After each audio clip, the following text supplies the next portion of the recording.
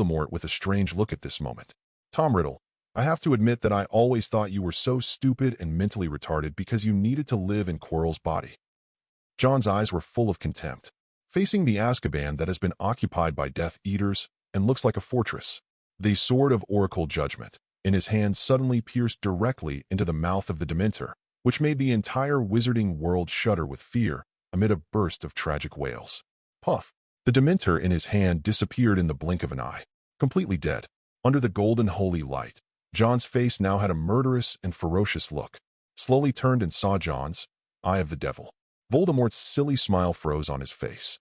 It turns out you are really stupid and foolish. When the last word of the 570 sentence reached Voldemort's ears, a strange voice that seemed to come from behind him, accompanied by John in his sight. A figure that disappeared in an instant. But Voldemort's expression changed instantly. Puff!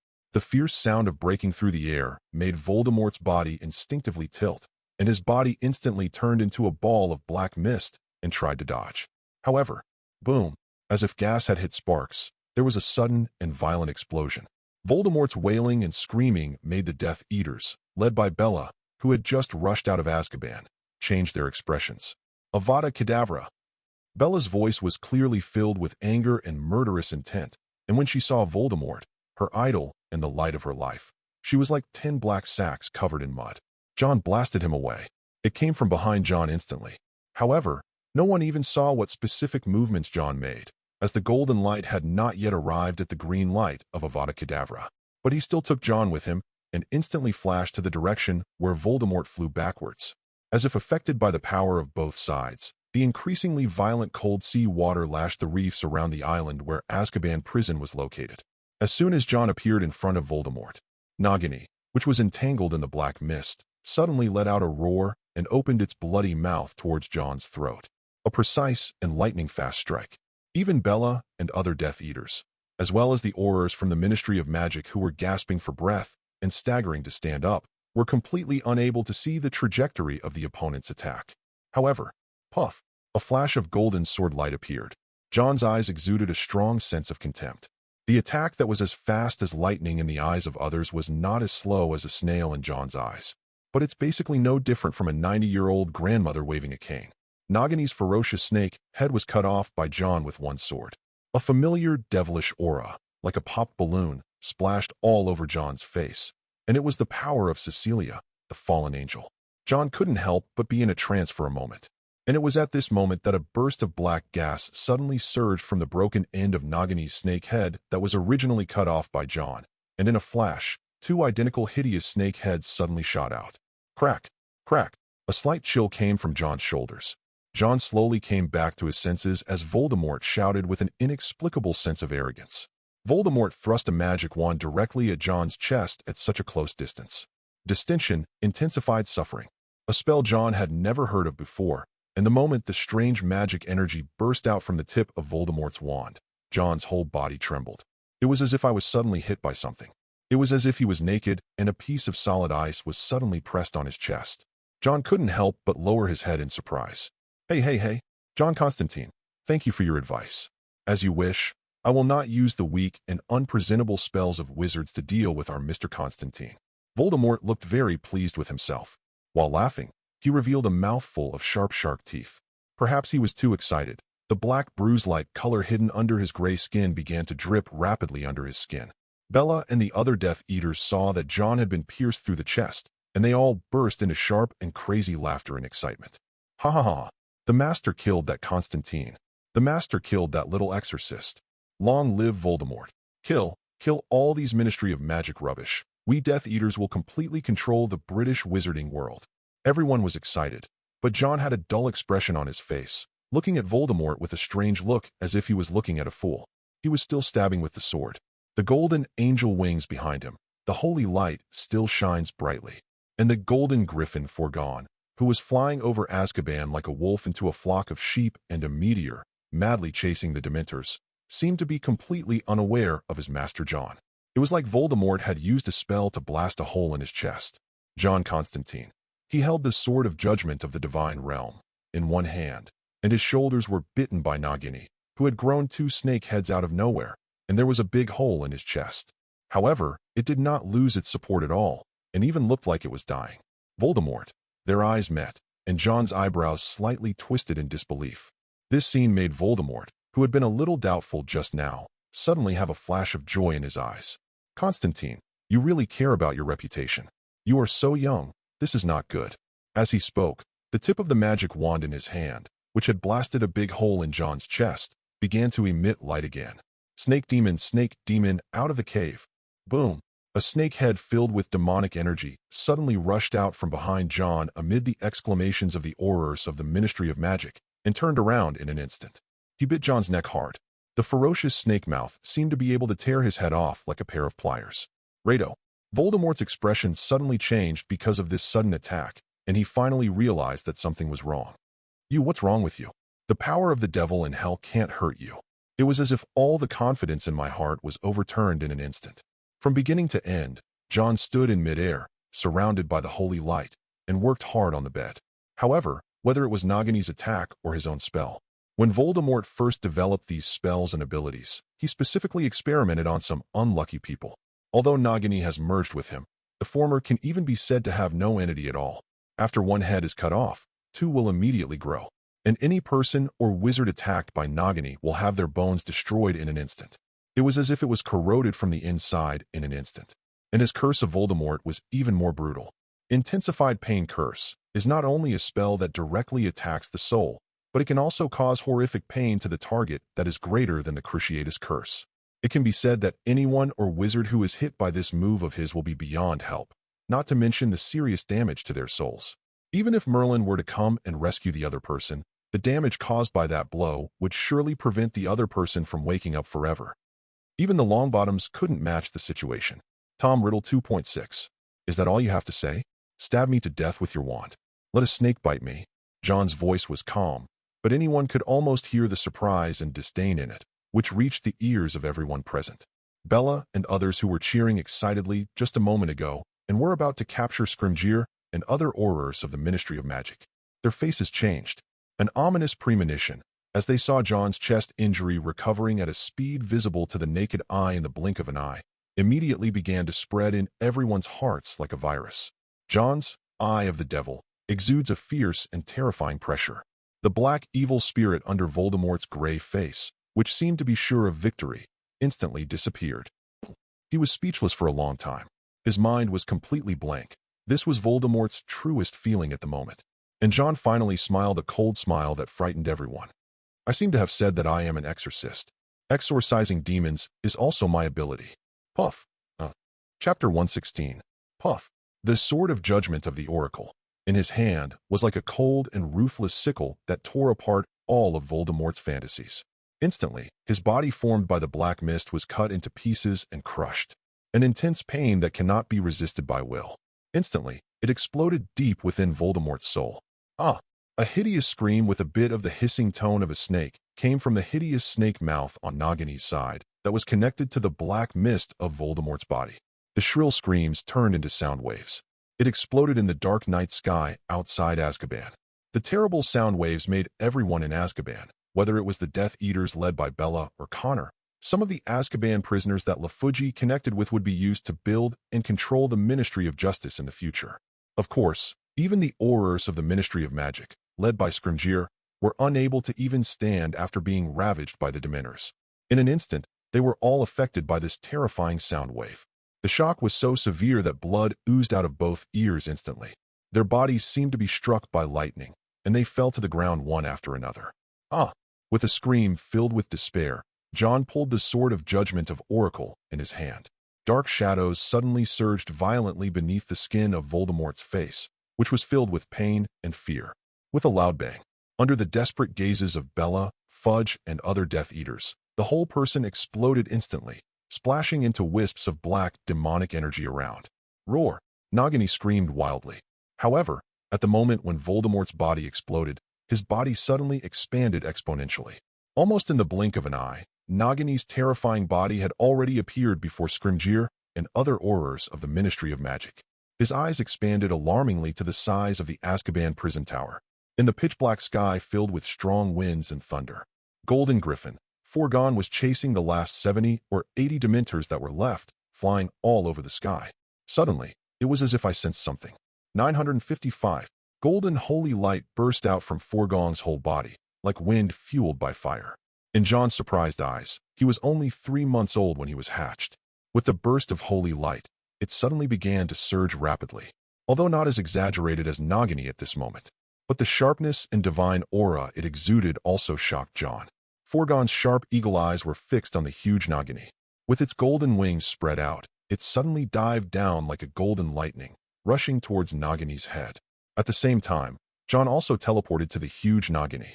He held the sword of divine judgment, high in his hand, and golden sacred runes shone with blazing light on the sword. Voldemort, it seems that you have made a lot of preparations to become a demon god. John smiled coldly. But unfortunately, the person you met is me, John Konstantin. As soon as he finished speaking, the sword in John's hand swung down instantly.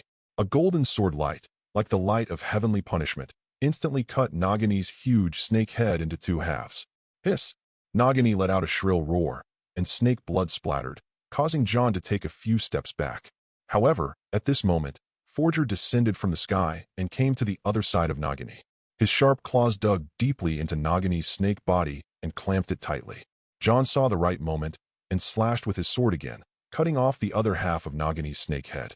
The severe pain made Nagini struggle madly, but under the clamp of Forger, it could not move at all. Master! Bella screamed in despair, and she rushed towards John frantically, her eyes full of despair and madness. You damn exorcist! I'm going to kill you! However, her attack was like child's play in front of John. John waved his hand lightly, and a golden light instantly blasted Bella away, and she fell heavily to the ground, unable to move anymore. Minister Scrimgeour, take your people and leave quickly. Leave this to me. John shouted to Scrimgeour behind him without turning his head. Although Scrimgeour was still a little hesitant, looking at John's relaxed figure, he quickly commanded his Ao Chuan to evacuate Azkaban. As Forgone and John continued to attack, Nagini's huge body gradually turned into a ball of black mist under the attack of golden divine light and sharp claws, and dissipated in all directions. It seems that Tom Riddle, that idiot, split his soul into multiple pieces and stored them in Nagini's body. John looked at the gradually dissipating black mist and smiled coldly. But Does he really think that he can escape from my grasp like this? John put his hands together and silently prayed a holy prayer. Golden rays of light gathered around him and eventually turned into a huge cross embedded in his chest. In the name of the Father, the Son, and the Holy Spirit, purify this filthy soul. As John's voice fell, the golden cross instantly burst into a dazzling holy light that enveloped the entire Azkaban in 10 golden oceans. The dazzling light made everyone present close their eyes involuntarily. When the light faded, everyone opened their eyes again and found that the black fog that had filled the air had disappeared without a trace. Voldemort's soul was purified by this holy light, completely disappeared into thin air. No, this is impossible. How could our great Dark Lord die? Cornelius Fudge let out a grief-stricken roar, but was immediately subdued and taken away by the Aurors from the Ministry of Magic who had rushed over. John put away the sword in his hand and looked around. The Tower of Azkaban was badly damaged in the previous battle, and there were broken walls and ruins everywhere. The Dementors have been completely annihilated by Forgone, and the air is no longer filled with the smell of despair. He walked slowly to Forger, reached out, and gently stroked this loyal magical creature. Forger rubbed John's palm affectionately and made a pleasant chirp. "Well done, Forgone," John said with a smile. "It seems that it is time for me to give you a new title, the Dark Knight Holy Light Messenger. How about it?" 980 Forge seemed to understand what John said, and flapped its wings excitedly, almost knocking John to the ground. Scrimgeour rushed back with a group of Aurors, and was so shocked that he couldn't speak when he saw what was happening. John nodded when he saw this. "Minister Scrimgeour, Voldemort has been completely eliminated," John said calmly. "Now, it is time to rebuild the Ministry of Magic and start a new era." "Yes, Mr. Konstantin, all this is thanks to you," Scrimgeour said gratefully. "Please let me express my sincere gratitude to you on behalf of the entire Ministry of Magic." "You're welcome. This is my duty as an exorcist." John smiled. "By the way, about the matter of Buckland Abbey." John told Scrimgeour everything about the demon Valak sealed in Buckland Abbey. After hearing this, Scrimgeour's face instantly became solemn. "Mr. Konstantin, this matter is of great importance. I will immediately send people to strengthen the defense there. We must not let Valak's organic gold break the seal and get out," Scrimgeour said firmly. John nodded. "I will continue to look for higher-level sealed relics. But before that, Minister Scrimgeour, please take care of me." After saying goodbye to Scrimgeour, John and Furlow returned to Hogwarts. When he appeared in the auditorium, everyone looked at him with awe and admiration. Dumbledore walked up to him with a smile. "Welcome back, Mr. Exorcist. Congratulations on defeating Voldemort again and saving the entire wizarding world." Chapter 117. John nodded towards Dumbledore with a faint smile on his face. "Thank you. However, Voldemort is not completely dead yet. We still have a lot of work to do." As soon as he finished speaking, there was a sound of people gasping for air in the auditorium. Everyone looked at each other in disbelief. Hermione couldn't help but ask, "John, what does this mean? Didn't you defeat Voldemort? Does he have any other tricks up his sleeve?" John did not answer directly, but glanced around the hall, his eyes lingering on Harry, Ronald, and other friends for a moment, and then looked at the Slytherin table. Draco was staring at him with a gloomy face, and he was obviously very dissatisfied with Voldemort's resurrection. John laughed secretly in his heart, and found it funny when he thought of those arrogant and domineering Death Eater remnants. He cleared his throat and said slowly, "Everyone, although Voldemort is dead, his legacy is not so easy to clean up. As far as I know, he created a lot of Horcruxes during his lifetime and divided his soul into many. As long as those Horcruxes are not destroyed, he still has a chance to make a comeback." Everyone in the audience was stunned. Dumbledore also looked solemn and asked softly, "John, are you saying that Voldemort split his soul and hid it in certain objects?" This is too crazy." Harry snorted coldly. "Voldemort is a madman. He will do anything to achieve immortality. John, do you know where these Horcruxes are hidden?" John shrugged. "I know some clues, but the exact location still needs to be carefully investigated. Don't worry, as long as we pierce the Horcrux with the forgiveness needle, we can destroy the soul fragment. I'm ready." As he spoke, he gently waved his right hand, and a slender silver needle appeared out of thin air, with a holy white light flashing at the tip. It was the Exorcist artifact that John had transformed into earlier with Transfiguration, the needle. Seeing this, everyone present gasped and was secretly shocked. Although they had long known that John was a rare exorcist, the ability to manipulate the artifact so casually was still daunting. Snape also stood up at this time and said in a deep voice, "Konstantin, Exorcising a Horcrux is an extremely dangerous matter. You must be more careful. I am willing to lend you a hand. Professor McGonagall also nodded in agreement. That's right. Hogwarts will always be your solid support. If you need any help, just ask. John smiled and bowed to the two of them. Thank you, professors. I will act with caution and live up to your expectations. Equals, I_. Hashtag at this moment. A clear reminder sound suddenly sounded in John's mind. Ding. Sea-level demon aura detected in the Hogwarts campus. Host, please go and surround and suppress it quickly. John's expression changed slightly. It seemed that the shadow of Voldemort had not completely dissipated, and the remnants of the Death Eaters were ready to make a move, trying to stir up trouble with the help of the Devil's power. He made a prompt decision, winked at Snape, and walked out of the hall without looking back. Seeing this, Hermione hurriedly picked up her skirt and chased after him. John, wait for me. Are you going to do something dangerous again? John replied without even turning his head. There is a demon invading Hogwarts. I must deal with it as soon as possible to avoid harming innocent people. Hermione, don't come with me this time. It's too dangerous. But Hermione refused to give in and followed John through the entrance hall to the grounds outside the castle. In the dark night, a figure was standing quietly by the Black Lake. Looking closely, it turned out to be the Slytherin prefect, Pansy Parkinson.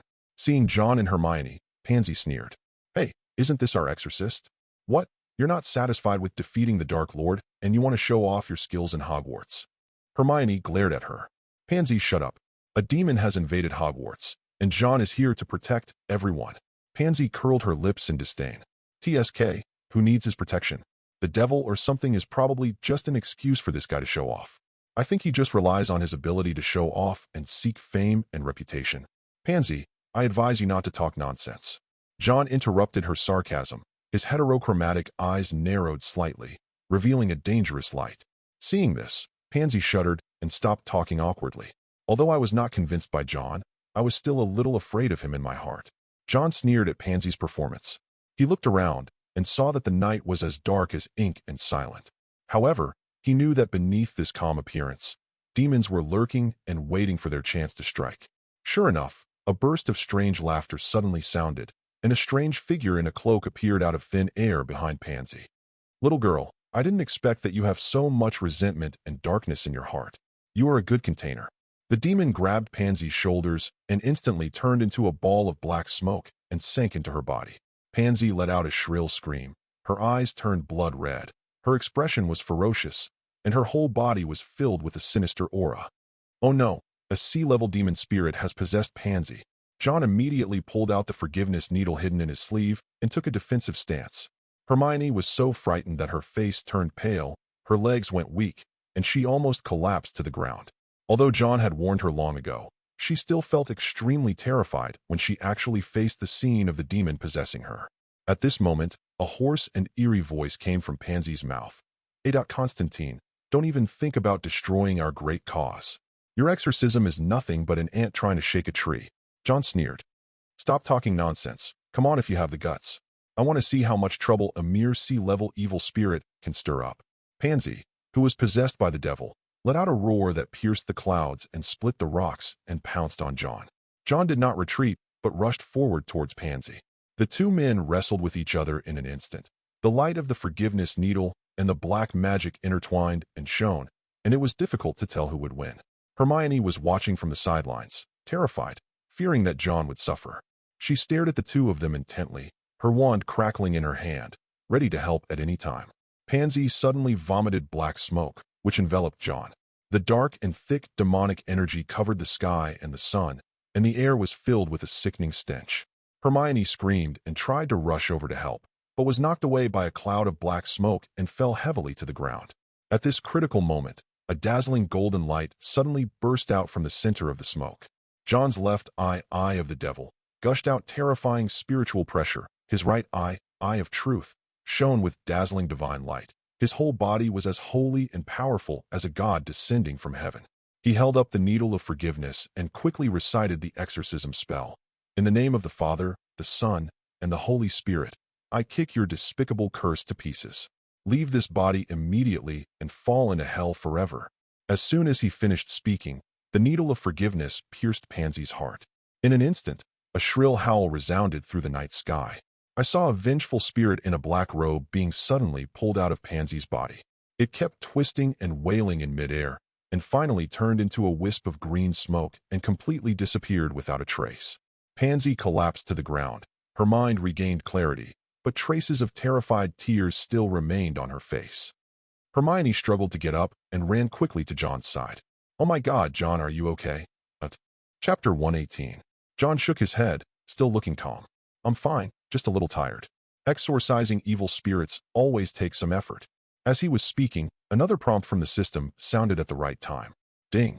The sea-level demon Ghost has been exorcised. The host obtains 1,000 exorcism points and a sea-level exorcism treasure chest. John smiled knowingly. With this sea-level treasure chest, I can add some help to my exorcism career. He couldn't wait to open the treasure chest and found a bottle of Phoenix Tears inside, which was priceless. After putting the Phoenix Tear into his pocket, John looked around carefully again and found a strange talisman scattered around Pansy. He picked up the talisman, looked at it carefully, and his brows furrowed more and more. It seems that someone deliberately lured the evil spirits to invade Hogwarts, and the target is directly targeting me. The mastermind behind this is probably Voldemort's diehard Death Eaters. Hermione gasped. "These lunatics, don't they think Voldemort has done enough?" "John, what do you think we should do?" "Of course we are on high alert and waiting for an opportunity to strike back." John clenched his fists, his eyes determined. "Now the Death Eaters have colluded with the devil, and there will be endless troubles. I must destroy those damn Horcruxes as soon as possible and completely cut off Voldemort's escape route." As he spoke, he held Hermione's cold little hand. "Don't worry. With me here, no one can hurt you." Hermione blushed and nodded, holding John's hand tightly, her eyes full of trust. Just as the two of them stared at each other in silence, a light cough suddenly came from behind. John and Min turned around and saw Snape standing 2 steps away, looking embarrassed and helpless. "Ahem, John, Dumbledore asked me to call you back to a meeting to discuss a plan to destroy the Horcruxes. Hermione, you should come too." John and Hermione then realized that Snape had seen them holding hands just now, and their faces turned red. "Okay, we'll be there right away. Please help me send Pansy to the school hospital. She needs to rest." After that, the two followed Snape to the castle, leaving the crime scene by the Black Lake behind. Under the starry sky, the sky above Hogwarts is faintly bloody. Under the double attack of demons and Death Eaters, the wizarding world is about to face an unprecedented disaster. And all this depends on John, a young exorcist, to resolve it. Just as everyone returned to the hall and prepared to discuss the big plan with Dumbledore and others, an unexpected visitor suddenly appeared at the door. "Good evening, Konstantin. It's been a while since we last met. How are you?" A handsome and evil-looking young man in a black suit walked in leisurely. He had blonde hair, eyes as cold and sharp as a venomous snake, and a cynical smirk on his lips. It was none other than Lucifer, the devil of hell. Everyone present was shocked. Dumbledore also stood up alertly, staring at the uninvited guest with his blue eyes. John, however, looked calm and even yawned lazily. "Hey, isn't this Boss Lucifer? It's a rare visit from you. What can I do for you?"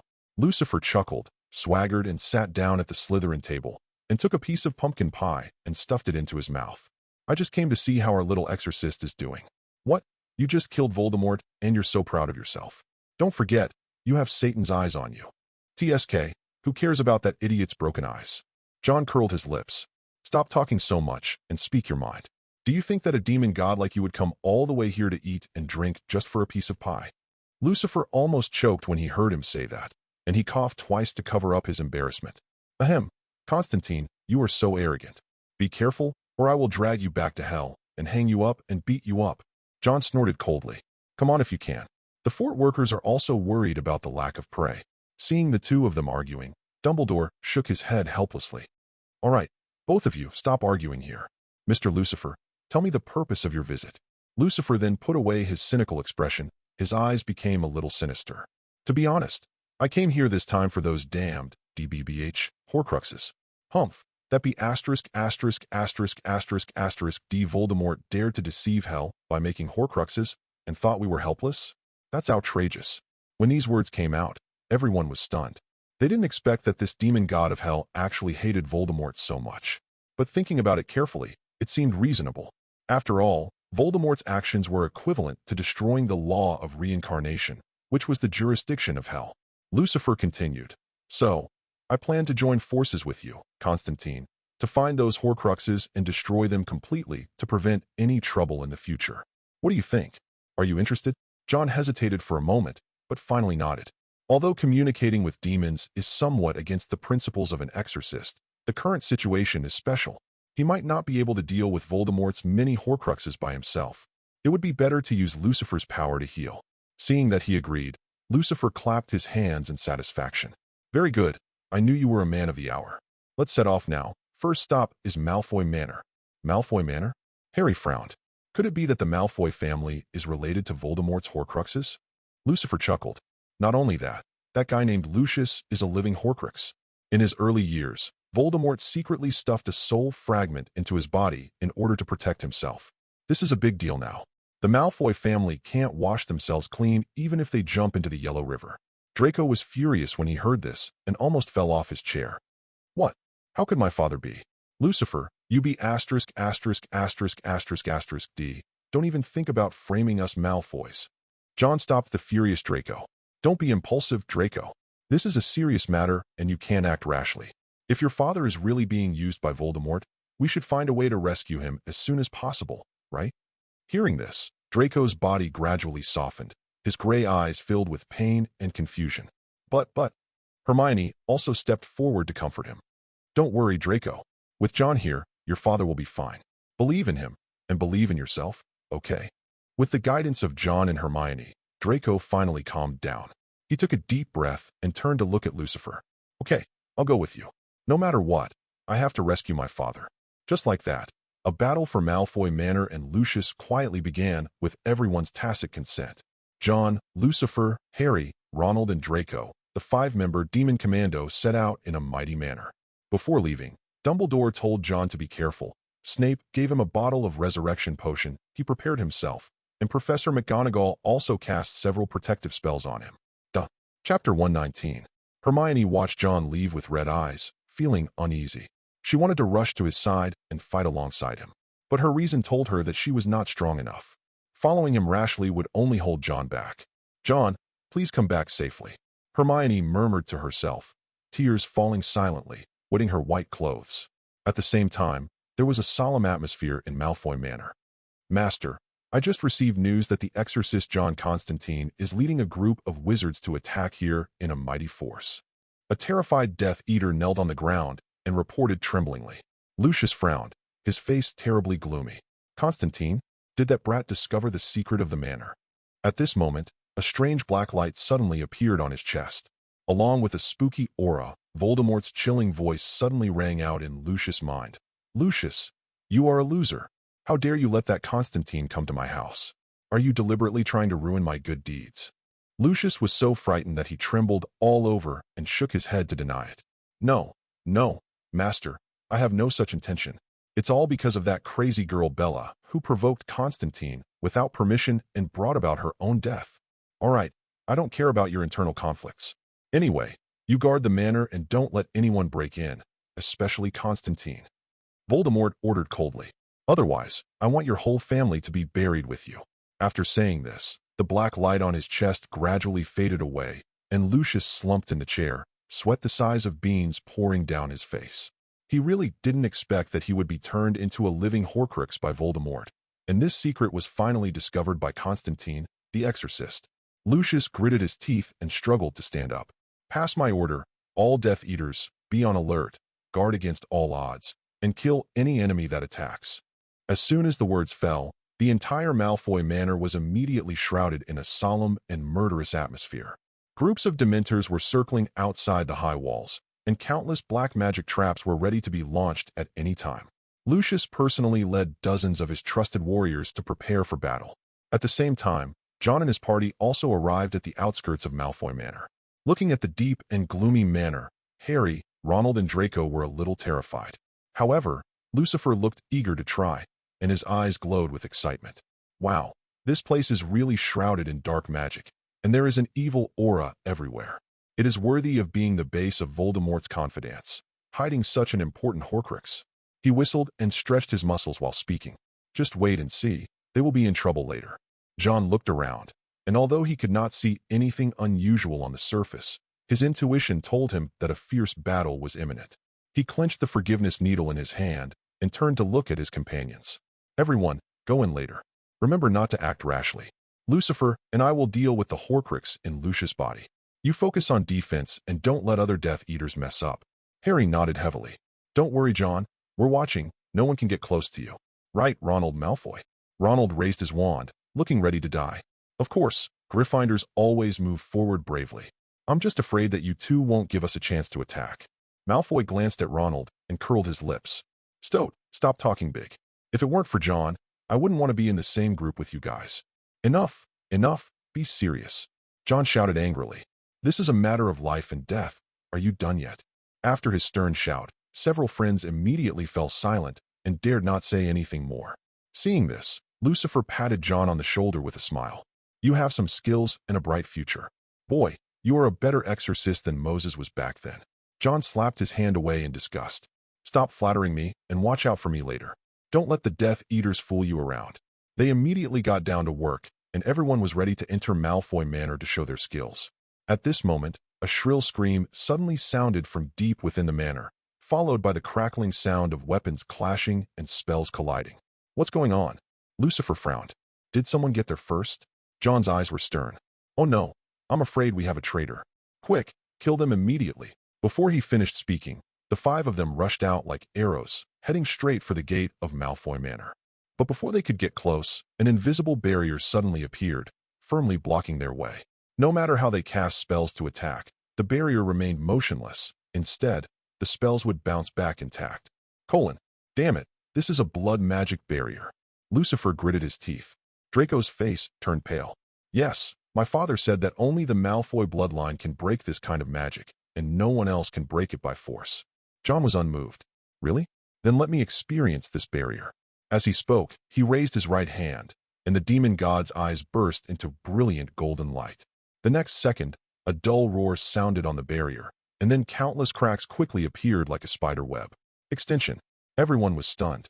As John continued to increase his strength, the originally indestructible barrier began to crack and disintegrate, and finally collapsed with a loud bang, turning into specks of light and dust and dissipating. Look, this is Konstantin's power. John raised a smug smile. Harry and Ronald opened their mouths wide, making unbelievable grumbles in their throats. Draco even sucked in a breath of cold air, with shock in his eyes that he could not hide. Lucifer leaned over to John's ear and whispered, You little brat, are you using the power of Satan's eye? You usually look like you hate it, but you actually used it quite well at the critical moment. John ignored him and strode through the gate of Malfoy Manor. The manor was in a mess, with broken walls and corpses of Death Eaters scattered everywhere. The air was filled with the strong smell of blood and the stench of dark magic, telling of the tragic fight that had just taken place here. In the center of the battlefield, Lucius stood there intact, with a strange and twisted smile on his face. His body was shrouded in a layer of dark demonic energy, and his eyes glowed blood red. John's heart trembled, and he immediately understood. Oh no, Lucius has been corrupted by the Horcrux and has completely lost his mind. He is now a walking corpse, controlled by Voldemort's evil will. Lucifer's face darkened. As expected, this idiot, in order to gain power, actually let himself become Voldemort's puppet. He really brought disaster upon himself. Draco's face was ashen, and a trace of pain flashed in his eyes. Although he always obeyed his father's words, he never thought that Lucius would sacrifice himself for Voldemort. For a moment, Draco's heart was full of contradictions and struggles. Harry and Ronald looked at each other and tightened their wands. John, what should we do now? We can't just watch Mr. Malfoy being devoured by the Horcrux, can we? Chapter 120. John's eyes were determined, and he held the forgiveness needle tightly in his right hand. The only way is to destroy the Horcrux fragments in Lucius' body. Only in this way can he be freed from Voldemort's control. Ding. Detected that the target ahead, Lucius Malfoy, is parasitized by an S-class Horcrux. It is recommended that the host prioritize using exorcism and holy weapon attacks to weaken the target's strength and wait for an opportunity to capture him. The system prompt sounded again in John's mind. He nodded slightly, staring at Lucius not far away. Everyone, just look at me. John shouted loudly, and rushed to Lucius like lightning in an instant. Konstantin, humph, you are such an ignorant brat, you dare to challenge me. Lucius, who was corrupted by the Horcrux, lost his usual elegance and composure, and laughed like a madman. Lord Voldemort has given me supreme power. You are no match for me." Before he finished speaking, Lucius suddenly raised his hand and waved it. A dark demonic energy gushed out from the tip of 500 and transformed into an evil dragon with bared fangs and claws, pouncing towards John. However, John remained motionless, raised his right hand, and clenched his 5 fingers.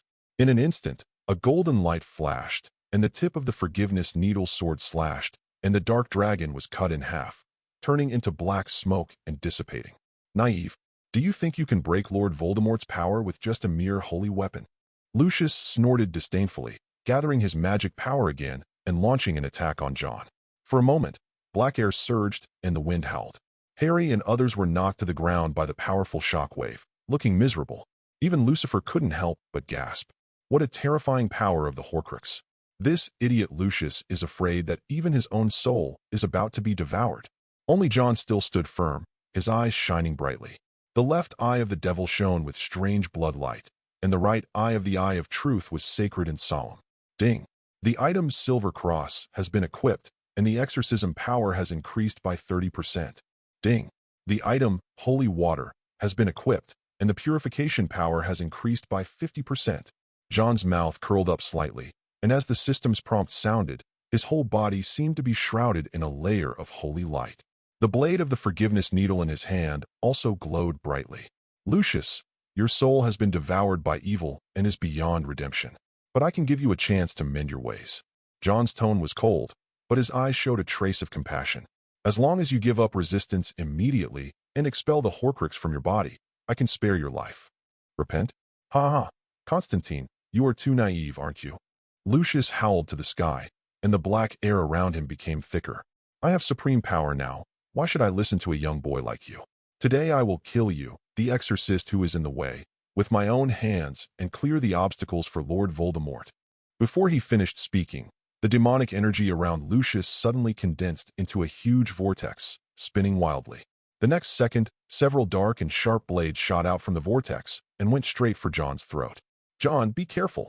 Harry shouted and wanted to rush over to help, but was pulled back by Draco. "Potter, are you crazy? You'll die if you charge forward now." Malfoy's face was pale, and his voice was trembling. "My father has been completely demonized. You are no match for him."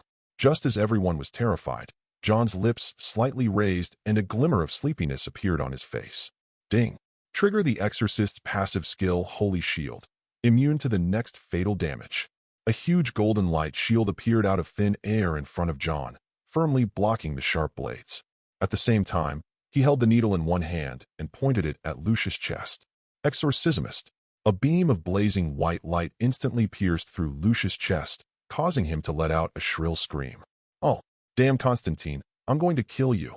Lucius roared madly. Large amounts of black blood gushed out from the scar on his chest, and the violent demonic energy began to become intermittent.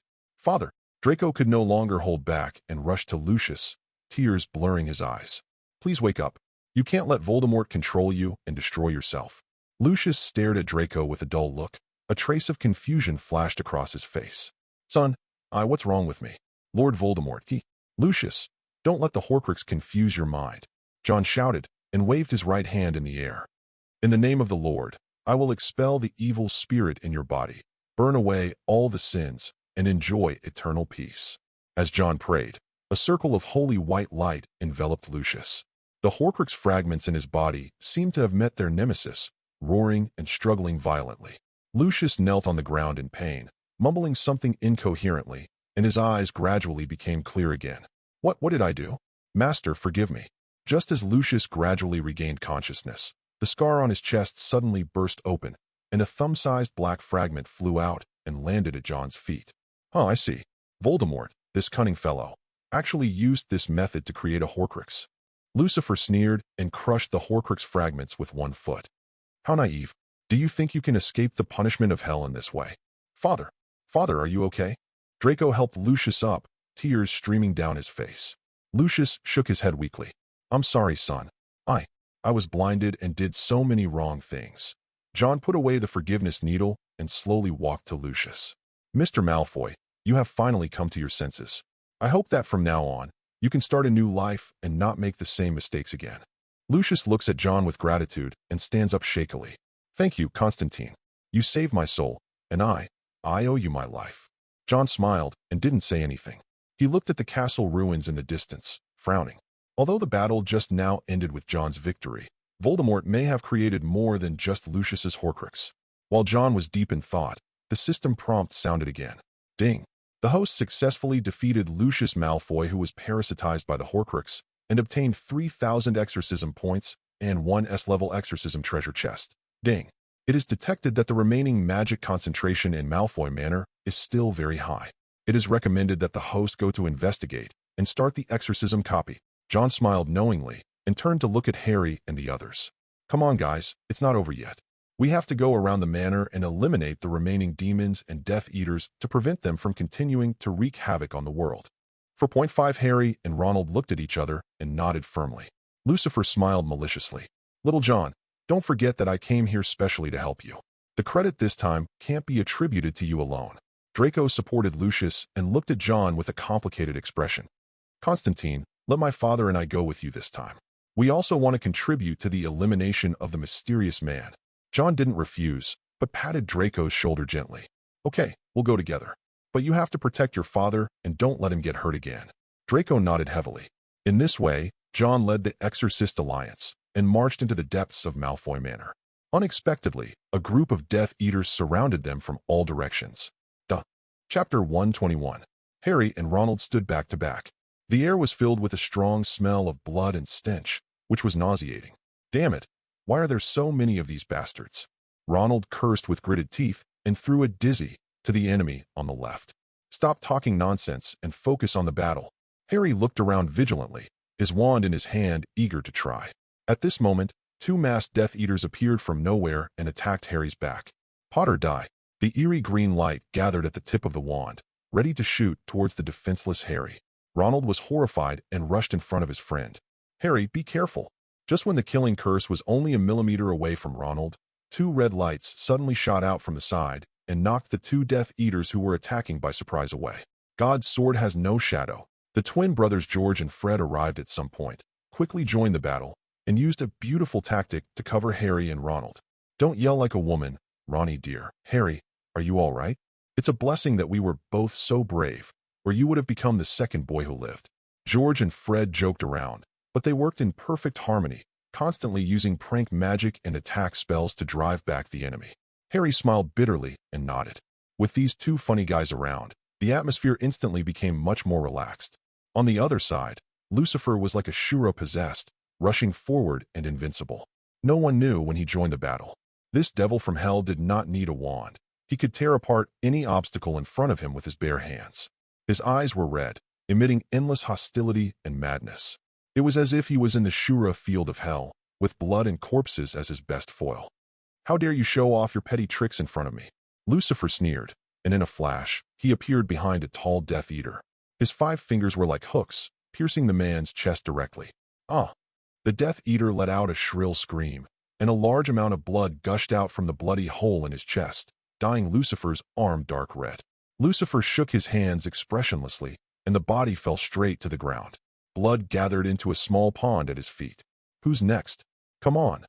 Lucifer laughed wildly, opened his arms, and signaled the Death Eaters around him to attack together. Only crazy killing could fill the emptiness in his heart. At this moment, Draco was guarding Lucius tightly. The father and son leaned against a big tree, trying their best to resist the enemy who rushed up. Father, please hide here for a while. It's safe here for now. Draco was panting, with sweat on his forehead. Lucius leaned against the tree weakly, with a trace of blood at the corner of his mouth. He had just been hit by a curse in the abdomen, which made his face turn pale. Draco, leave me alone and go. Those guys are coming for you. Sure enough, several tall figures walked out from the darkness, exuding a chilling aura.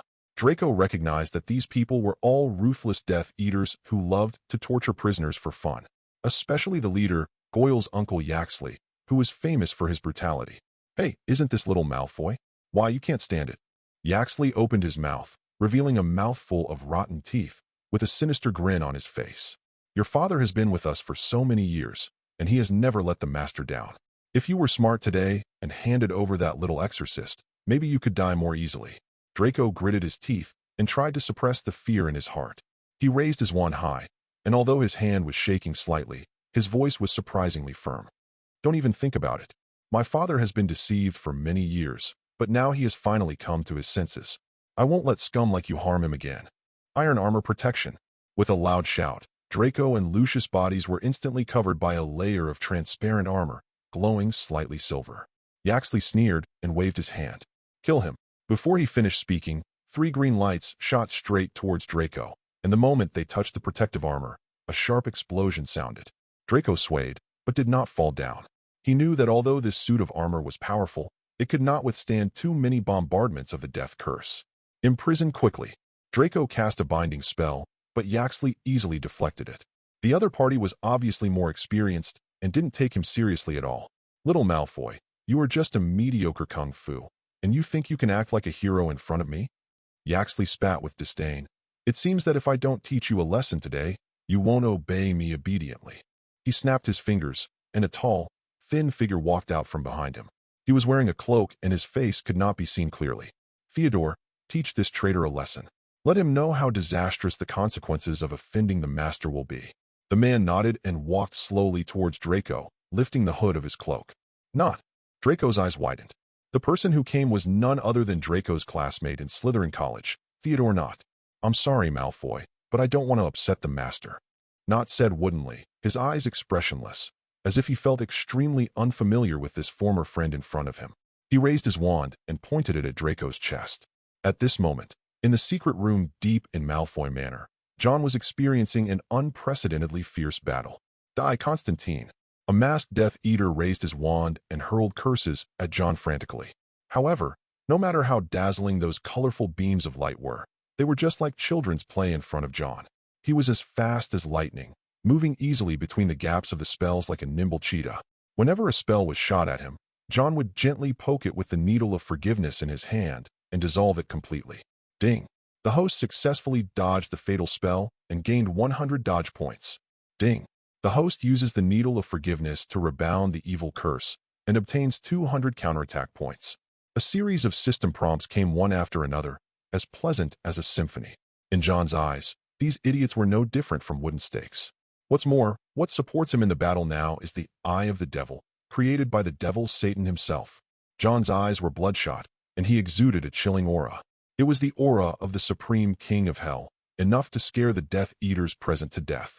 You are just an ant, and you dare to roar in front of me? John sneered and suddenly teleported to the center of the Death Eaters' encirclement. The needle of forgiveness spun flexibly in his hand, emitting dazzling silver light. Exorcism. Quickly chanting the ancient and sacred words, John raised his right hand, and a beam of white light suddenly pierced through the bodies of the Death Eaters. Instantly, shrill screams rang out one after another. John remained calm, letting the enemies around him fall to the ground one by one like puppets with their strings cut. In a trance, he seemed to see the evil spirits hidden in the bodies of the Death Eaters, howling under the impact of the holy light, and then turning into wisps of green smoke and completely dissipating. Chapter 122. Watching the Death Eaters falling to the ground like puppets with their strings cut, John put away the forgiveness needle in his hand and wiped the sweat from his forehead. Although these guys were all hideous and vicious, under the descent of his holy light, they didn't even have the chance to wail, and the evil spirits in their bodies were completely driven out. Ding! The host successfully expelled 10 sea-level evil spirits and was awarded 5,000 exorcism points. John looked at the system prompt and couldn't help but feel proud. Just relying on himself as a small exorcist, he easily defeated this group of vicious Death Eaters, which really gave people a sense of surprise. Ding! Excellent results. Reward sea-level exorcist treasure chest X5. Not bad. Today's harvest is not bad. John raised the corners of his mouth slightly, looking down at the corpses lying on the ground, and said coldly. In the secret room next door, there was a burst of frightened whispering. Oh my God, this is Konstantin's strength. He is simply a beast. How can he be so heartless and ungrateful? Stop talking. Anyone who dares to provoke him will be stabbed to death by him with that thing. John snorted coldly, glanced at the secret room, and walked out at a brisk pace. These ignorant fellows were not qualified to be with him. He would wait until he finished the work at hand, and then see how to deal with them. In a blink of an eye, John had passed through the winding corridor of Malfoy Manor and arrived at an empty courtyard. There were ruins ahead, broken pillars, and charred ashes everywhere. In the middle, Harry and Ronald stood back to back, surrounded by a group of people in black robes. John frowned.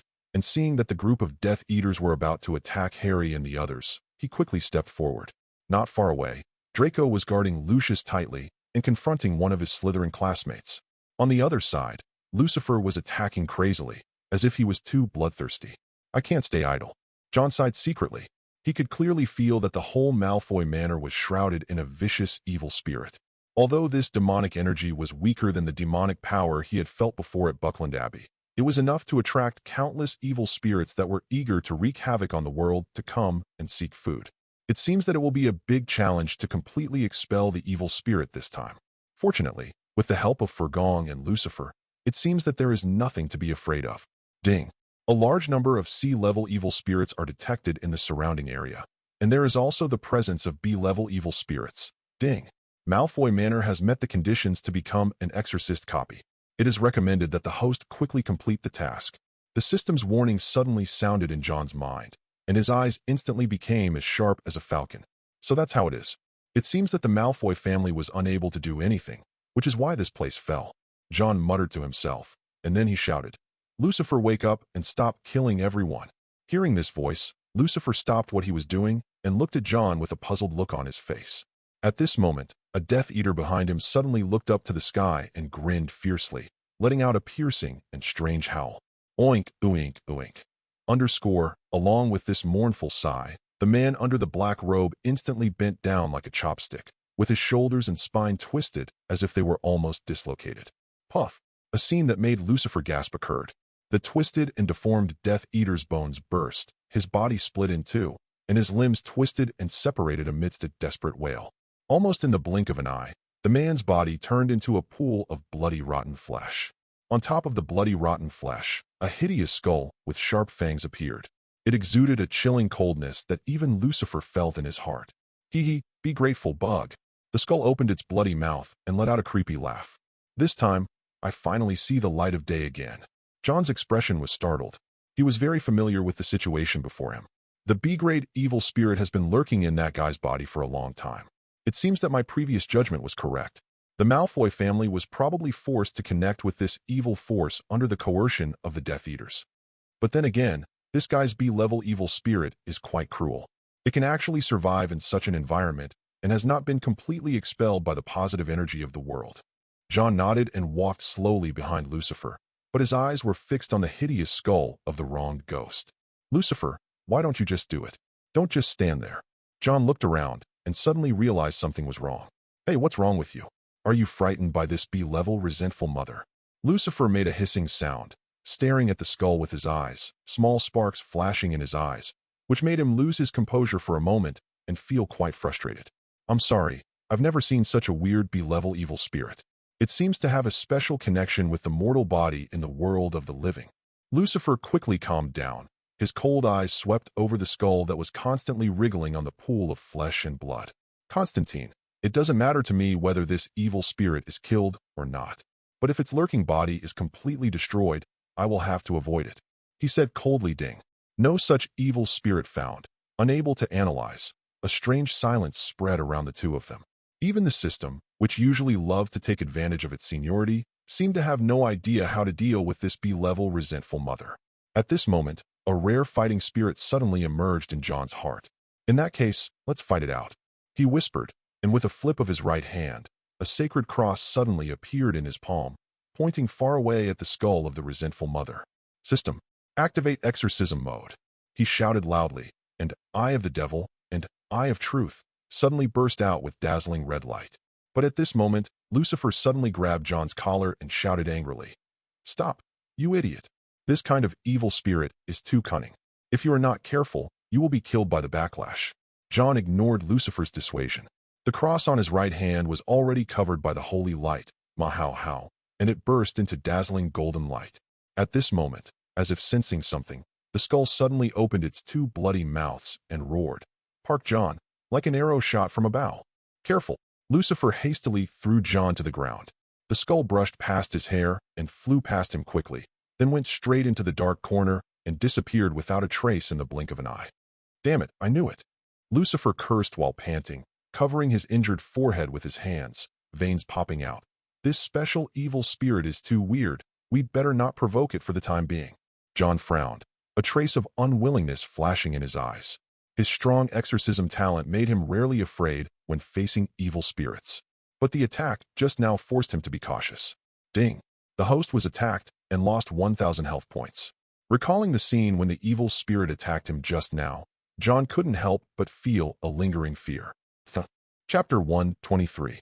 What a vicious, belevel evil spirit. It actually attacks the master again and again.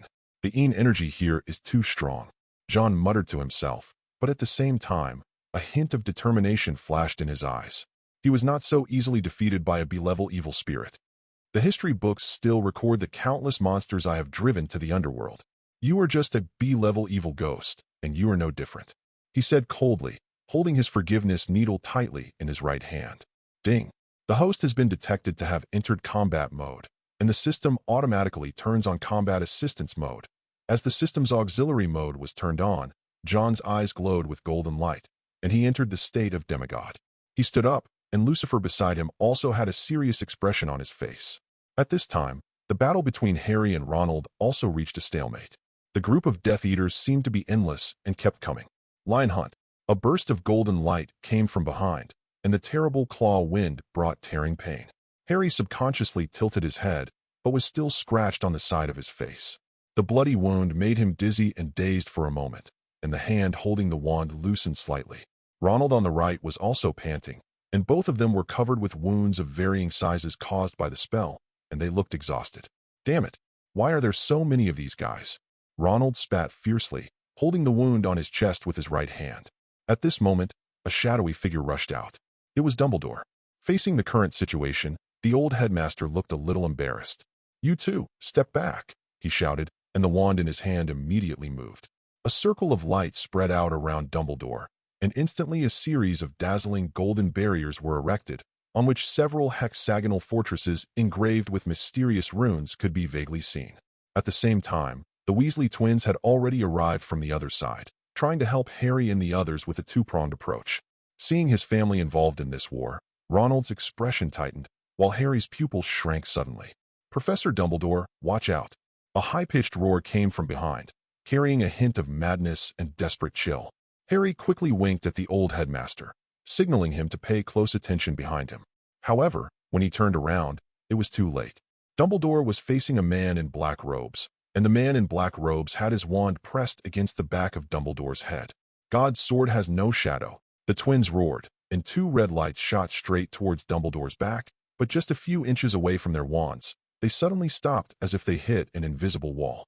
At the same time, Dumbledore, who was surrounded by a group of black-robed men, froze in his tracks, and even the staff supporting the protective shield began to tremble. "Dumbledore!" Harry yelled in confusion and stared at Dumbledore, who was surrounded by the black robes. The blood from the wound stained his glasses, and he immediately rubbed his eyes hard, but was still confused. Merlin's beard. That's Professor Dumbledore himself. The Weasley twins, who were fighting with several other Death Eaters, also cried out in surprise. Harry looked in the direction of the voice and saw that the man surrounded by black robes was none other than Dumbledore himself. But then, his eyes were drawn to the Death Eaters who were pointing their wands at Dumbledore. What on earth is going on? Ronald gritted his teeth and looked at the scene in front of him in confusion. Everyone present was confused by the situation before them. However, at this critical moment, a familiar figure came out from behind. It was John. He walked straight to Harry and the others and said expressionlessly, "Let me explain what is happening. In fact, the Professor Dumbledore you see before you is just a cunning disguise." As soon as he finished speaking, John swung the forgiveness needle in his hand, and a dazzling light shot straight at Dumbledore. "No!" Harry shouted hastily, trying to stop John from attacking. But it was too late. The light of the forgiveness needle had already hit the target. As soon as the golden light touched Dumbledore's body, black smoke immediately floated out from his torso. Then, the golden light became more and more dazzling, and finally turned into a huge human figure, completely enveloping Dumbledore. "Hee, you are quite brave, boy." A strange voice came from the light, and it sounded like a ghost crawling out of hell. The light was gone in a flash, and in its place appeared a short, hideous monster with dirty hair all over its body, backward eyes, protruding fangs, and twisted and deformed hands and feet. It chuckled, revealing a white eye in its split mouth. "I was just pretending to be that old man, trying to fool you fools. It seems that I underestimated your ability. A B-grade demon incarnation warlock."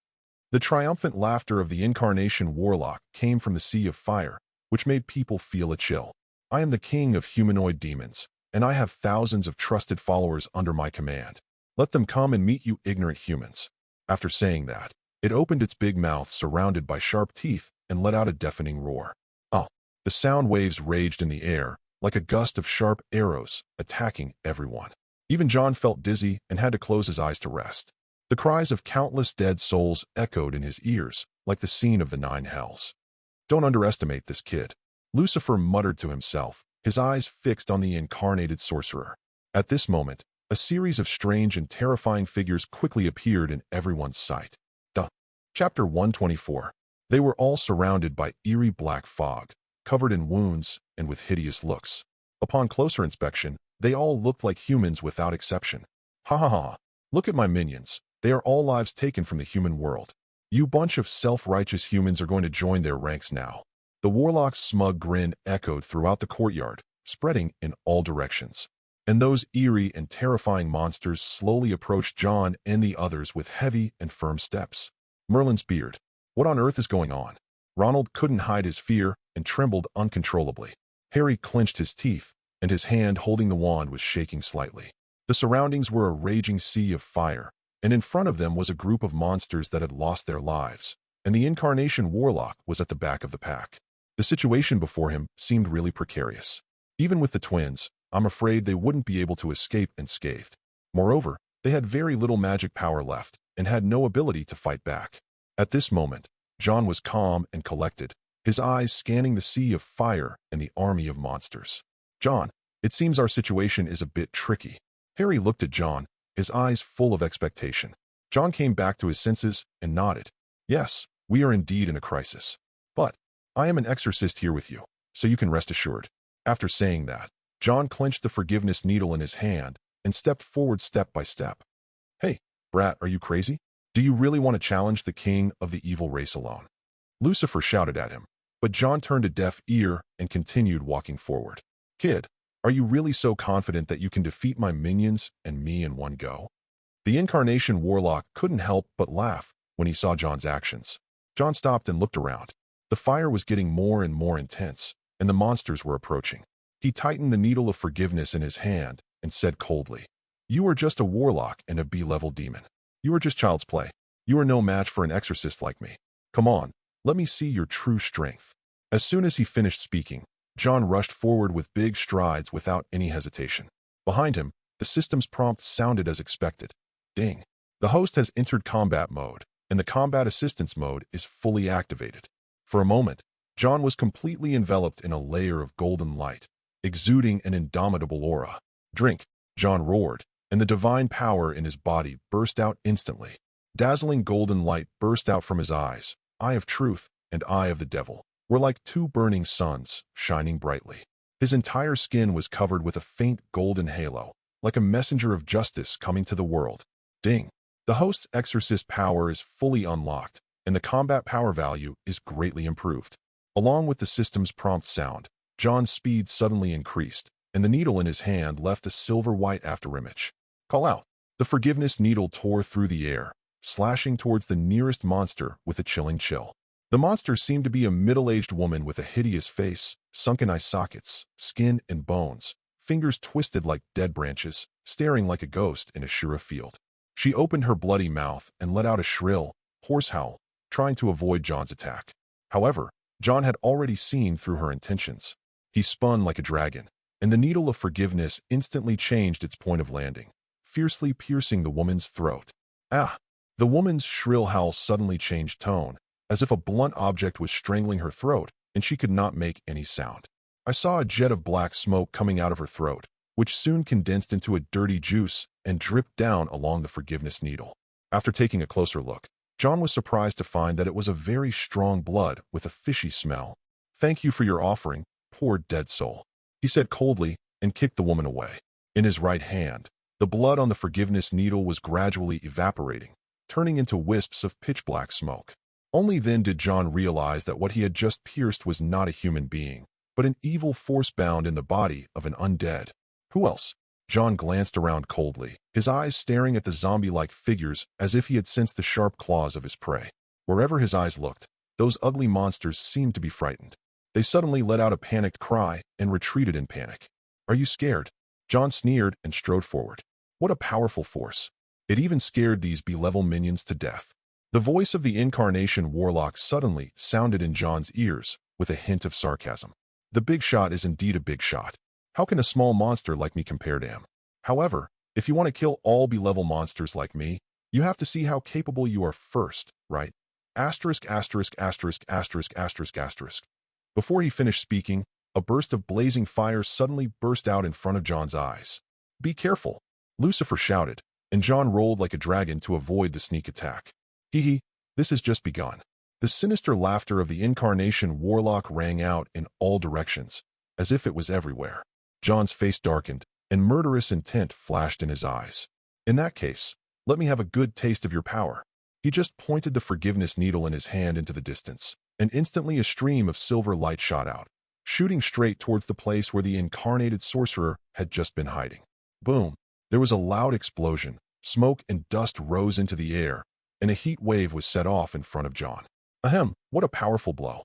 I didn't expect that little silver needle could hide such a terrifying power. The sinister laughter of the incarnate warlock still echoed around John, but this time it seemed to sound a little more cautious. John sneered without saying anything, slowly turning the forgiveness needle in his hand, ready to strike at any time. At this moment, a slight rustling sound was faintly heard behind him, so faint that it was almost imperceptible. John's body suddenly stiffened, and his eye of truth emitted a vigilant look. "Boy, your perception is really outstanding." The eerie voice of the Incarnation Warlock sounded again, but this time it sounded a little more excited. John turned around immediately and saw countless black lines like spider silk slowly condensing into a strange human figure. "Hee, where do you think I'm hiding? Actually, I'm always by your side. Here, Tuan is where I'm hiding." Along with the creepy laugh of the warlock, the shadow in front of John suddenly grew several times larger, and in just a blink of an eye, it was several meters high. A huge monster made of black lines stood in front of John, emitting a billowing black gas. Looking closely, it was the ugly and hateful figure of the Incarnation Warlock. John's face immediately darkened, and a strong, evil aura rushed towards him, causing a layer of cold sweat to seep out of his forehead. Ding! The target's strength is detected to be B+ level evil power. Please be careful. The system prompt sounded at this time. John held the forgiveness needle tightly in both hands. His eyes were as sharp as lightning, and a ferocious golden flame burst out from his vertical pupils. Chapter 125. Oh! The Incarnation Warlock opened his bloody mouth and let out a deafening roar. This strange howl seemed to contain some kind of evil power. John immediately felt a strong wind all around him. His body was shaking, and he almost lost his balance. His eardrums were also vibrating and hurting, forcing him to circulate his internal energy to regulate the balance of his body's breath. At the same time, the huge body of the Incarnation Warlock was rapidly expanding amidst the strange howling. A strong stench mixed with the black mist from the Incarnation Warlock's mouth hit my face, making me feel sick. John couldn't help but stagger a few steps and barely stood still. Ding! Violent reactions of nearby B-level evil spirits detected. Host, please be careful. The system issued a warning again, and a trace of solemnity flashed in John's eyes. Around the huge body of the Incarnation Warlock, the vengeful spirits that had been defeated by him gathered together again, and ugly faces were looming from the black fog. 300. This guy is really not an easy person to deal with, John said coldly, and the forgiveness needle in his hand turned suddenly, and the whole person became fully alert.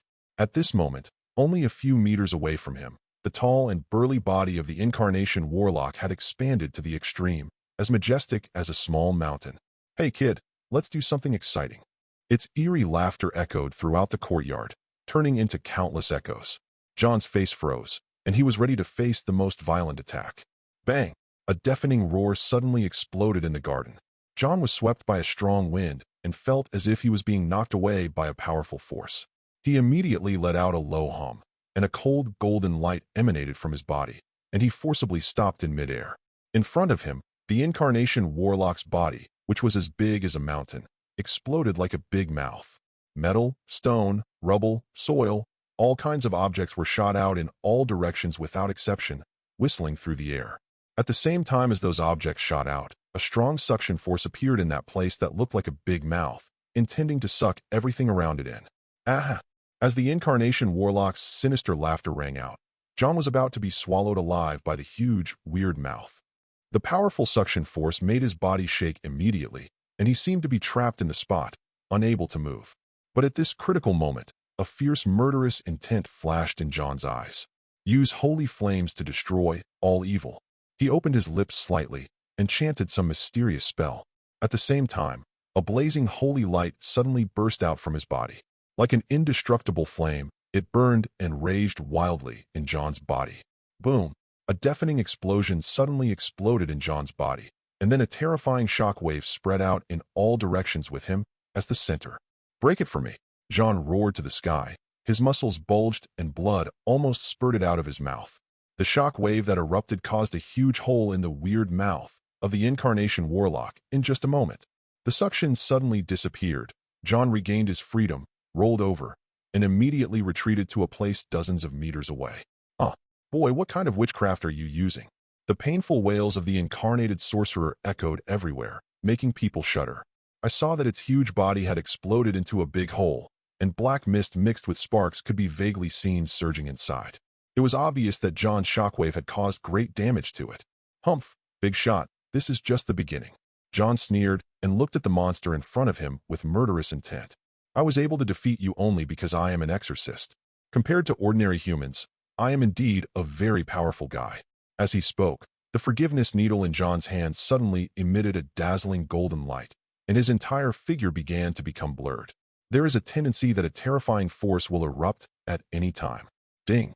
The host has activated the Sacred Combat Power Mode and can release the sacred power to the fullest. The system prompt sounded again at this time. John had a strange smile on his face. He knew that he contained within him the terrifying divine power from the divine realm. Once it was fully unleashed, even the demon king that he had defeated that year would be suppressed. Come on, let's continue the fight, Incarnation Warlock.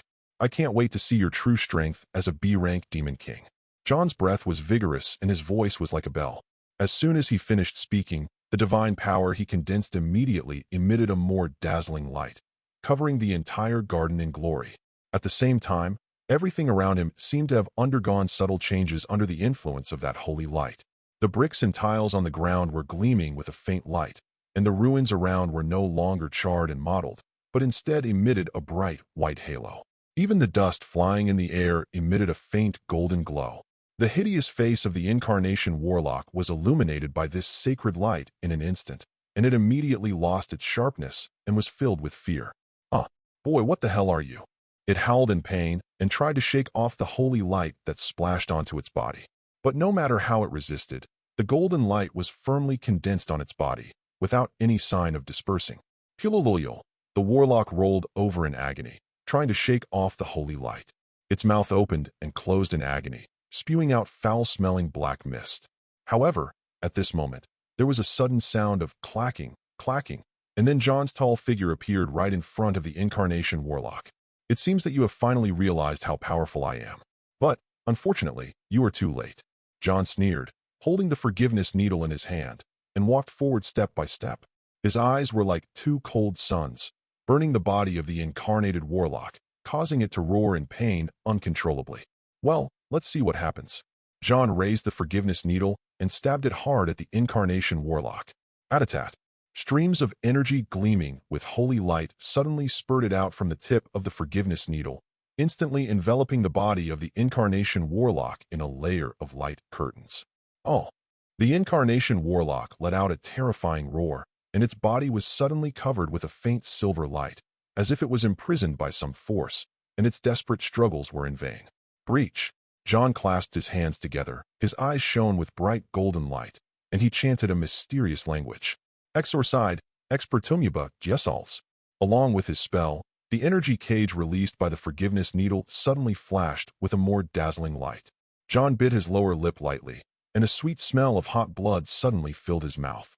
That was the price his body paid when gathering sacred energy. Go ahead, use the true words to exorcise the devil. He raised the forgiveness needle high and let out a thunderous roar.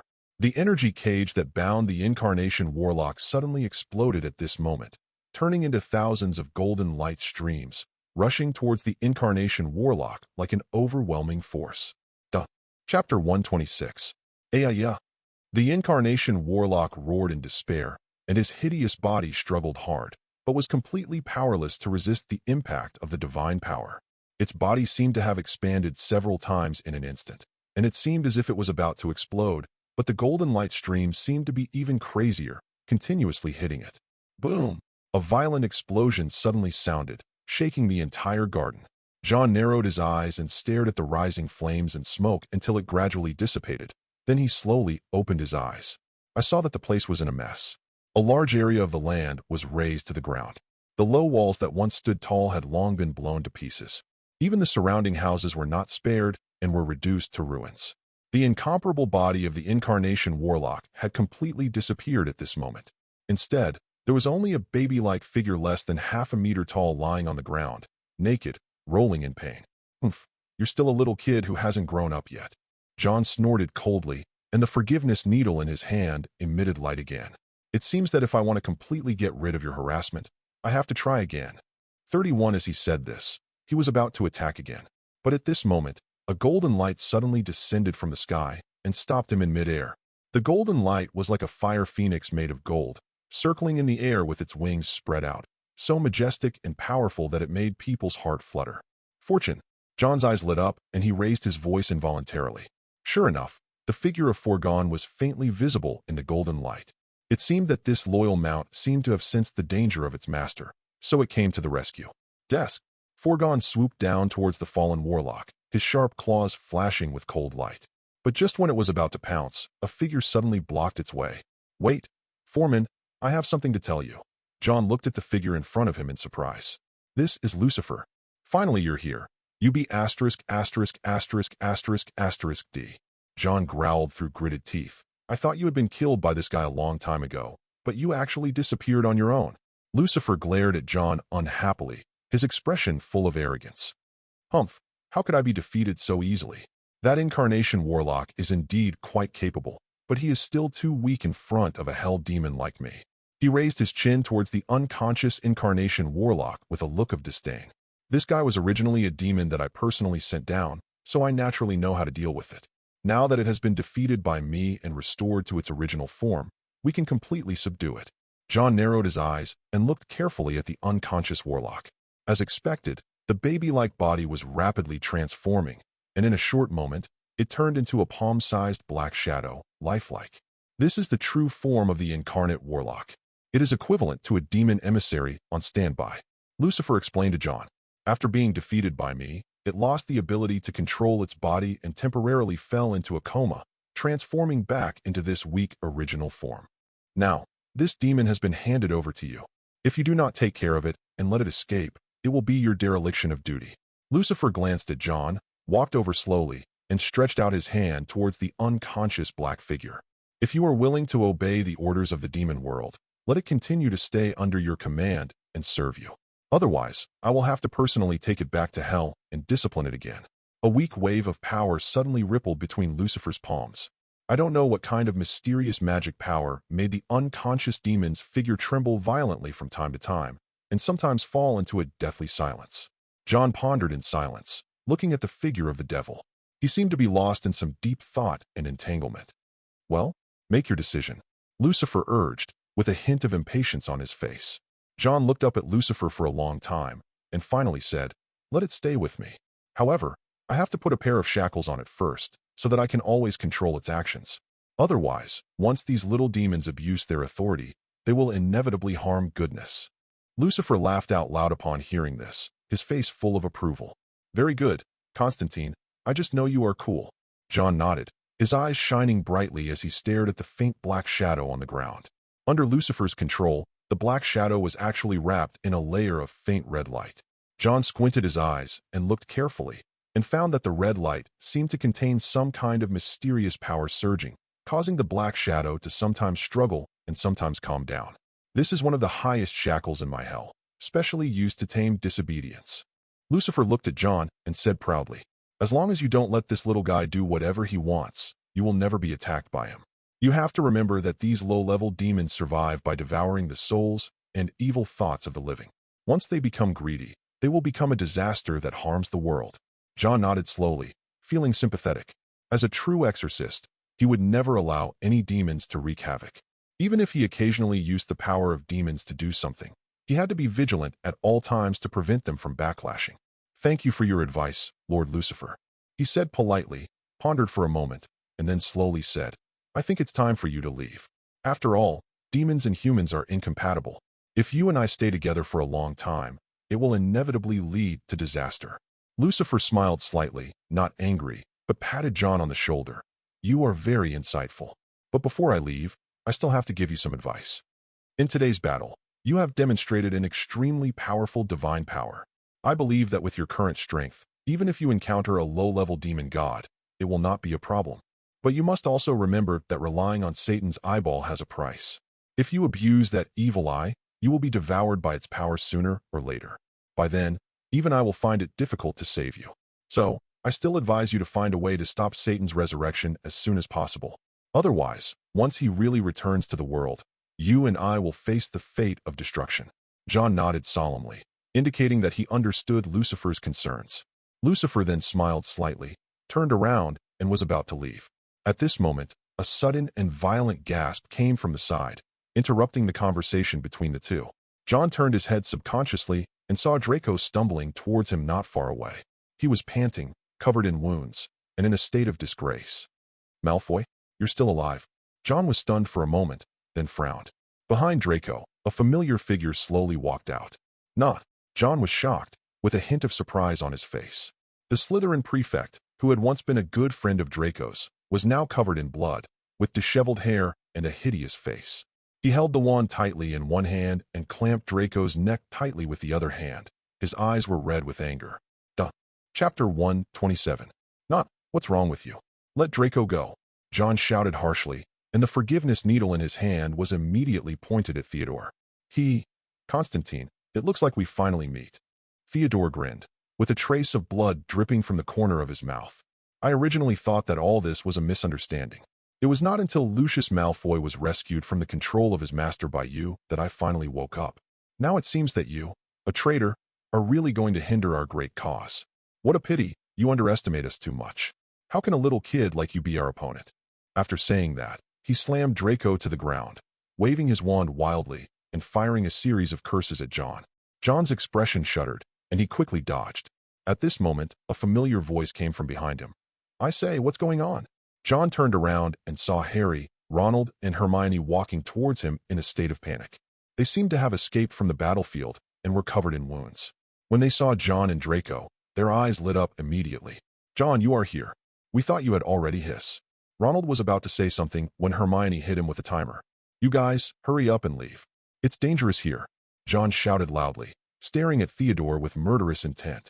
However, Theodore sneered, and his frighteningly red eyes suddenly became extremely ferocious. "It's too late, Konstantin. You will all be buried here." Along with this grim roar, a strange shadow quietly emerged from somewhere behind Theodore. The shadow was small and hard to see clearly, but the moment it appeared, John and the others felt a strong, evil spirit coming from the depths of hell rushing towards them. Boom! At this moment, a violent energy wave suddenly exploded deep in the yard. John and the others only felt the ground beneath their feet tremble violently, and the shock wave spread in all directions. What's going on? Hermione and Harry both cried out in surprise and quickly used their hands to support the ground to prevent themselves from being thrown over. John's face changed drastically. He immediately turned around to look at Lucifer, only to see that the big devil hadn't even moved, but was looking at the depths of the yard in surprise. I say, what stupid thing did you humans do? How did you provoke something like that? Lucifer's voice sounded a little flustered, which made John suddenly feel an ominous premonition in his heart.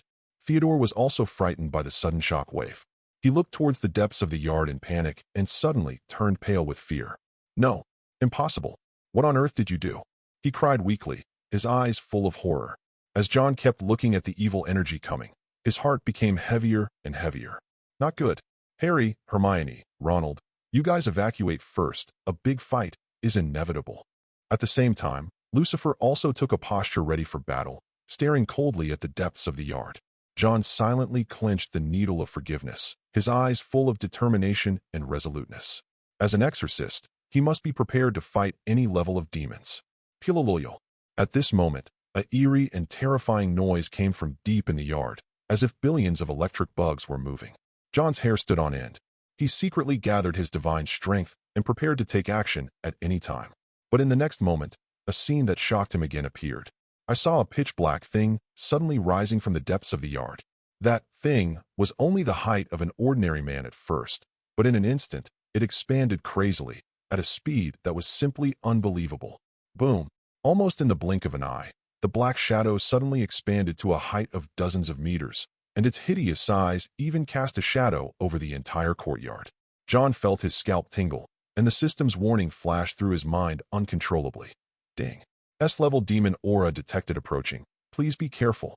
The black shadow in front of him was like a moving black lava mountain, tens of meters high, wide and covering the sky, even casting all the surrounding buildings into shadow.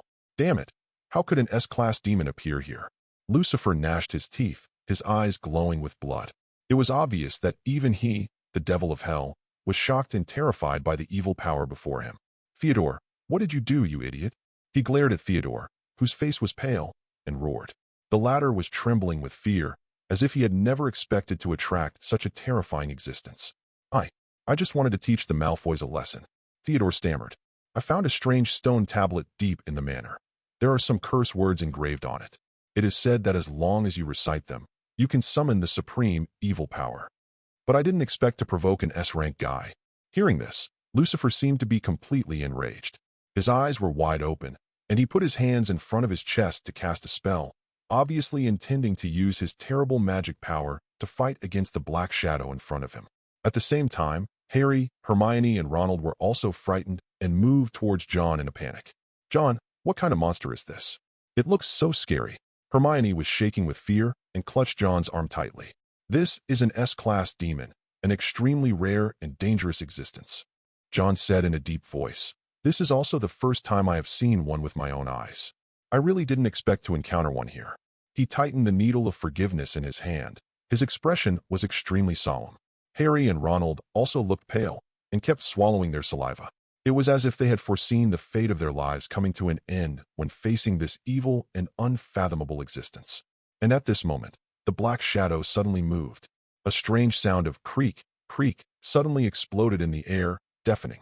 The black shadow slowly bent down and looked down at everyone, like a moving black mountain slowly lowering its head.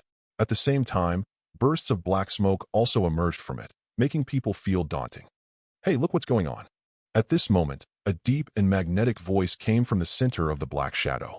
The voice was extremely oppressive, and it slowly opened and closed like a bass, making people's hearts tremble. John was startled, then frowned. He knew that once the S-level demon started talking, it meant that the battle was about to begin. Who is so bold as to summon such terrifying power as mine in the human world without authorization? The deep, magnetic voice sounded again, making people feel numb all over. Theodore was so frightened that he almost fell to his knees. Zhao Zhao is good. He trembled and answered, Yes. I summoned you, sir. I wanted the Malfoy family to be punished, but I didn't expect to provoke such a noble being like you. Ha ha ha ha. The black shadow suddenly let out a terrifying laugh that almost made the souls of everyone present tremble. How dare a mere human child attempt to command evil pioneers like us? How ridiculous. Anyway, your actions have given me a chance to return to the human world, so I won't mind your ignorance.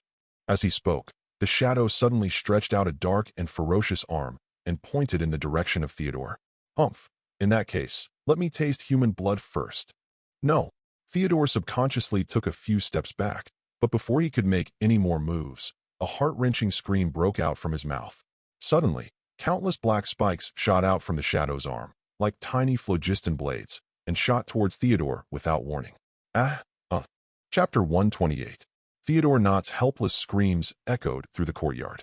The terrifying S-class demon enveloped his entire body in black spikes, and blood splattered everywhere like a fountain. John's face changed drastically when he saw this scene. He immediately raised the forgiveness needle in his hand and urged the holy light to radiate. But at this moment, a black claw that covered the sky and the sun suddenly swept towards him.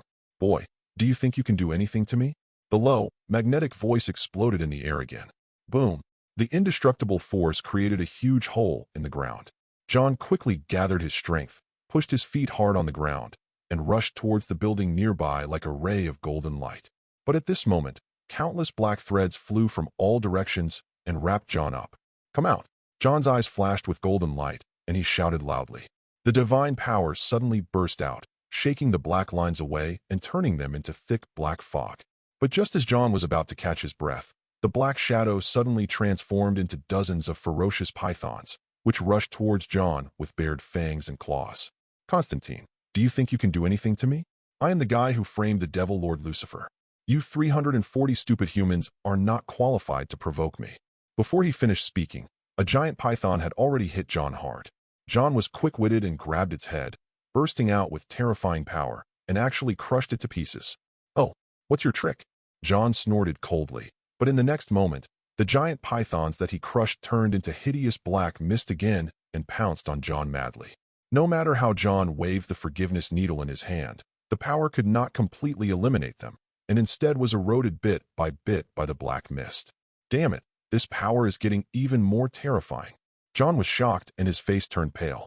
At the same time, Harry, Ronald, and Hermione were all wrapped up in the spreading black mist and kept coughing. Ahem, get out of here. Hermione's face turned pale and she shouted hoarsely. We can't do anything about that thing. We can only rely on John. Ronald gritted his teeth, but still pulled Harry out. At this moment, Forgon's shining golden figure suddenly appeared behind John. Forgon, you're just in time. John shouted angrily, circulated the sacred power in his body, suddenly stretched out his hand in the air, and threw a blazing sacred ball of light at the terrifying giant shadow. Ah! Forgon spread his wings, chirped, and then swooped down towards the evil giant shadow, his claws shining with cold light. A mere little bug wants to attack me? How ridiculous! The deep voice sounded again, carrying with it a chilling force. The huge black shadow also twisted in an instant, turning into millions of black filaments, covering them like a terrifying black net and pressing towards John and Forgon. John, be careful with those black threads. Once they get tangled up in you, they'll immediately suck your life out. Lucifer's exclamation was heard at this moment. He quickly formed seals with his hands in front of his chest and cast a spell, intending to unleash some terrible evil power. Thanks for the reminder, Mr. Lucifer.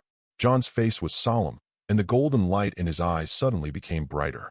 He held the forgiveness needle in both hands and made a stabbing motion. Holy light, return to silence. At the tip of the forgiveness needle, a blazing golden light suddenly appeared, and in the next moment, an unprecedented sacred light burst out. Call out. The golden light shot straight forward like a thin thread. When the golden thread left the forgiveness needle, it suddenly became several meters thick, illuminating a golden world. Roar! The deep voice came from the black fog, full of incredible surprise. And at the next moment, the golden thread actually struck the huge dark shadow, and a shocking explosion suddenly broke out in the air. In an instant, the golden light covered the sky and the sun, completely enveloping the entire garden. Hurry! Take this opportunity to evacuate. John turned around suddenly, shouted, and waved his finger in the direction of Harry and the others. Harry and the other two were stunned by the scene before them. John, what exactly was that attack you just made? Hermione was stunned and speechless. Go, John urged, reaching out to hold Hermione. Seeing Forger flying over at this moment, he immediately stepped on Forger's back. Not as dead, there is no point in staying here. Let's go, we must evacuate this area now, otherwise we will gradually be assimilated by the evil force. As soon as John finished speaking, the golden light that covered the sky and the sun gradually faded away. However, instead, a thick black smoke completely enveloped the entire garden. Harry and the others were suddenly blinded and could only hold onto John's arm tightly. John also immediately felt a strong sense of oppression coming from all directions, making him feel suffocated. This force is several times more terrifying than before. Oh no, Fergong, hurry up. Before he finished speaking, Foreman had already turned around and flew towards the gate of Malfoy Manor with a whistle. What? You still want to escape? At this moment, the deep and magnetic voice exploded in John's ears again. Strange black lines stretched out from the thick black fog and slammed towards John and Fergong. Ah! Hermione screamed. She was hit on the arm by one of the black lines and immediately saw a horrific wound with skin and flesh torn apart. John was quick to protect Hermione behind him, and the forgiveness needle in his hand suddenly danced, turning into a dazzling silver light, repelling all the black lines. Lucifer, is this the evil force you were talking about? John narrowed his eyes and spoke in two voices. Beside him, Lucifer's expression was extremely gloomy. It is indeed so. That is the death claw of Hera, and it is hidden in Malfoy Manor. If it had not been hidden in the deep well and could not condense into a physical entity, I would have discovered it long ago. John's face changed when he heard this. He thought for a moment and suddenly slapped his forehead. Deathclaw? Could it be the legendary power of the god of death that was stolen by Hera, the defeated general of hell? Lucifer nodded heavily. That's right. That's the power Hera stole from the underworld. Tens of thousands of years ago, the god of death was seriously injured by it and almost died. But at that time it was still a low-level evil spirit, and its power was too small. So when we in the underworld launched a siege, it had no choice but to flee back to the human world and has never appeared in the world since then. Now it seems that this little b*** D must have woken it up accidentally. Chapter 129. Damn it! John broke out in a cold sweat. He had also seen records about the claws of death in the books of hell. Legend has it that it is the ultimate killer of all things in the human world. It has the ability to absorb life force, and the stronger the power, the greater the lethality. 10,000 years ago, this claw of death from the underworld had caused a tragedy in which both humans and souls died, and Hera was severely punished by Hades. Now, this terrifying power has awakened again in the world, and it seems to have become more powerful than before, putting John and others in danger of death at any time. A roar suddenly exploded in the black fog, and the claws of death seemed to realize that they had been exposed. You humans actually know my identity. Then there is nothing to hide. I am the one and only true God who has been cursed by the world for 10,000 years, Death Claw. Since you already know this, let me teach you a lesson, you self-righteous bugs. Before he finished speaking, a terrifying black gale suddenly roared wildly in the garden. John and the others only felt their bodies shaking and were almost blown to the ground by the strong wind. John, it's dangerous. Lucifer shouted loudly and quickly formed seals with his hands in front of his chest. A dark red energy shield suddenly covered John and others. Harry and the others also subconsciously drew their wands, ready to fight back at any time. Buzz, buzz, buzz. At this moment, a deafening buzzing sound suddenly exploded in John's ears. The terrifying black wind suddenly stopped and slowly condensed into a translucent black barrier around John and others. Damn, what is this? John was horrified and was about to retreat. But at this moment, the black barrier suddenly shrank inwards, wrapping John and the others up. Damn it! Lucifer growled and suddenly punched the black barrier with his fist, but was ruthlessly bounced back. This is my battle formation. It will last forever. If you refuse to submit, you will only slowly wither away in it. The low and magnetic voice exploded in the air again. Did you feel it? That suction force? That's right. This is the ultimate move, life-eating mist. Buzz, buzz, buzz. The deafening buzzing sound rang in John's ears again. John was startled, and then he felt a strong suction force emerging from the ground and slowly coming towards them. Isn't the name life-eating mist appropriate? The terrifying sound came from the black fog, and it didn't even sound playful. I am a force that exists by absorbing life. As soon as I attack, all of you will surely die. Damn it! It looks like I'm trapped in this formation. Lucifer's face turned pale, and he obviously knew how dangerous the situation was. As long as we are trapped in it, it will suck our vitality away bit by bit, and we will die. Even I, the king of the demon world, will not be able to escape it. Forge, evacuate quickly. You may be able to find a way to break this formation outside. John shouted loudly, and the golden bird immediately understood, spread its wings and flew high, quickly leaving the range of the strange black barrier. What if your pet escapes? You guys have already fallen into my net. How can you escape? The low and magnetic voice came from the black fog, sounding eerie and disturbing. John looked solemn.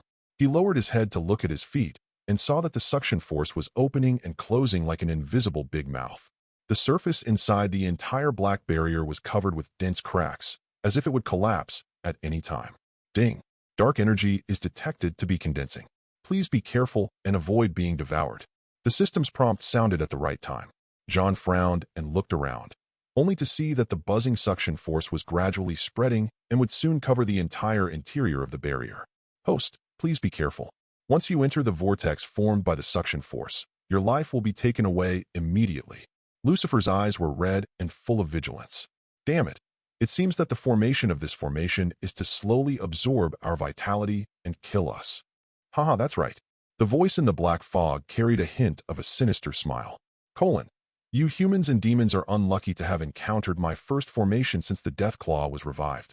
As long as you let me absorb your vitality, you won't suffer for too long. Ding. The life-eating mist array is detected to be gradually shrinking, covering the entire space. Leaving the range of the array is the best way to crack it. The system issued a warning again, and John couldn't help but have a headache. He looked around and found that Harry, Ronald, and Lucifer were all trapped in this strange formation. Except for Hermione, who was left out. Everyone was in a dilemma. John, what should we do? Hermione looked at John anxiously. She had never expected to encounter such a tricky formation and was a little at a loss for a moment. Don't panic, John said sharply, his mind racing. He had to find a way to get Hermione out of danger first, and then try to break the formation and rescue the rest of the people. Ding. Host, do you want to activate the powerful exorcism mode? The system sounded a prompt again at the right time, and John thought, this might be a good idea. To deal with the power of S-level demons, his current strength might not be enough. It would be best to use the power of the system to decide the outcome. Okay, let's do it. John nodded and hooked his finger at Hermione. Hermione, come to me first. We'll use a fusion spell to put a protective shield around you. Hermione was slightly stunned. Then she understood and immediately walked quickly towards John. Call out. At this moment, a black shadow suddenly burst out from the black fog and swept towards Hermione madly. Ding. The system has locked onto the target and entered magic mode. With a deafening alarm, John's eyes suddenly blurred and his eyes shone with golden light. Life force, 30,000. Sacred value, 10,000. Exorcism value, 8,000. Special ability, Holy Fusion 180 minutes. Rows of system panels suddenly appeared in John's sight, showing his various physical qualities at a glance. He immediately pulled out the forgiveness needle in his hand and stabbed the black shadow fiercely. Holy Thorn 3. Chapter 130. Golden spears of light shot out from the tip of the forgiveness needle, streaking dazzling light in the air. The black shadow stopped suddenly, apparently frightened by John's sudden attack. Damn it! A roar came from the shadow, and almost in the next second, it turned into countless black threads circling towards John. Ding! Although the target is an S-class demon, its strength is not yet top-notch. It is recommended that the host go all out. John snorted coldly and suddenly waved his right hand. An extremely huge golden rune suddenly appeared behind him. Forge now, he shouted. The golden bird whistled in response, turned around, and flapped its wings to fly straight towards the golden rune. Its body was instantly enveloped by countless golden streams, and its entire body swelled several times in size, emitting a tremendous sacred aura. 8000. A deafening bird cry suddenly echoed throughout the courtyard. With the blessing of the divine power, Forgong's already huge body was able to break through the black barrier effortlessly. Roar! Those black threads seemed to have life, rushing towards Forgong frantically, but they were unable to hurt it due to the golden light surrounding it. Power outward! John shouted loudly and quickly formed seals with his hands in front of his chest. Recite my power and return the power of the divine realm. A strong suction force suddenly burst out from John's body, making him feel as if he was being hollowed out. But in the next second, The huge golden rune shone brightly, like a whirlpool of water shrinking inwards madly. "Damn it, what are you doing?" The voice in the black fog sounded a little panicked. Huff, huff, huff. A violent whirlwind suddenly formed in the center of the golden rune, and the surrounding air was distorted as if it was sucked into a vortex of time and space. John's mind moved, and he sang in a trembling voice, "The Three Realms Dharma banner, forgive the waves and the sky.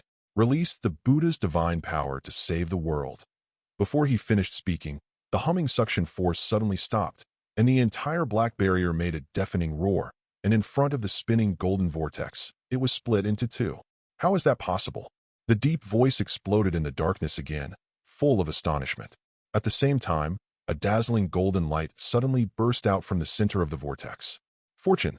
John shouted, and saw that the dazzling beam of light was already heading straight towards the black fog. Ding! Holy Fusion Mode has been activated, and the combat power value has been increased by 300%. The system prompted again, and John felt an unprecedented divine power bursting out of his body. His eyes shone with dazzling golden light. "Break it for me." With a deafening roar, John clapped his hands outward. The golden beam of light suddenly spread out and turned into a terrifying golden net, wrapping the black fog layer by layer. Ah! A heart-wrenching howl came from the black fog, causing everyone present to tremble in their hearts. Even Harry and Ronald were stunned by the thrilling scene before them. In that dazzling golden light, the black fog was wrapped in layer by layer and was unable to resist at all. The black threads and spikes kept coming out from between the golden nets, but they were eventually burned up by the sacred power. John exhaled slowly, his face slightly pale. Although his combat power has indeed increased dramatically with the help of the system, dealing with this kind of S-level demon is still an extremely exhausting task. At this moment, the deep and magnetic voice came out from the golden net again. You can't even do anything to a deathclaw like me? Damn it, who the hell are you? I have been hated by both humans and gods for thousands of years. Even the traitor Hera can't do anything to me." John smiled coldly and walked slowly to the golden net. "I told you, I'm an exorcist. It's no problem for me to exorcise a low-level evil spirit. How dare you be so presumptuous?" The terrible voice suddenly became louder, as if it was completely annoyed by John's words. "I am one of the true gods. How can a child like you challenge me? Let me show you my true power." Hearing this, John couldn't help but feel depressed. Then, he saw a black force burst out from the golden net. Boom! There was a loud bang that shook the earth, and a big hole suddenly appeared in the golden net. Just as John was surprised, a pair of extremely red eyes peeked out from the golden net. "Now, let me show you a real nightmare." The red eyes suddenly exuded a terrifying pressure. John felt a black screen in front of his eyes and stumbled a few steps involuntarily. Even Harry, Hermione, and the others were forced to their knees by the nightmare-like pressure. This power. Damn it, what's going on? John struggled to stand firm, staring fiercely at those red eyes. Ding. The target's energy is detected to be accumulating rapidly. Please be careful to deal with the possible violent state. The system prompt sounded again. John gritted his teeth and obviously understood that the situation had reached a very critical point. "Harry, Ronald, protect yourselves," he shouted, letting the forgiveness needle in his hand burst out with dazzling golden light, and shot straight at the red pair. Holy piercing heart! A golden light suddenly shot out from the tip of the forgiveness needle, like an eternal and indestructible divine spear, whistling straight towards those red eyes. But at the moment when it was about to hit, an immense force suddenly burst out from those eyes. Boom! A deafening explosion suddenly occurred there, followed by an earth-shattering force. John was a little confused for a moment, and when he came to his senses again, he saw that he had hit a stone wall hard, bleeding. "Ah!" Hermione screamed, and subconsciously rushed over to support John. But at this moment, a black shadow suddenly appeared from the corner of her sight and swept over, knocking her several meters away. The black shadow moved incredibly fast, and in the blink of an eye it turned into a thin black thread, tightly wrapped around Hermione's body. Hermione. John was horrified when he saw this. He struggled to get up, but was restrained by the terrifying force and could not move even a finger. The thin black thread was like a flexible, poisonous snake, quickly wrapping around Hermione's limbs. Hermione struggled desperately, but to no avail. Soon, she was completely tied up by the thread and could not move. Chapter 131. Cough, cough. Hermione was strangled to the point of being unable to breathe, and her face turned a little purple due to lack of oxygen. "Let her go." Seeing this, Harry and Ronald quickly raised their wands and bombarded the thin wire that bound Hermione. However, those fiery spells exploded on the thin line without leaving even a trace, as if they were completely incapable of harming the sharer.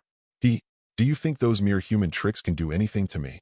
The deep and magnetic voice came out from the thin wire, with a hint of cruelty. I am a true god. All the magical powers in the human world are vulnerable in my eyes.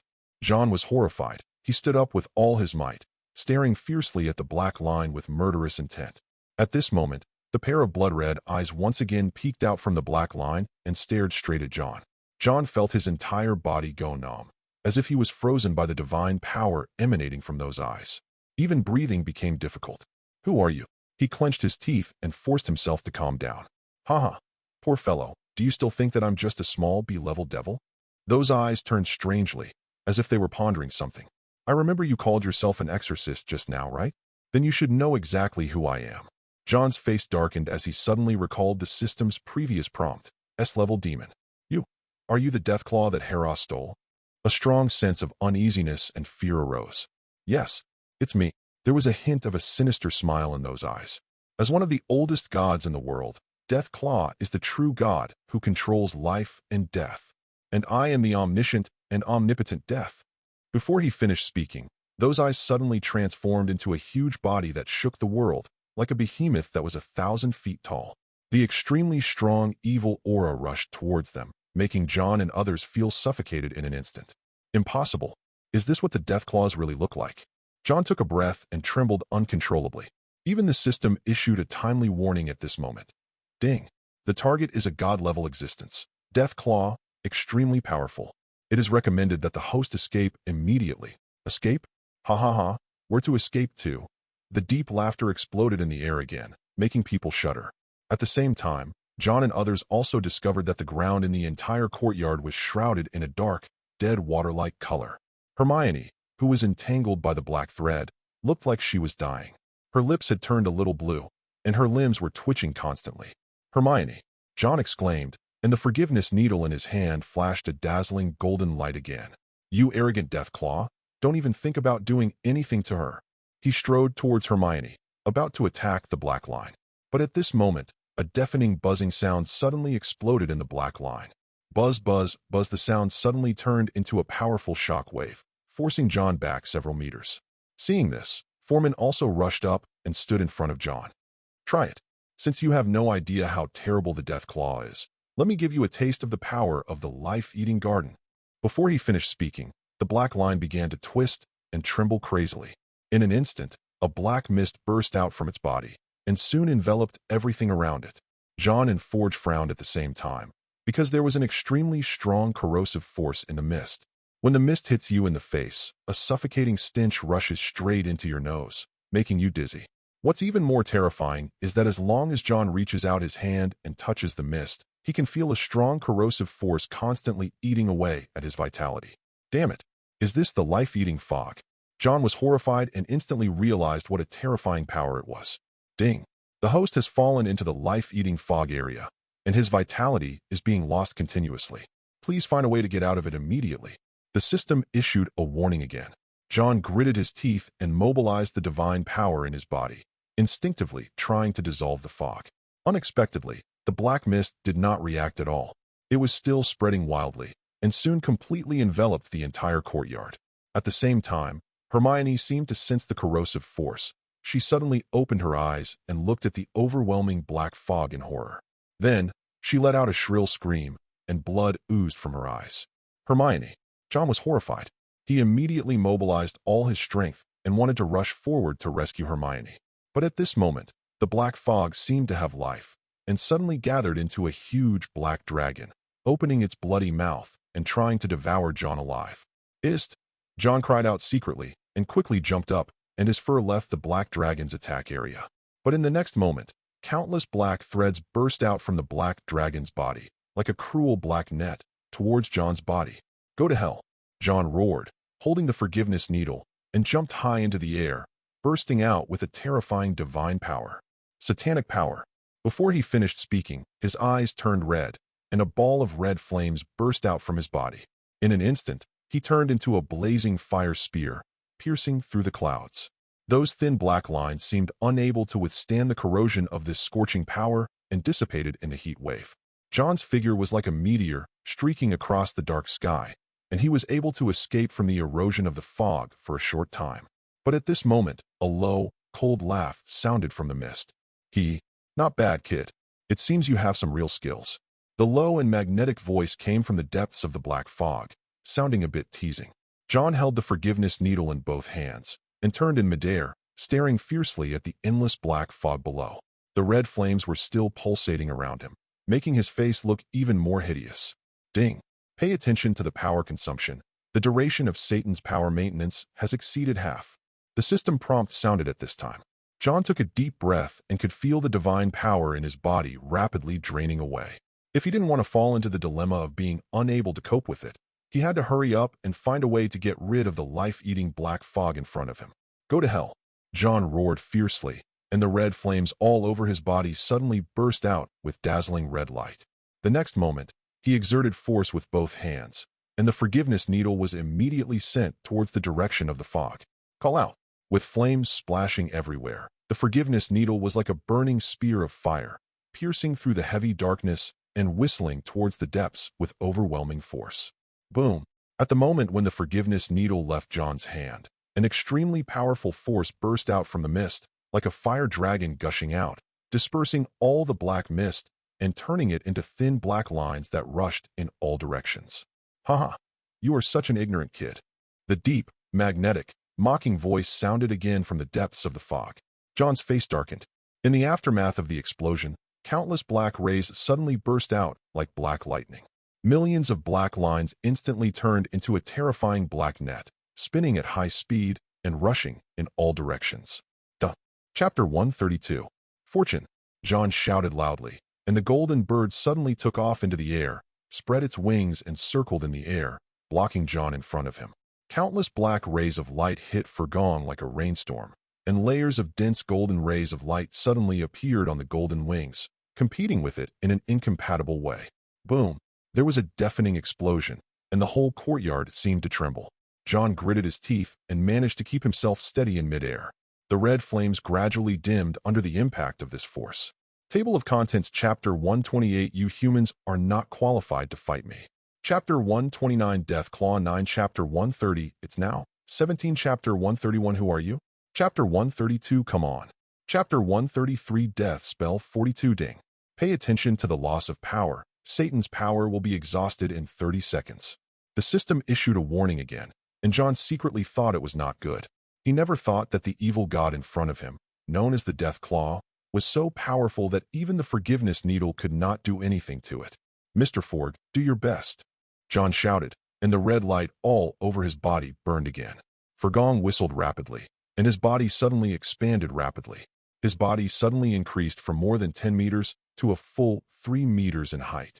Oh, it let out a deafening cry, and its entire body was surrounded by incomparable holy light.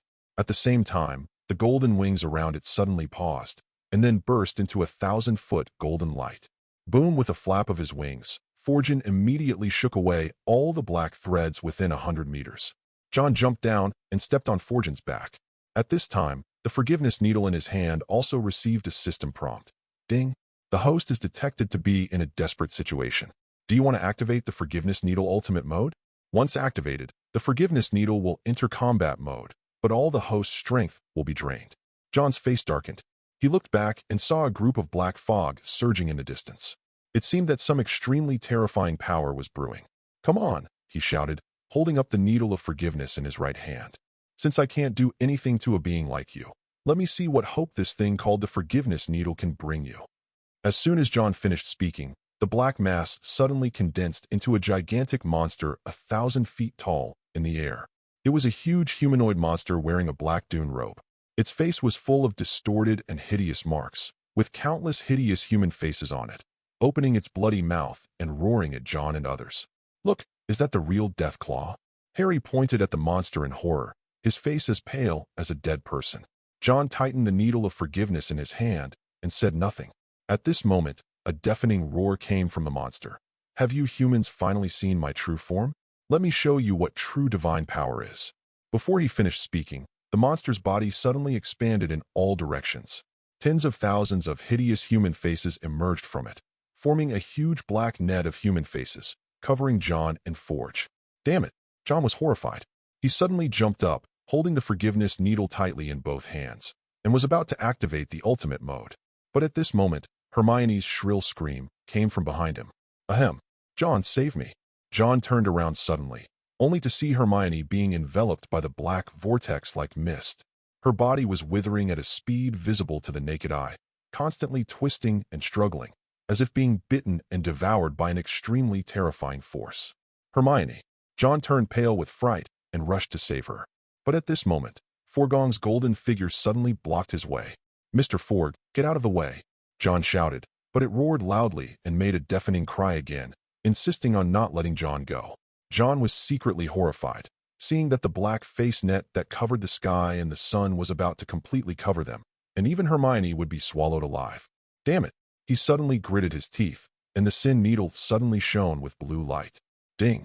The host has released the ultimate mode, and the combat power value has been comprehensively improved by 1000%. But the forgiveness needle will completely run out of energy in 5 minutes. The system prompted again. John snorted coldly. All the muscles in his body tensed, and an unprecedented divine power burst out from his body. Go to hell, you death claw! Along with this roar, the forgiveness needle in his hand instantly turned into a golden spear that was as bright as a star. Disappear from this world! John shouted loudly and threw it with both hands. Call out! John threw the needle with both hands, and the golden light of forgiveness turned into a golden meteor, shooting through the air towards the black net that covered the sky. Ha ha ha! Kid, are you overestimating yourself? With just that little thing of yours, you think you can hurt me and share it? The low, magnetic laugh exploded in the air again, making people shudder. Sure enough, just as the forgiveness needle flew close to the black net, countless hideous human faces suddenly emerged from it, turning into bloody mouths, ready to completely devour the forgiveness needle. Break it for me! John roared wildly. When he saw that the forgiveness needle was about to be swallowed, he mobilized all his strength again. Boom! A sudden explosion like thunder exploded from the forgiveness needle, instantly shaking away all those disgusting faces, leaving a straight path. The golden needle of forgiveness sank directly into the black net, like an invincible dragon-slaying sword. Ah! A horrible howl came from the depths of the black net. A moment later, John and the others saw that the golden light of the forgiveness needle was spreading outward continuously.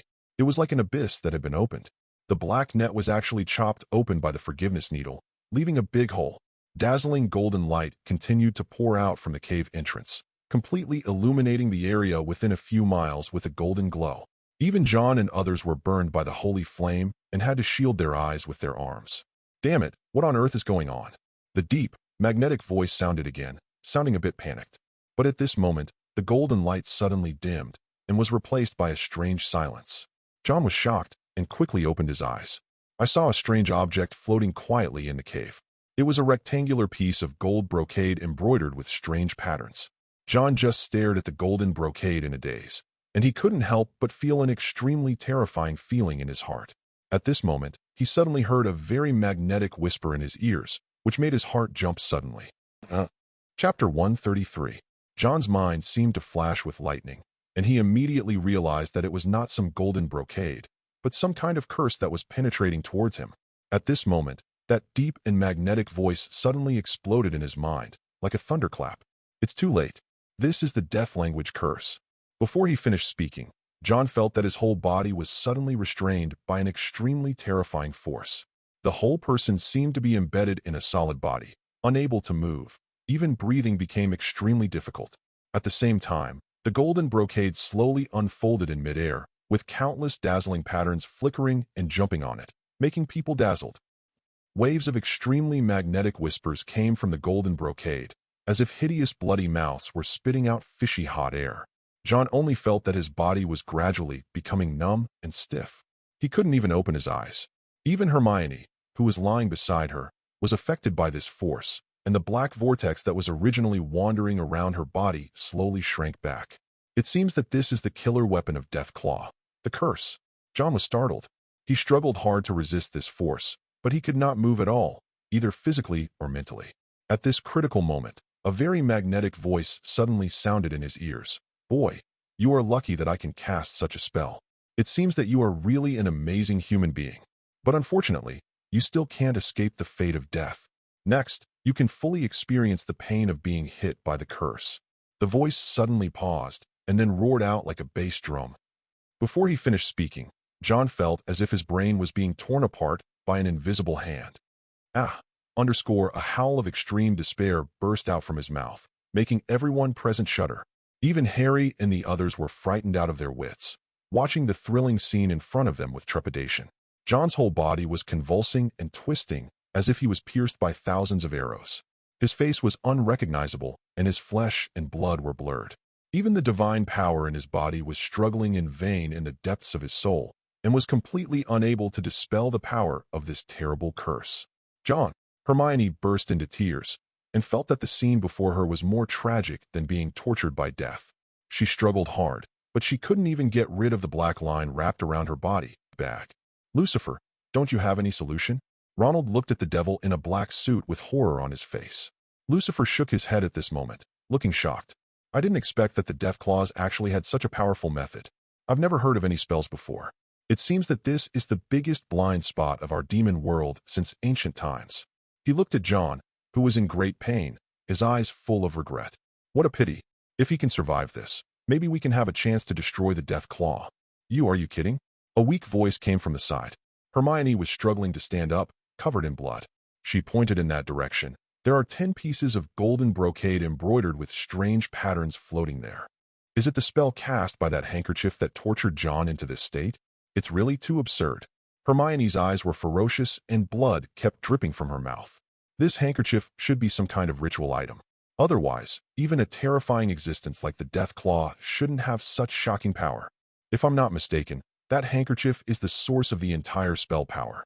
As long as we destroy it, maybe we can save John. Before she finished her words, Hermione gritted her teeth and rushed towards Jean like a wild beast. The black lines wrapped around her body suddenly glowed with dazzling black light the next moment, transforming into tens of thousands of thin lines that fiercely swept in the direction of the golden brocade. A mere human being wants to destroy the source of the curse? How ridiculous! The deep and magnetic voice sounded around John again, full of deterrence.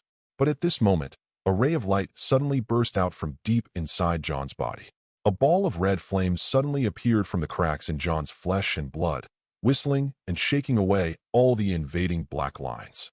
The next moment, he stood up with a bang, and a red flame shone in his chest, as if he had turned into a blazing blade. John's eyes were piercing with energy, and he suddenly opened them. A stream of red flames burst out from his eyes, circling wildly around his body. "Break it!" he roared fiercely, and the flames around him suddenly increased several times, turning into a blazing blade, slashing fiercely at the golden brocade. "Stop!" The deep and magnetic voice suddenly became angry, and the whole garden was filled with black air. Countless black lines shot out, like a steel net, wrapping John up. Boom! A deafening explosion sounded from the red flames, and the black lines were immediately shaken away, turning into thick black fog that floated in all directions. At the same time, Fergong also let out a deafening roar, spread his wings and flew high, his whole body shining with golden light, like a star suddenly exploding. The golden light that covered the sky and the sun instantly enveloped John's figure, and Hermione was also covered in the golden light. What kind of power is this? The low, magnetic voice actually sounded a bit panicked. "Break it for me!" John roared again, and the forgiveness needle in his hand suddenly burst into dazzling golden light. Buzz, buzz, buzz, buzz. A horrifying resonance sound was heard, and the golden light was like a stellar spear, tearing through the void and smashing towards the golden brocade. A shout of surprise came from the Claw of Death, and those black lines flew over again, but they couldn't even get close to the golden light.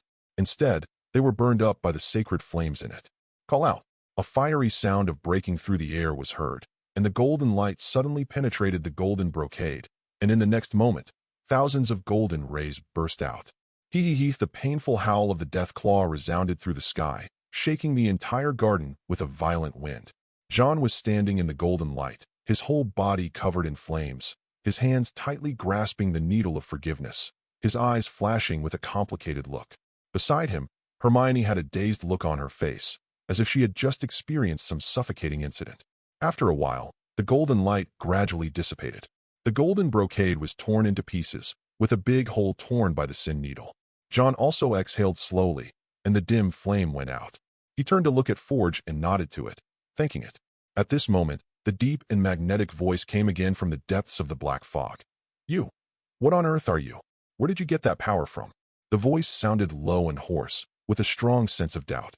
John smiled coldly, and the forgiveness needle suddenly turned in his hand, and the golden light dimmed. "Me?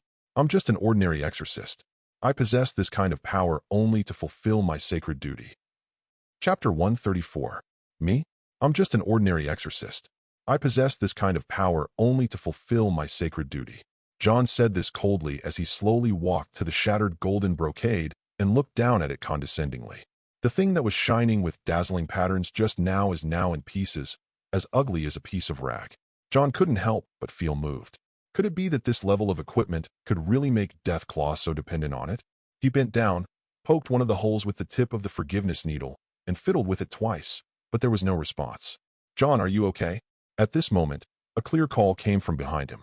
John turned around and saw Hermione looking at him nervously, with an uncontrollable worry in her eyes. "It's okay, I'm fine." He beckoned Hermione to come over. Hermione hurried towards John, and the black lines around her body kept wriggling as if they had life. When she ran to John, the black lines scattered and avoided him, as if they were afraid of some power in his body. Hermione was startled and subconsciously glanced at John, her eyes full of surprise. "What's wrong?" John also noticed her gaze. Hermione waved her hands quickly to dispel his doubts. She looked at the broken gold brocade again, her thoughts turning rapidly. "John, do you think this brocade handkerchief is really a Deathclaw instrument?" She looked carefully at the slightly shabby shape, and a sense of abruptness arose spontaneously. "I remember that similar spells were recorded in some ancient books and artifacts, but those were used to suppress and seal mysterious powers, not to destroy them." John nodded knowingly, and he seemed to have gained some inspiration from Hermione's analysis. "You have a point. If this brocade handkerchief is an instrument, it is only used to release a certain kind of power, not the source of power." As he spoke, he leaned over, held one of the holes with both hands, and pondered for a moment. The next second, he exerted force with both hands, and the brocade handkerchief completely broke apart with a tearing sound. Everyone was shocked by this scene and subconsciously became alert, fearing that the power would erupt again. However, John showed no fear, but instead showed a hint of pride. "It is true." He sneered and picked up a crimson stone from the broken brocade handkerchief. The stone was as transparent and crystal as amber, and even under the sunlight, it still emitted a lingering bloody smell. John couldn't help but frown when he saw this. He squeezed the stone with both hands, and it broke into pieces. Boom! A low roar came from the stone, startling everyone. But John was extremely calm. He waved his right hand, and a black smoke instantly poured out from the rubble and condensed into shape in the air. In a short while, a dwarf-like figure slowly emerged from the black smoke, looking lifelike. Its skin is gray, and its hands and feet are as strong and sturdy as bird claws. Its eyes are red, and its mouth is full of sharp fangs that flash a cold light in the sun. "Claw of Death, how dare you imprison me in that place? I will make you pay with blood." It let out a highly magnetic hoarse roar, and a scarlet blade appeared out of thin air in its hand in an instant, with a ferocious look. "Wait!" John hurriedly opened his mouth to stop him, and with a flip of his right hand, the forgiveness needle suddenly emitted a dazzling golden light. "You look down on me. I am the real god of this world." The figure grinned fiercely, raised the sharp blade high, and was about to chop John on the head. John snorted coldly and took a half-step back. The forgiveness needle suddenly stretched out and turned into a long weapon like a sword, confronting the human figure with the blade. "Humph, I don't know anything. You have to understand one thing. Arrogant and domineering people are the root of trouble." John twisted his hands hard, and the sword suddenly transformed into a circle of golden light. Boom! A shocking loud noise was heard, and the human figure was instantly shaken away and fell heavily into the wreckage of the building nearby. "What? Who the hell are you?" It roared, struggling to attack John again. However, John didn't take it seriously at all and walked over in 10 steps. On the ground beneath his feet, a circle of golden radiation like a spider web appeared, as if in a magic circle. Every time John took a step, a new radiation would slowly emerge, like a paving stone, constantly shortening the distance between him and the human figure. "What on earth are you?" "No, Maybe you are nothing at all, just a piece of trash that has been given some kind of power by the claws of death. It roared, and smelly black smoke kept pouring out of its mouth. John smiled coldly and waved his right hand suddenly. The forgiveness needle suddenly burst out with thousands of golden rays, like a beam of dazzling divine light that enveloped the human figure alive. Damn it, what on earth is this? It let out a heart-wrenching howl, and its entire body seemed to be burned, twisting and convulsing. John did not hold back at all. He stepped slightly with his legs, and the radiating light gathered and formed in an instant, transforming into a golden ball of power with terrifying weight.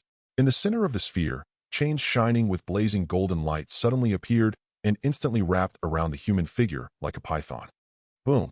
An extremely depressing explosion was heard, causing everyone in the garden to tremble involuntarily. What do you want to do? Even the Death Claw can't do this kind of thing. The humanoid figure struggled, emitting hoarse gasps as if it was about to die. Even its sharp claws kept moving, frantically searching for a way out like a drowning man. Zero.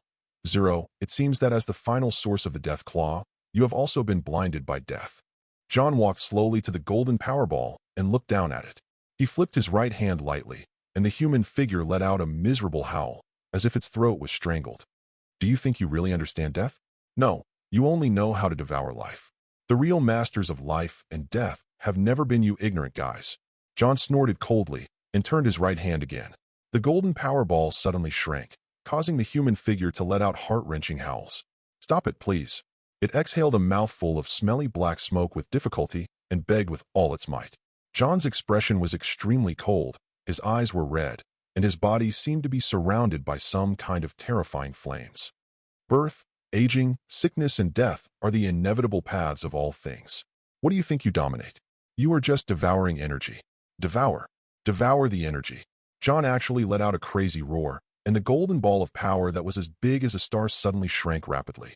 The human figure suddenly roared continuously and turned into wisps of black smoke that overflowed from the sphere, looking extremely embarrassed. Is that enough? This is what death really looks like. Just a group of energy devourers. John said coldly, and the golden light around him gradually dimmed. At the same time, even Lucifer and other onlookers were shocked by John's overwhelming victory. Chapter 135. At this moment, John Konstantin was like a devil returning from hell, and his every move revealed a heart-pounding chill. Even Hermione couldn't help but take a step back subconsciously, with disbelief in her eyes. John, what exactly did you do just now? She asked in a trembling voice, with a hint of hidden fear in her eyes as she looked at John. Hey, didn't expect that? Lucifer stepped forward and interrupted Hermione.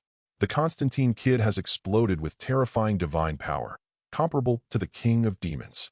If I hadn't seen it with my own eyes, I would have found it unbelievable. John's expression was actually a little proud when he heard this. He sneered and shook the sin needle that was emitting golden light from the plaque. In the center of the golden light, there was a faint black mist slowly flowing. That was the energy emitted by the origin of the Death Claw that John had just defeated. John, 957, stared at the black mist with a sharp gaze, as if he was doing something extremely focused. His eyes were red, and he was muttering something slowly. With the yin and yang of heaven and earth, the origin of all things, the chi gathers and forms.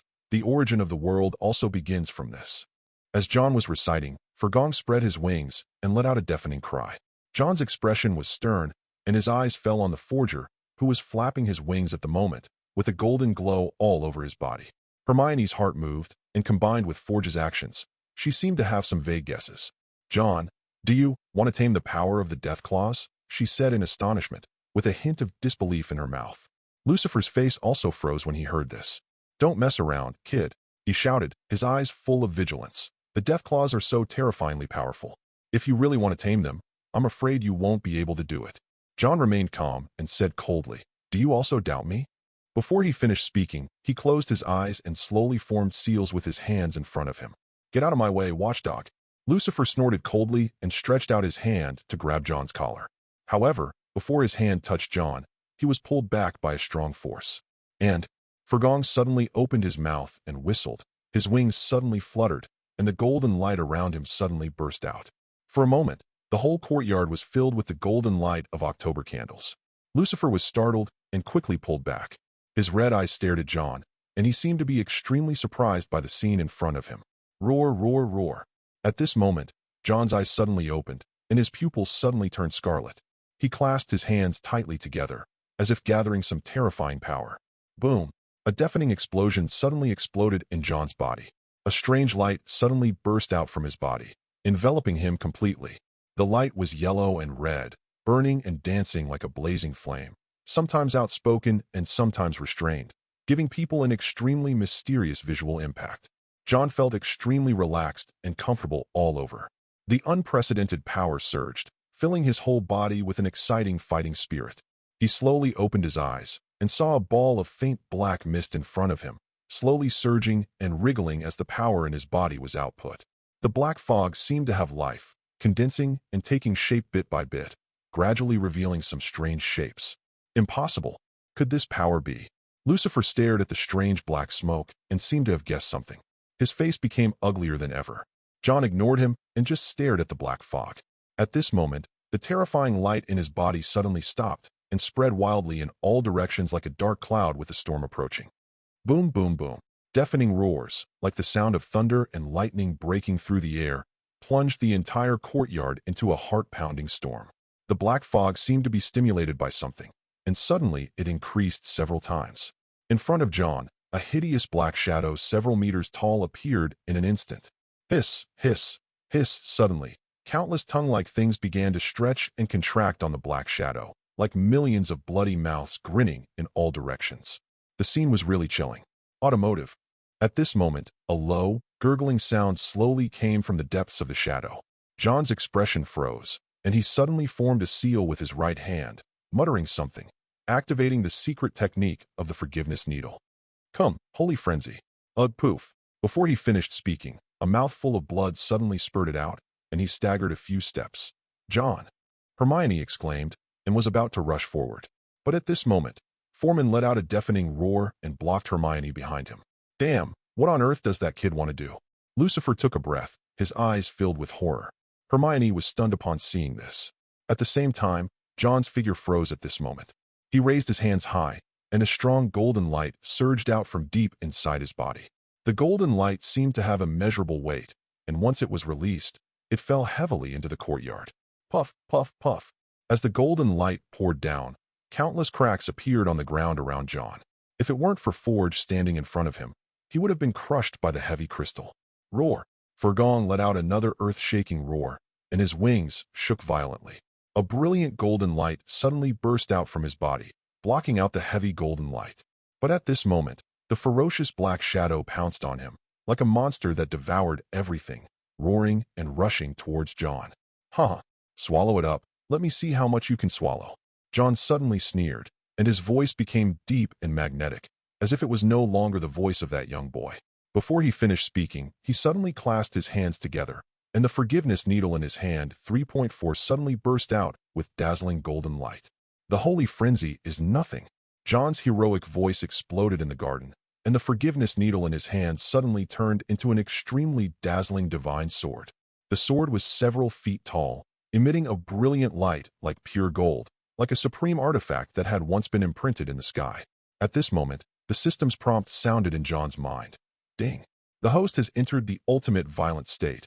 All attributes are fully erupted, and the current combat power value has exceeded the god level. Ding!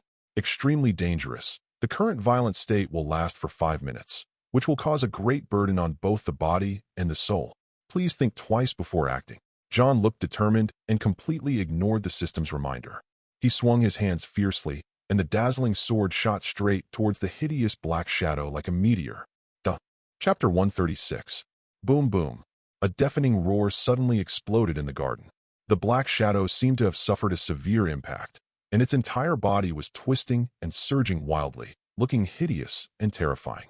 At this moment, Fergong also let out a roar that shook the heavens, and with a sudden flap of his wings, a golden light burst out from his body, just like a star suddenly bursting out with dazzling light at this moment. The light surged like a tsunami, rushing towards the black shadow, merging with the light of the magic sword, and condensed into a terrifying golden net, covering the hideous black shadow. A roar that shook the sky erupted from the black shadow, making people shudder.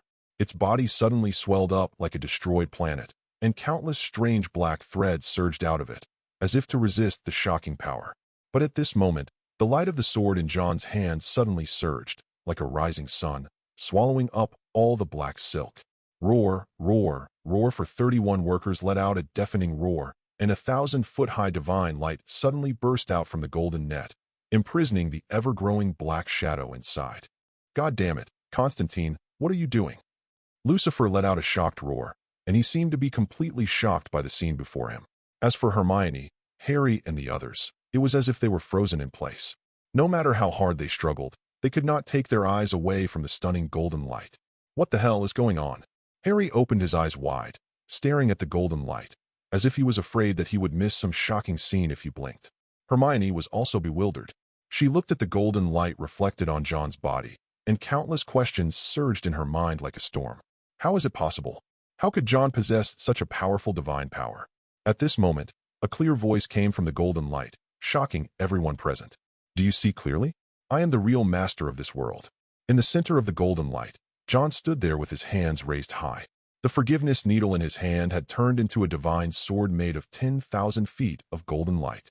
His entire body was enveloped in brilliant golden light, and an overwhelming pressure emanated from his body. His eyes were fixed on the black shadow that was completely enveloped in the golden net, and his expression was filled with murderous intent.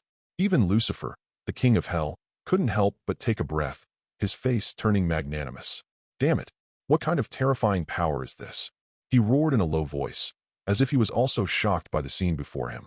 Daft if deaf. At this moment, the black shadow that had been wrapped in the golden net made a series of strange hissing sounds, as if it was struggling hard to break free from this confinement. You just devoured a little bit of the power of the Death Claw, and you think you're so great. John's heroic voice rang out from the golden light, making people feel oppressive and intimidated. You are not worthy of being with me. From the very beginning, you are destined to be conquered by me, the Master. Before he finished speaking, the 10,000-foot-long divine sword suddenly grew several times in size and transformed into a dazzling sun, enveloping the entire garden in golden light. No! Lucifer exclaimed and pounced towards the golden light.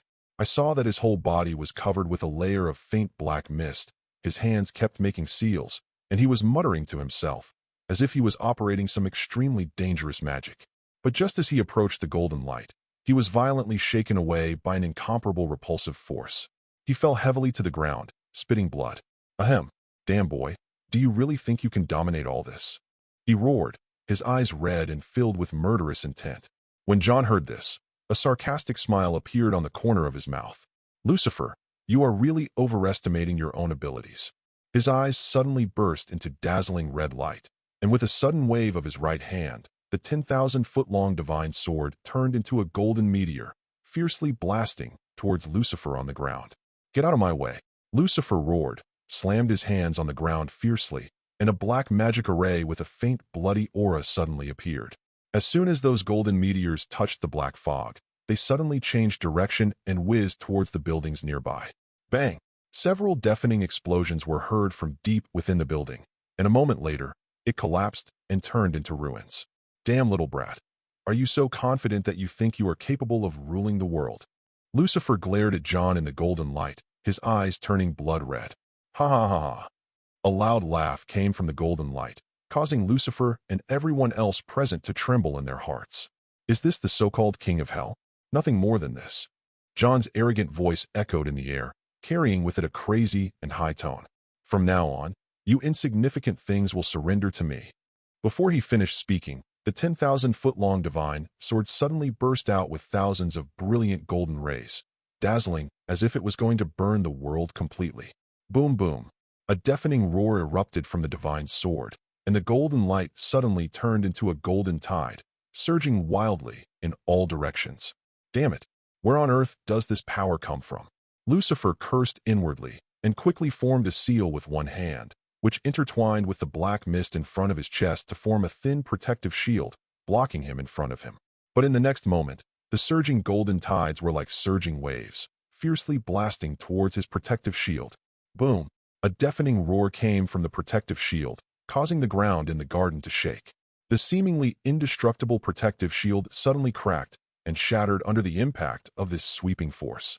Immediately afterwards, Lucifer screamed continuously. His whole body was engulfed by flames, and he rolled on the ground like a living fireball. Suppression? Damn it. He struggled desperately and put most of his strength into the protective shield. But in the end, he was still unable to stop the overwhelming golden power, and soon even the protective shield was burned up. It seems that I underestimated you, Konstantin. Lucifer's eyes were red, and he roared to the sky, his voice full of a bit of shrill hoarseness. At the same time, his whole body was also covered with hideous burns, burning with a horrible smell of burning.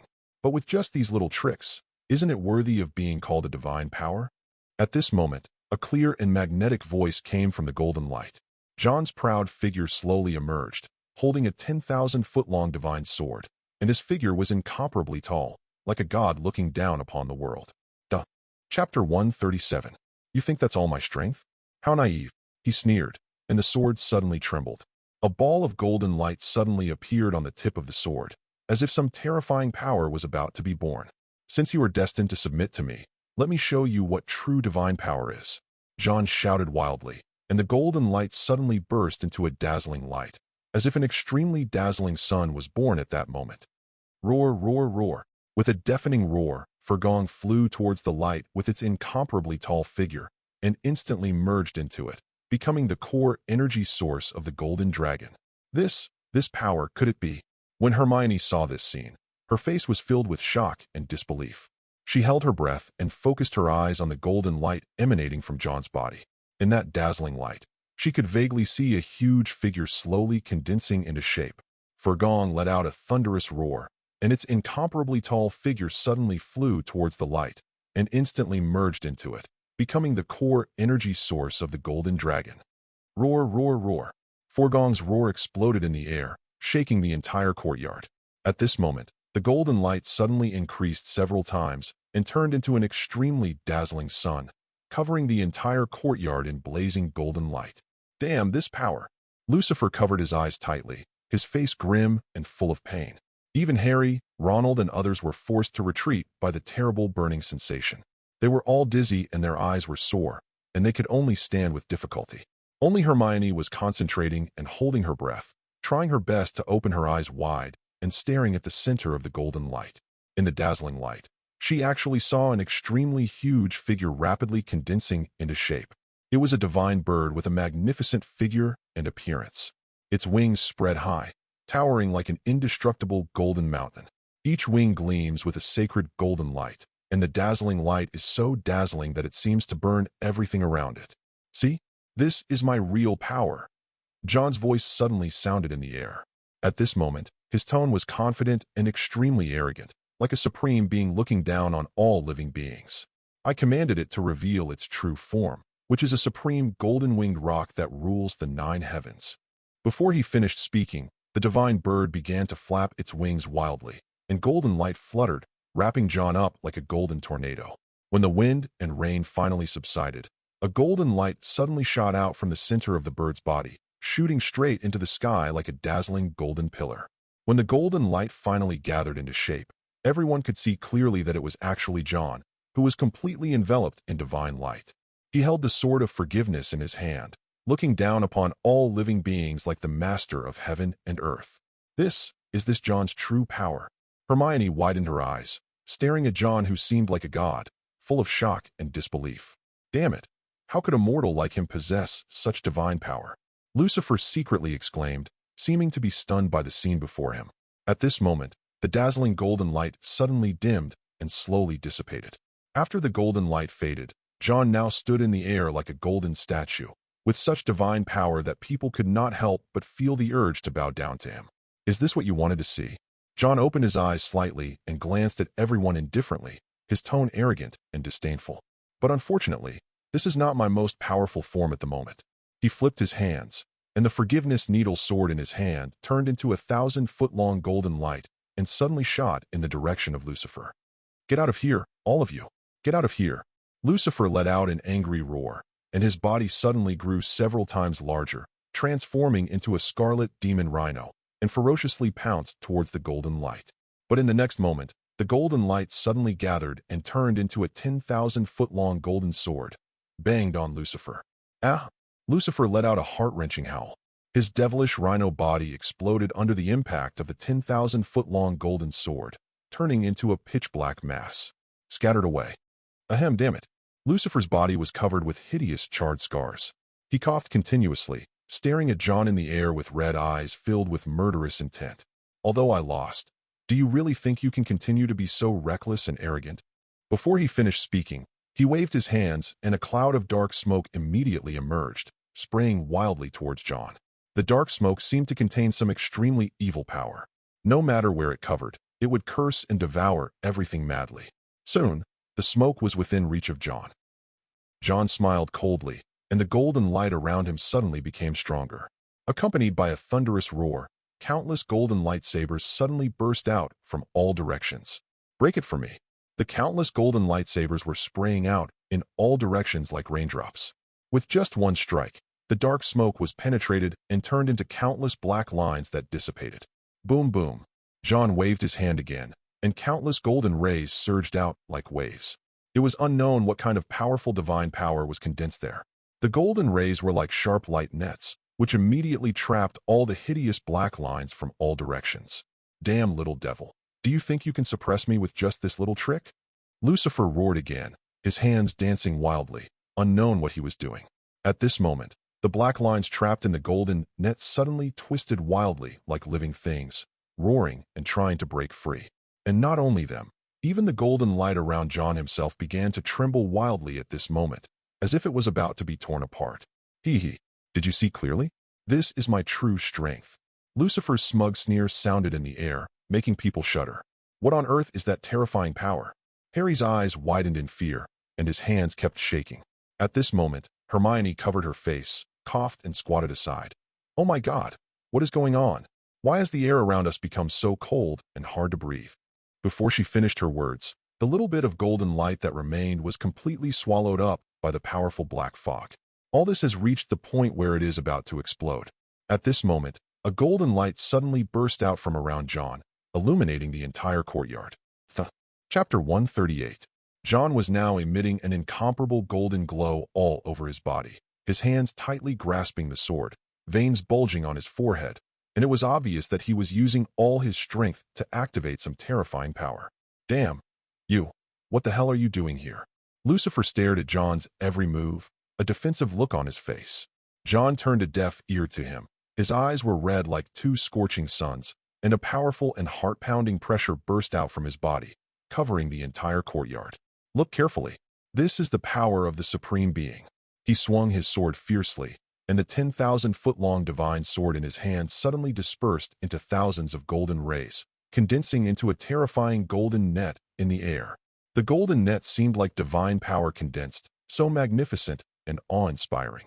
I saw it slowly covering the areas where black fog was condensing. You evil obstacle, break it for me. Lucifer flew into a rage upon seeing this, and as he waved his hands, a huge black evil formation suddenly appeared above the garden. The evil formation condensed the power of 10,000 years of hell, emitting a terrifying black aura that was extremely oppressive. It was like a power barrier that repelled the golden light and immediately isolated the golden net condensed in John's body.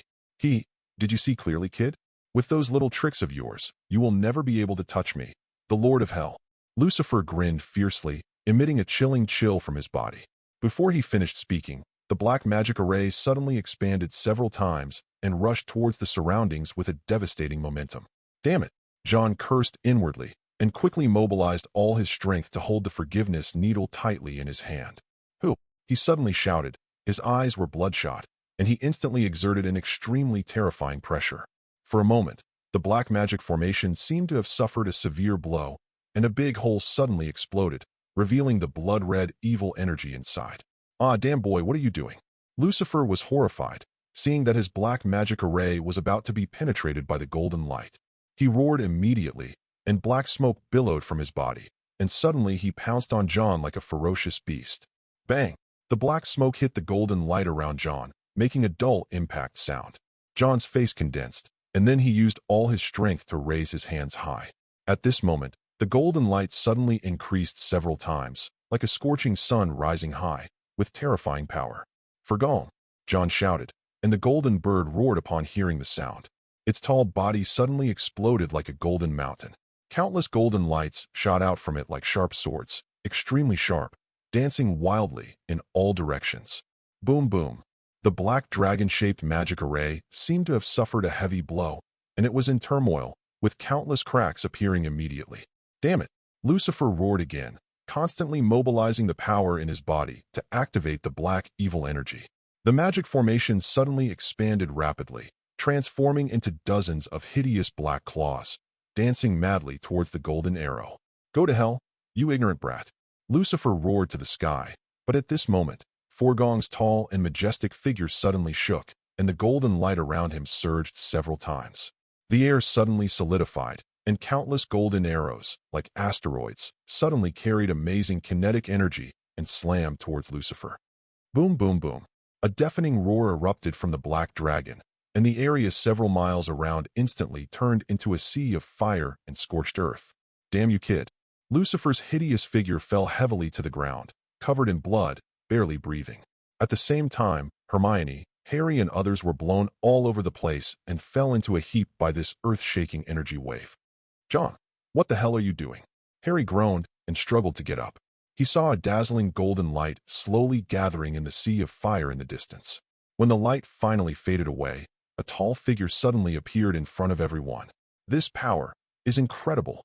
Hermione widened her eyes and stared at the figure.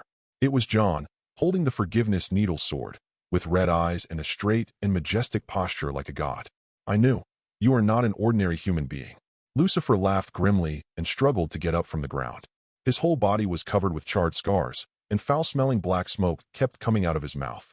He looked covered in wounds. But at this moment, an unprecedented, ferocious, murderous intent burst out from his eyes, as if some terrifying power was about to erupt completely. I told you a long time ago. I am an exorcist, a being who controls life and death. John held the forgiveness needle sword tightly in both hands, his face extremely solemn. So what? This is just your one-sided delusion.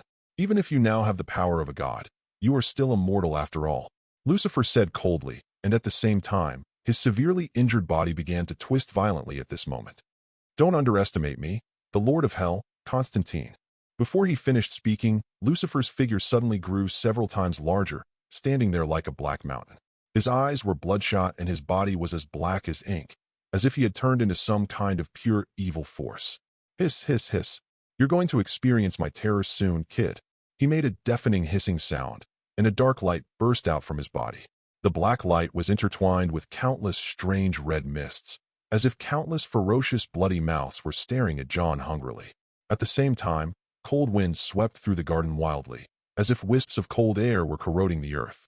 Damn, this terrible pressure. Harry and Ronald were trembling all over and sweating profusely. Even Hermione was frightened by this eerie and terrifying aura. Her face turned pale and she almost suffocated.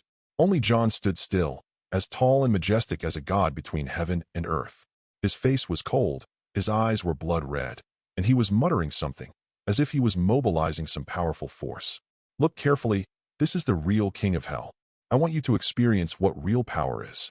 Lucifer's strange voice came from the black light, and it seemed to carry a hint of blood. Before he finished speaking, the black light around him suddenly burst into a dazzling black light, as bright as the sun. At the same time, an extremely terrifying malicious intent also poured out from the black light at this moment. It was a force 100 times more terrifying than the life-eating fog during the death claws, plunging the entire garden into darkness. At this moment, everyone was trapped in the spot, as if even breathing had become a luxury. Fortunately, John was not affected by the black energy. He was seen surrounded by a 1,000-foot-long black light, tightly grasping the forgiveness needle sword in both hands, with golden light shining brightly on his body, like an immortal god who looked down upon life and death. Oh, it seems that I really underestimated you. John looked at the black light and said coldly, without any fear in his tone, "Then let me see the true strength of your king of hell." After saying that, he took a deep breath, raised the forgiveness needle sword high in his right hand, and began to slowly recite an extremely ancient and sacred spell.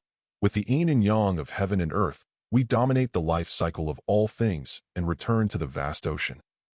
As John chanted, the forgiveness needle sword in his hand slowly dispersed into thousands of golden rays, transforming into an extremely terrifying and dazzling ball of light.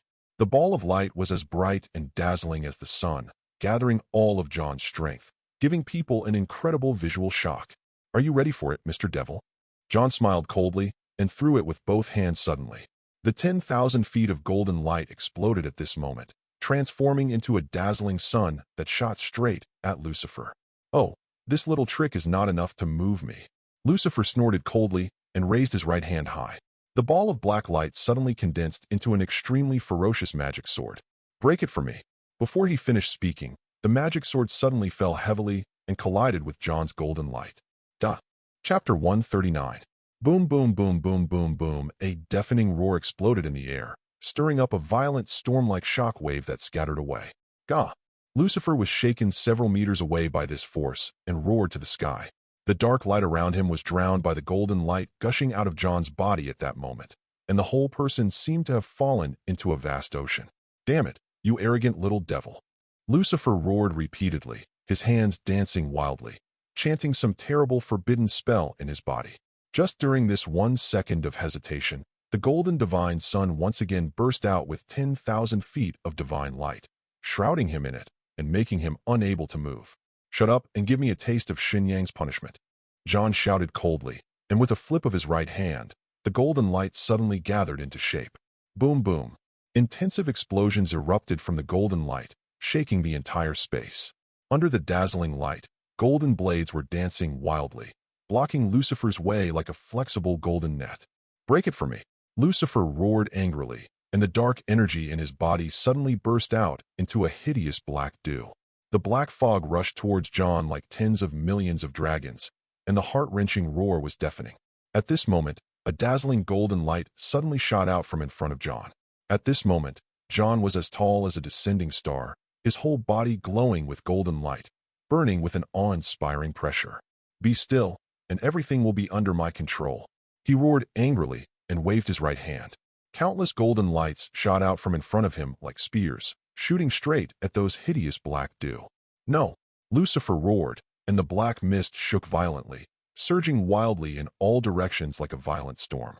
But at this moment, those golden spears suddenly transformed into a terrifying golden net, tightly wrapping the black fog. Cut, cut, cut. Deafening explosions erupted from within the golden net, like the sound of thousands of cannons, and the air around the plaque was distorted by the vibration. Hiss, hiss, hiss. A series of shrill screams came from the golden net, followed by a smelly black smoke that slowly emanated from it. What did you do?" Lucifer coughed repeatedly and stumbled out of the black smoke in a miserable state. His body was charred and covered with hideous scars. John looked sullen, raised the sword of forgiveness in his hand high, and said grimly, "Lucifer, do you think you can fight me with that little trick? I just used a little bit of my divine power, and you were already defeated and even burned yourself. I really don't know how terrifying your so-called king of hell is." What did you say?" Lucifer gritted his teeth, his red eyes full of disbelief. "Is this all your strength? I thought you had some tricks up your sleeve, but I didn't expect you to be so indifferent." John sneered, and the forgiveness needle sword in his hand suddenly turned, transforming into thousands of golden rays that shot straight towards Lucifer. "Come on, let me see your strongest weapon." "Damn it!" Lucifer roared, and as his hands danced wildly, an extremely strange black magic array suddenly appeared under his feet. In the center of the magic array, there were clusters of red flames surging, flashing with strange light, which made people feel uneasy. At the same time, Lucifer's figure suddenly swelled up at this moment, transforming into a terrifying and ferocious, vicious dog.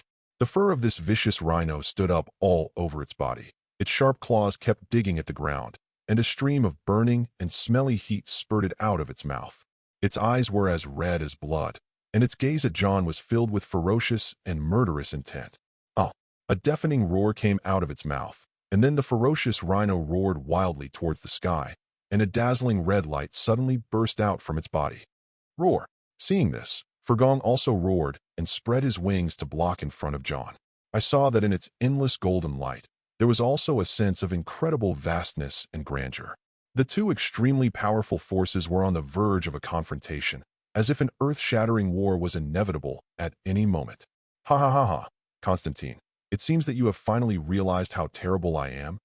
The ferocious rhino suddenly opened its mouth, uttering a crazy sneer. John felt the extremely oppressive deterrence contained in its voice, which was indescribably thrilling. "This is my true power as the Lord of Hell. From now on, the entire world will be suppressed by me forever." "Oh, really?" John sneered without showing any fear. Since you said that you want to suppress the world forever, then let me see your so-called real power. Before he finished speaking, John clenched his hands tightly, and the forgiveness needle sword in his hand suddenly burst out with an incomparable golden light, as if a blazing and dazzling sun was born in it. Fortune! John's eyes were shining brightly, and he pointed at the void. Fergong flapped his wings and flew out suddenly from the golden light. Asterisk, asterisk, asterisk. It spread its wings, let out a deafening roar, and instantly transformed into a golden dragon, circling in the air. What? Lucifer's face suddenly changed when he saw this. But just as he was about to make a move to stop him, John's 10,000 feet of golden light suddenly shook, and his entire body burst into thousands of dazzling and blazing golden lights. Boom, boom, boom. A deafening roar suddenly erupted from John's body, and the golden light in the sky seemed to transform into a dazzling star in an instant, illuminating the entire garden. Is this John's true attitude? Hermione could hardly believe what she saw. She covered her eyes tightly, trying hard to see clearly the scene in the golden light.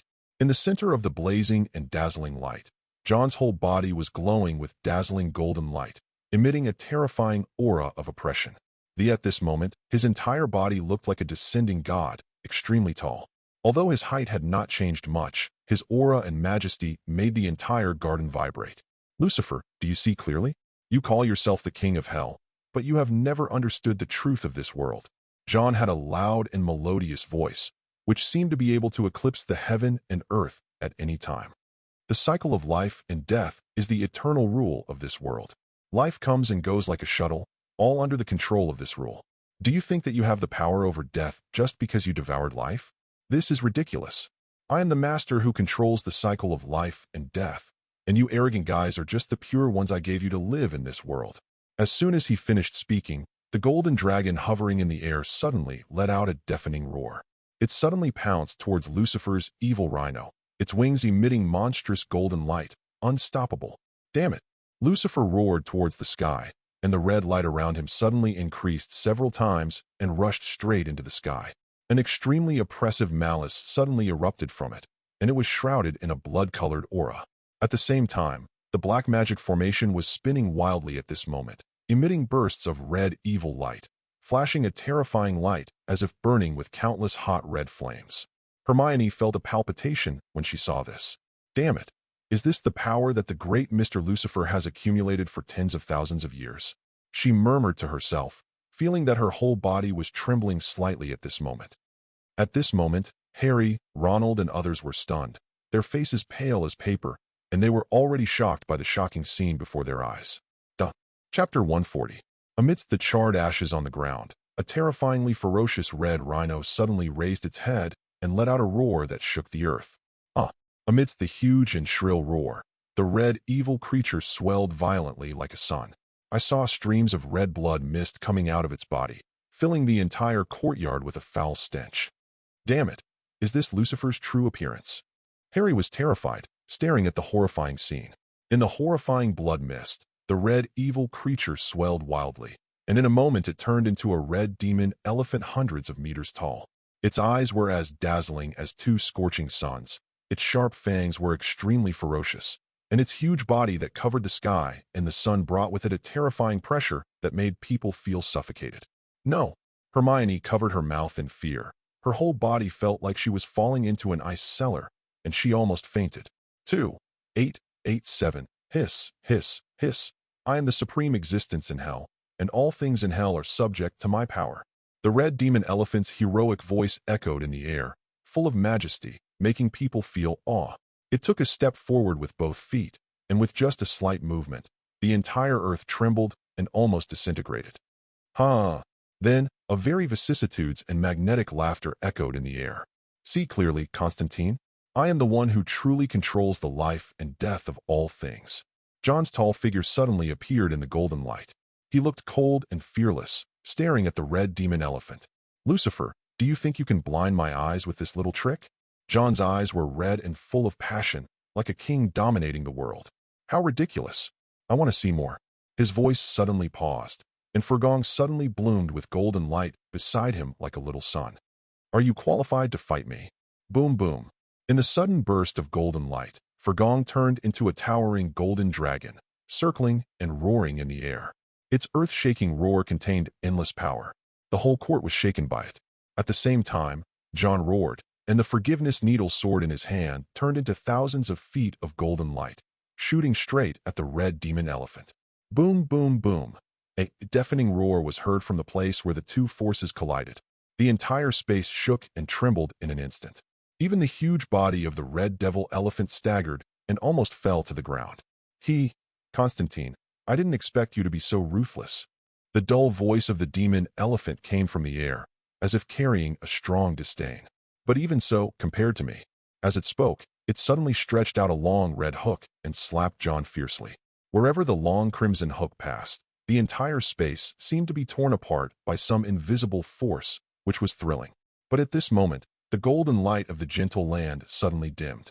Then, a dazzling golden light suddenly spurted out from Forgong's mouth, and then turned into a golden spear, effortlessly knocking the red long hook aside.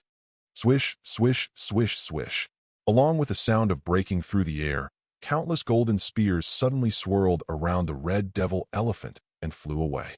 Each spear contained the power to destroy the world. It was so horrifying.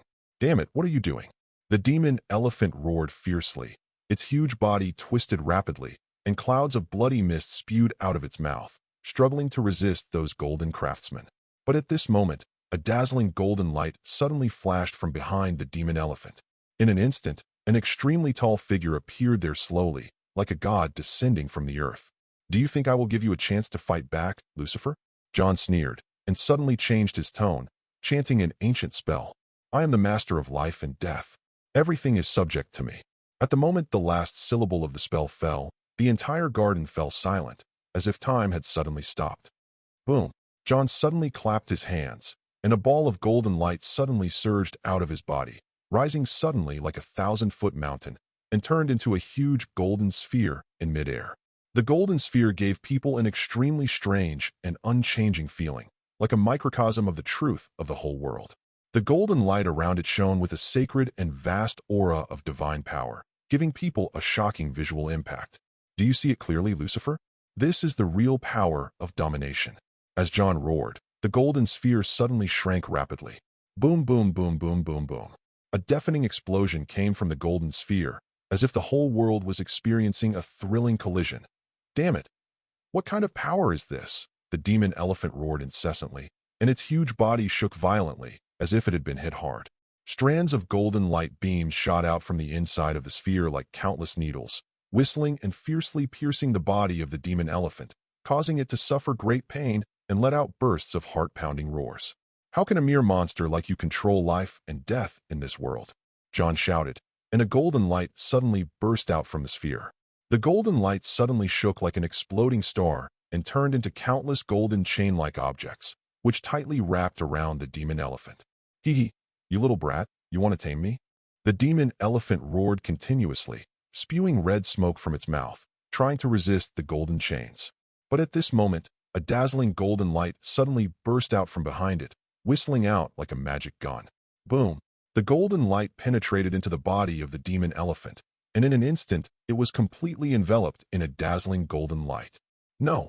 The demon elephant roared in horror, and the golden chains that tightly bound its body suddenly swelled several times. Suppress it! John roared, and pointed the sword of forgiveness in his hand at the demon elephant. Those golden chains suddenly swelled up by 5.1, densely covering the entire demon elephant without leaving any gaps. Boom, boom, boom, boom, boom, boom, boom, boom. A loud noise came from the chains, as if there was a landslide. Cuckoo, chuckle, chuckle. A horrible hissing sound came from it, making the whole courtyard tremble. Lucifer, is this the limit of your power? At this moment, John's voice sounded again, and he walked towards the demon elephant imprisoned in countless chains, his eyes full of indifference and disapproval. The arrogant king of hell in the past now can't even withstand my power of suppression? Giggle, giggle, giggle. The demon elephant let out an extremely unpleasant roar, as if it was suffering from some extremely terrible pain. But at this moment, a very magnetic laugh suddenly came out from the golden chain. Chapter 141. Ridiculous. Is this all your power, Konstantin? The tone of the voice suddenly changed, full of sarcasm and provocation. In that case, let me learn from you what your methods are. Come on, little devil.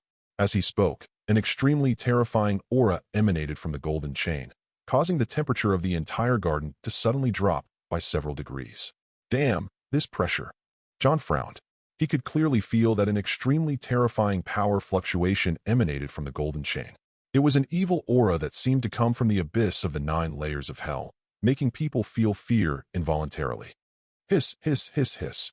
A series of cold hissing sounds were heard, and the golden chain suddenly twisted violently, as if it was about to burst.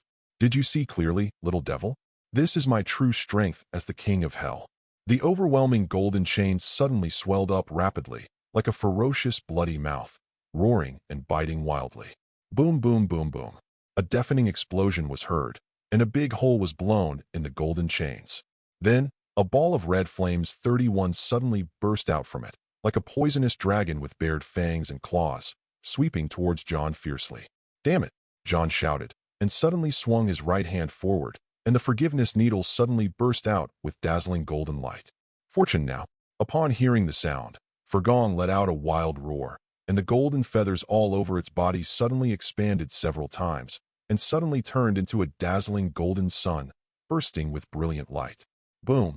A deafening sound came from the golden sun, and the astonishing heat wave from the sun spread wildly in all directions. The moment the ball of crimson flame approached the golden sun, it suddenly dissipated and turned into a group of roaring crimson demons. Roar, roar, roar. Those red demons roared like a deafening roar, and all pounced towards Jean-Ree fiercely, spewing out foul-smelling red poisonous mist from their mouths. But at this moment, a surging golden stream suddenly burst out from the golden sun, like a mighty golden waterfall, drowning those red demons. Damn it, this power is too terrifying. Lucifer roared, and his body suddenly grew several times in size, turning into a giant red wolf. Dazzling flames burst out from its red eyes, and it pounced fiercely towards the golden waterfall. At the same time, the poisonous fog around him suddenly increased several times, like a bloody mouth, rushing towards Jean-Ree fiercely. Boom, boom, boom. A loud and earth-shaking sound was heard, and the golden waterfall was actually destroyed by the violent force. Kachakaka. A ferocious hissing sound came from it, making people shudder. The golden waterfall suddenly twisted, like a ferocious golden poisonous snake, and pounced towards Lucifer frantically. Damn it! Lucifer howled to the sky, letting out a deafening roar. At the same time, the poisonous mist around him suddenly expanded several times, wrapping the golden poisonous snake layer by layer, trying to devour it alive. John, be careful! Hermione exclaimed. Seeing that the golden waterfall was almost swallowed up, she was immediately anxious. But at this moment, Forgong's extremely tall figure suddenly shook, and the whole person seemed to turn into a real sun, bursting out with dazzling golden light. Ayo! Accompanied by a deafening roar, the thousands of feet-long golden light suddenly stopped and turned into countless golden fire arrows, sweeping towards Lucifer fiercely. Damn it, you damn golden monster! Lucifer roared. His giant wolf body was actually pierced by those golden fire arrows, and blood spurted out. At the same time, the red poisonous fog around him was also dissipating wildly, as if it had been completely destroyed by Forgong's fierce attack. Damn it, you damn little devil! Lucifer struggled to stand still, roaring continuously, looking ferocious and terrifying. But at this moment, a very magnetic and intimidating voice sounded from nowhere. Lucifer, you dare to act so arrogant in front of me with such a simple trick? In the golden sun, John's tall and majestic figure suddenly appeared, with an extraordinary demeanor and awe-inspiring presence. He held the sword in both hands, his posture straight, as awe-inspiring as a god coming to the earth. So you are only this level. How dare you, a mere lord of hell, act so presumptuously in front of a lord like me? You, what did you say? Lucifer was furious, and red poisonous mist suddenly gushed out from the wounds all over his body. Huh, don't you even know who I am? John smiled coldly, with a dazzling golden light flashing in his eyes. I am the supreme lord of life and death. Why should I be enslaved by mere fakes like you? As soon as he finished speaking, a dazzling golden light suddenly burst out from John's body, which almost burned up the entire sky. The golden light was so bright and dazzling, so gorgeous that everyone had to cover their eyes with their hands for fear of having their retina burned. Roar, roar, roar, roar. Forgong roared towards the sky, making a roar that shook the world. Suddenly, its extremely tall figure burst out with golden light, and a pair of golden wings suddenly bloomed behind it. Immediately afterwards, wrapped in the wings, John's tall and mighty figure suddenly shook, and it was like a rising sun, bursting out with dazzling golden light. The golden light was like a never-extinguishing star, so dazzling and majestic that it soon enveloped the entire garden in a blazing sea of golden light. Roar! Fergong roared again, shaking the heavens, and pounced towards Lucifer. It moves at lightning speed, making it impossible to see where it is going. In the next moment, Lucifer's giant wolf was knocked to the ground by Fergong. Golden light shone, and the red giant wolf howled continuously as if it was burned alive, in great pain. "Damn it, stop it!" Lucifer yelled. His eyes were red, and he lowered his head and howled towards the ground. But at this moment, Fergong's whole body suddenly shook, and his wings suddenly flapped out. Boom, boom, boom, boom. A series of earth-shaking noises were heard, which actually shook Lucifer several meters away. The huge red wolf howled in pain, fell heavily to the ground, in a miserable state, and blood spurted out. At this time, John's golden figure had already risen high into the sky, holding a sword in both hands, looking down at Lucifer's every move. His golden hair was flying, and he looked very majestic. He exuded an extremely terrifying aura, like a god with great power coming to the world. "Now, I'll ask you again, Lucifer." John slowly opened his eyes. His eyes were red as blood, and his pupils emitted a dazzling golden light. "Do you want to surrender?" "No. You damn little devil. Who the hell are you?" Lucifer howled, his giant red wolf figure beginning to dim rapidly under the golden light. At the same time, the forgiveness needle sword in John's hand suddenly burst out with a golden light, and the entire garden was immediately enveloped in a dazzling golden ocean. Chapter 142. Damn kid, what on earth did you do? Lucifer was terrified and trembling all over, as if he felt some extremely terrible threat. At this moment, the dazzling golden light shot out from the forgiveness needle sword suddenly turned into a golden net, which madly wrapped around Lucifer's body. Roar, roar, roar. Fergong also let out an earth-shaking roar and pounced towards Lucifer fiercely. I saw it spread its golden wings, like a dazzling golden blade, sharp and intimidating. Boom!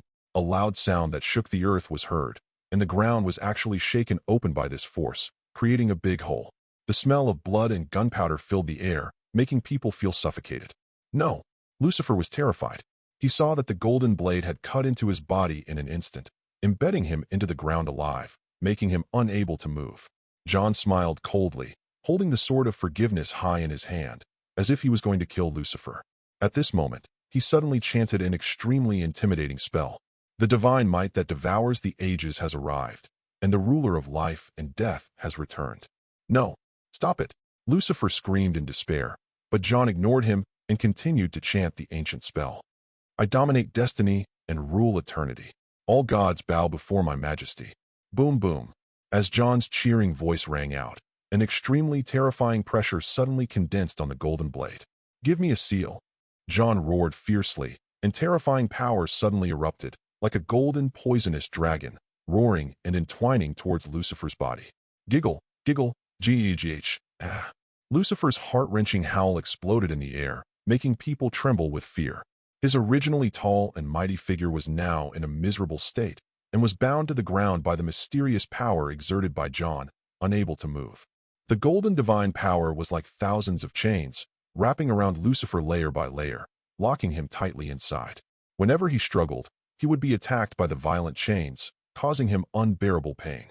Damn it! Who the hell are you? Lucifer's hideous face was filled with horror. Hee, didn't expect that, did you? Since you are the Lord of Hell, I will be merciful and let you experience my true strength with your own eyes. John smiled proudly. He raised the forgiveness needle sword high in his hands with both hands. The eerie golden light was so dazzling that it was blinding. Next, I will let you see what the true power of life and death is. He was seen slowly chanting some mysterious spell, holding up the forgiveness needle sword with both hands, with the tip of the sword pointing in the direction of Lucifer. The torrential tide of reincarnation that devours the world will return to my body for rebirth. John's voice was powerful. While chanting the spell, his figure suddenly grew several times larger. His eyes were as red as blood, his golden hair was flying, and he looked extraordinary and mighty, with terrifying pressure. Look at the Lord's majesty. All things are in submission. As soon as he finished speaking, the forgiveness needle sword in John's hand suddenly burst out with a dazzling golden light, as terrifying as a falling star. Boom, boom, boom, boom, boom, boom. A shocking energy wave suddenly surged out from the center of the golden light, and in an instant the entire garden seemed to be thrown into an abyss, and every inch of land was shaking. A strange and frightening sound of "Palulu" was heard, and the golden chains that imprisoned Lucifer began to swell wildly at this moment. Damn it, what exactly is this power? Lucifer was in great pain. He let out a hoarse roar, and black mist kept pouring out of his mouth. But at this moment, the madly expanding golden chains suddenly stopped and turned into a golden light that swept towards Lucifer Wolf. Ah! Lucifer howled in despair, and all of his bodies were burned with red flames as the golden light entered them. Soon, his entire body was enveloped in a dazzling golden-red sea of fire, as if he was being roasted alive. Is that enough? This is my true strength. John looked down at Lucifer, who was in pain, with disdain in his eyes. He can barely be considered the Lord of Hell, but that's all. You, who the hell are you? Lucifer screamed in pain, but John ignored him and sneered. Me? I'm nothing. I just rely on the ultimate principles of heaven and earth and share the same origin with all things. John raised his head high, and his eyes suddenly burst into a dazzling golden light. Reincarnation is illusory, and my body is the master of all things. Impossible. How could you possibly? Lucifer was terrified. His ferocious look revealed a sense of disbelief. It's hard to believe? Well, let me help you get rid of that stubborn obsession. John slowly raised the forgiveness needle sword in his hand, and the tip of the sword was emitting golden light like a small sun. Since you have fallen into my bondage, you will never be able to escape from my hand. As he spoke, John pointed fiercely into the air. The foregong roared immediately, and its earth-shaking roar was filled with a frightening majesty.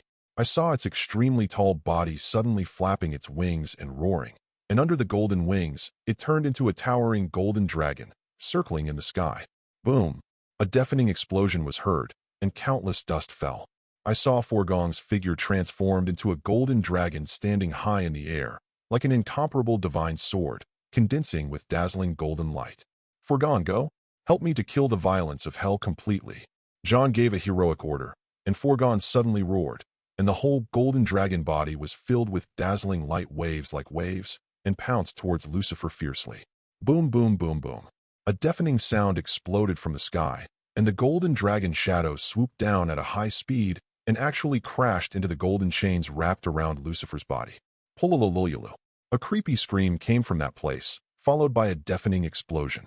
Lucifer's body, which was covered with red flames, was swelling wildly under the golden light, looking extremely weird. Damn it. Kid, what exactly do you want to do? Lucifer's hoarse voice was filled with fear, but at this moment, the chains wrapped around him suddenly tightened, instantly shrinking his huge body to the size of a baby. What? I've already told you. We have to completely suppress this violent thing like you. John said slowly with a weird smile. Do you still want to escape from my control? Haha, what wishful thinking. As he spoke, the forgiveness needle sword in John's hand suddenly shook, and the golden chains wrapped around Lucifer suddenly gathered and formed a golden sphere that completely enveloped Lucifer. No, stop it, you damned little devil. Lucifer let out a heart-wrenching howl. His hideous figure twisted and struggled in the golden sphere, but the golden light faintly emitted a very deterrent sense of oppression, making him unable to move. Chapter 143. John, what are you trying to do? Hermione was also trembling with fear at the thrilling scene before her. She felt as if she was in some unimaginable horror scene. At this moment, an extremely majestic and powerful heaven-shaking spell sounded from the golden sphere. Life and death cycle, all principles return to it. Galen is the eternal ruler of the world.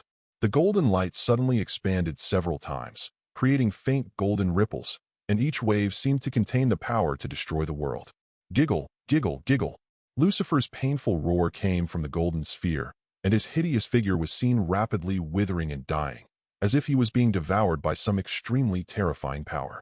No, damn it, Lucifer screamed hoarsely, but John said coldly, Look carefully, Lucifer. This is my master's West work. All things that exist originate from my heart and will eventually return to me. As soon as the words fell, the golden sphere suddenly burst into a dazzling golden light, making the whole world tremble as if it was overturned. Boom, boom, boom, boom, boom, boom, boom, boom, boom, boom, boom. An earth-shaking explosion came from it, and the golden light suddenly burned and jumped like a star. Heh. Lucifer howled in despair, but his hideous figure was rapidly disintegrating, as if being submerged in this terrifying ocean of golden light. Suppress it, for me. About 100 Han roared fiercely, with dazzling golden light bursting out of his eyes. With a roar that shook the sky, the golden sphere suddenly shook and instantly turned into thousands of golden beams of light, which sank into the top of the sky like the spear of a god. No, impossible. How is this possible? A scream came from the golden beam, and soon it returned to silence. Boom, boom, boom, boom, boom, boom. In the sudden explosion of golden light, there was no figure to be found, as if the whole world was left with only this dazzling golden light. Do you feel it? This is my true power. When all beings submit to me, I will truly dominate everything. John was full of pride. He stood in the dazzling golden light, tall and majestic, towering between heaven and earth. Incredible. Where on earth does this power come from? Hermione's eyes widened. She had never seen anything like this before, and her heart was filled with a storm. DBDH. No one has ever told me that John actually possesses such power. Harry was also shocked by the shocking scene before his eyes. He trembled all over and felt that he had lived for so many years, but what was the point? It turns out that the real power of the Master is so incredible. At this moment, John's tall and majestic figure suddenly turned around. He looked at the ground beneath his feet and looked down at everyone. Konstantin, you have proved that you are different from us. Harry shouted excitedly. I didn't expect you to be a supreme being from the divine world. No wonder you have such power. Now, should we kneel down to you? Hermione followed suit. She was filled with awe. But at this moment, John's voice came from the golden light. Everyone, you don't need to do this. I am the master of heaven and earth, and I share the same origin with all things. Why should I be trapped in the cycle of life and death? I just restored the most authentic rules of this world. As he spoke, John waved his hands, and in an instant the dazzling golden light quickly dimmed, and finally he was the only one standing there. John, I never thought you possessed such powerful strength. Hermione said with emotion. Looking at your divine power just now, I felt extremely bored. John smiled and shook his head. How can I say I am extremely bored? I am just doing my duty as a master. The reason why this world is full of difficulties and obstacles is simply because we have strayed from the path of origin. Once we have twisted everything in this world back to normal, life will be as warm and uplifting as the spring breeze. Then, you will understand that the so-called cycle of life and death does not actually exist. As he spoke, John turned his palm over, and a golden emblem appeared on it. The emblem was shining and extremely gorgeous. Okay, everyone follow me. John smiled indifferently, and his figure was suddenly shrouded in golden light at this moment. I want to take you to see where the real source of life is. As soon as the words fell, a dazzling golden light suddenly burst out, instantly enveloping John and the others. When the dazzling golden light finally faded away, the entire garden was already in ruins. Even the place where Lucifer once stood was left with only scorched earth. Plop! John landed slowly on the ground, and with just a light step, he created a small hole in the ground. The golden light on his body was rapidly dimming, and his tall and majestic figure was recovering little by little. The look between his brows was more majestic, and his eyes were as fast as lightning and as sharp as swords, extremely intimidating. Is this John's true power? Hermione looked at the scene in disbelief. She stared at John blankly and felt as if she and the friend she used to get along with were two completely different people. I have never seen such a terrifying power, and I never thought that John is such a powerful being. Harry was shocked and speechless. His eyes were full of doubt. John's golden hair was flying in the air, his eyes were red, and he seemed to still have the pressure field from the explosion just now. Everyone, do you understand now? John spoke slowly, his voice loud and magnetic, full of majesty that looked down on the world. I am so small, but why am I so powerful? There is no contradiction between the two. He flipped his palms, and a golden emblem appeared on his palms. Because the source of endless life lies in my master. The golden emblem suddenly emitted golden light, which attracted everyone's attention. As the golden light on the surface of the Pilu emblem shone, a terrifying energy fluctuation was faintly revealed. The fluctuations were neither fast nor slow, like an eternal breath, emitting an extremely mysterious aura. The cycle of life and death also started with me. Birth, aging, sickness, and death are all under my control. John flipped his palm, and the golden emblem suddenly increased several times in size, transforming into a golden passage. Follow me, and I will show you what is the root of everything in this world. In the center of the golden passage, there was a faint and extremely attractive wave of light flowing, emitting a supreme sacred aura that made people yearn for it. John, what on earth is this? Hermione was attracted by the breath. She subconsciously took a few steps towards the golden passage with a dazed look in her eyes. Everything will become clear after you see it. John smiled faintly.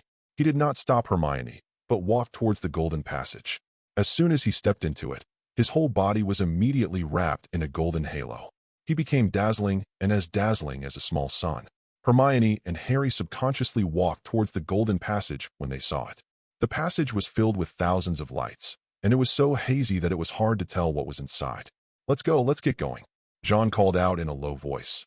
And just as he finished speaking, his tall figure suddenly disappeared in the golden halo. Chapter 144.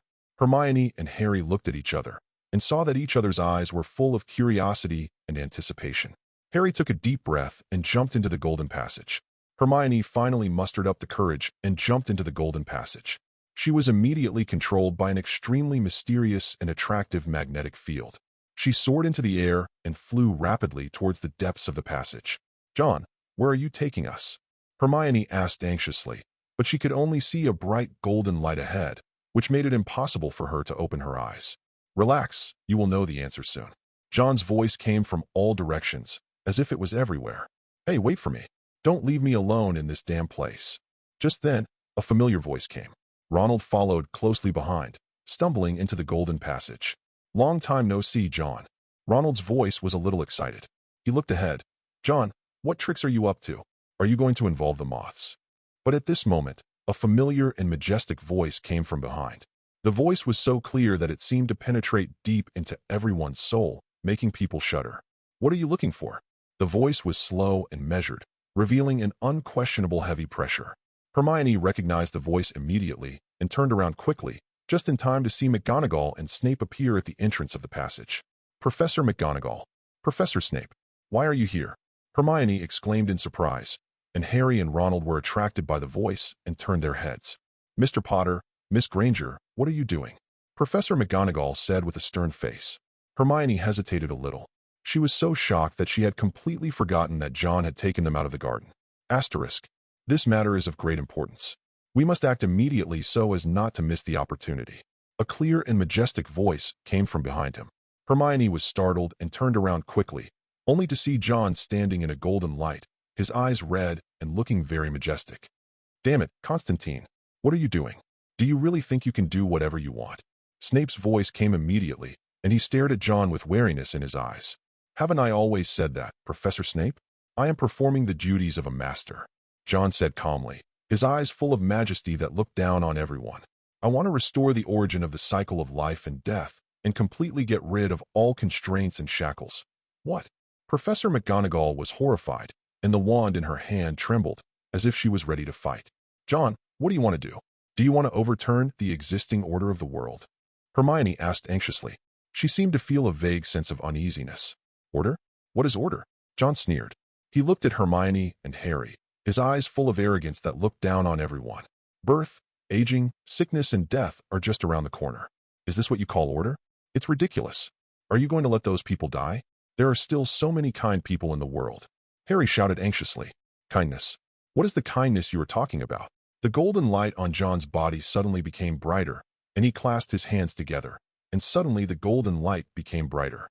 So-called kindness is nothing but an illusory self-restraint.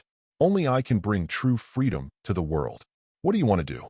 Snape shouted, his eyes wide open. At this time, he also walked in, pointing his wand at John. John smiled coldly, with a hint of disdain at the corner of his mouth. What should I do? It's simple. I just want to completely defeat this ridiculous cycle of life and death. As long as you have enough power, nothing is impossible. John looked around disdainfully. He walked slowly forward, extremely solemn. Follow me, and you will see the truth of this world, and then enter a whole new realm. As soon as the words fell, John's whole body suddenly burst into a golden light. The golden light was like a star, dazzling and bright, making it difficult to look directly at it. Crackle, crackle, crackle. A terrifying and sharp sound suddenly came out from the golden light, making people feel creepy. I saw a human-shaped skeleton slowly emerging in the golden light. Requiem. Professor McGonagall was horrified. She quickly raised her wand and cast the Patronus charm to prepare for a counterattack. But at this moment, the human-shaped skeleton suddenly opened its bloody mouth and let out a deafening roar. Oh! As soon as the deafening sound was heard, circles of bloody mist appeared around the skeleton and rushed in all directions. "Stop!" Snape shouted, and he and McGonagall simultaneously cast spells towards the blood mist. But at this moment, an extremely terrifying pressure burst out from the golden light and suddenly turned into a transparent barrier, forcibly blocking all the magic outside. "John, what are you doing? Stop it!" Hermione screamed.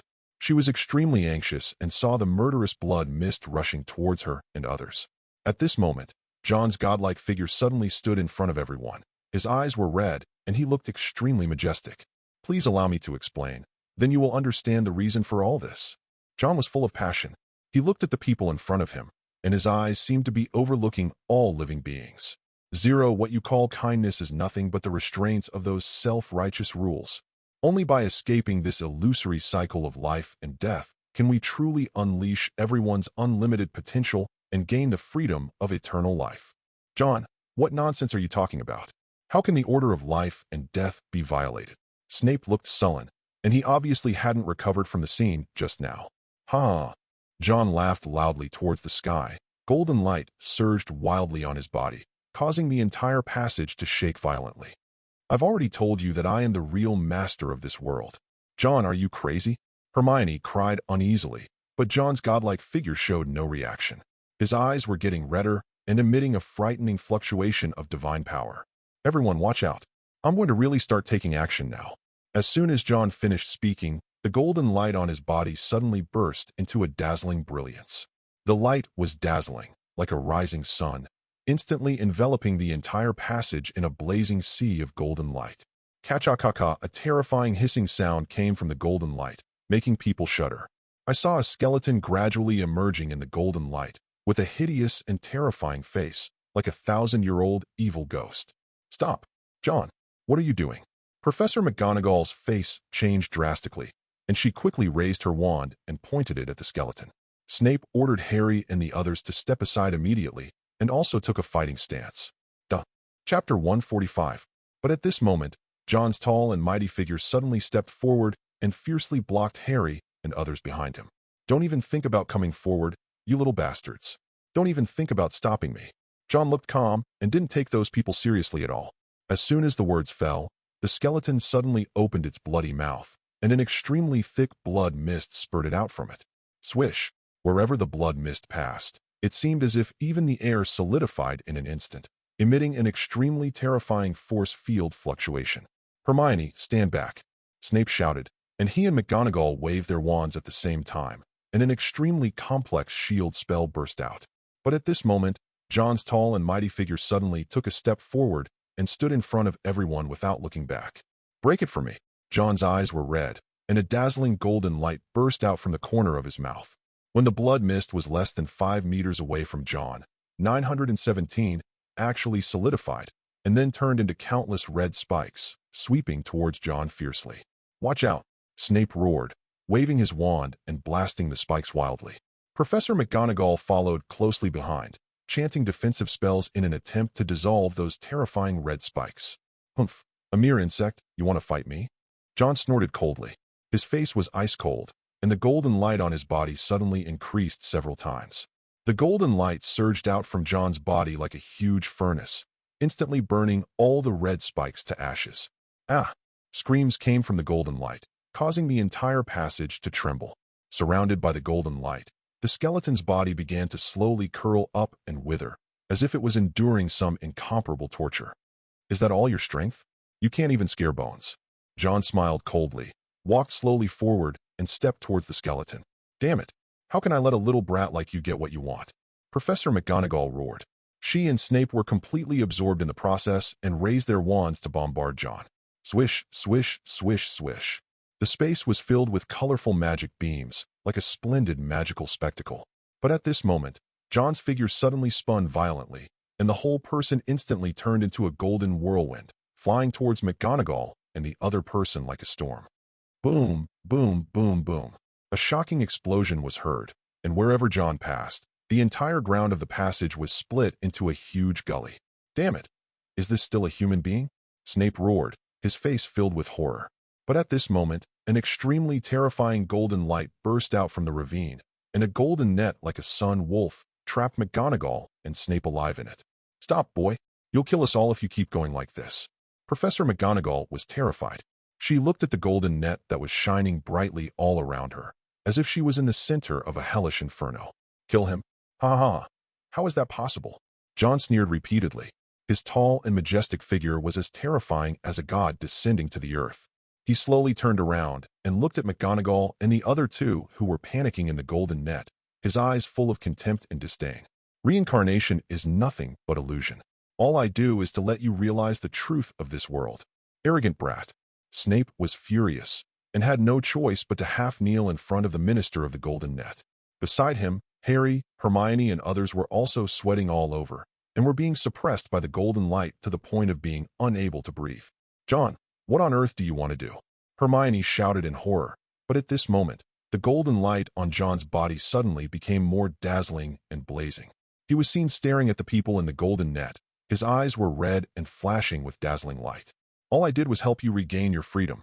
As soon as he finished speaking, John's huge figure suddenly turned into 1,000 feet of golden light, covering everyone with a mighty force.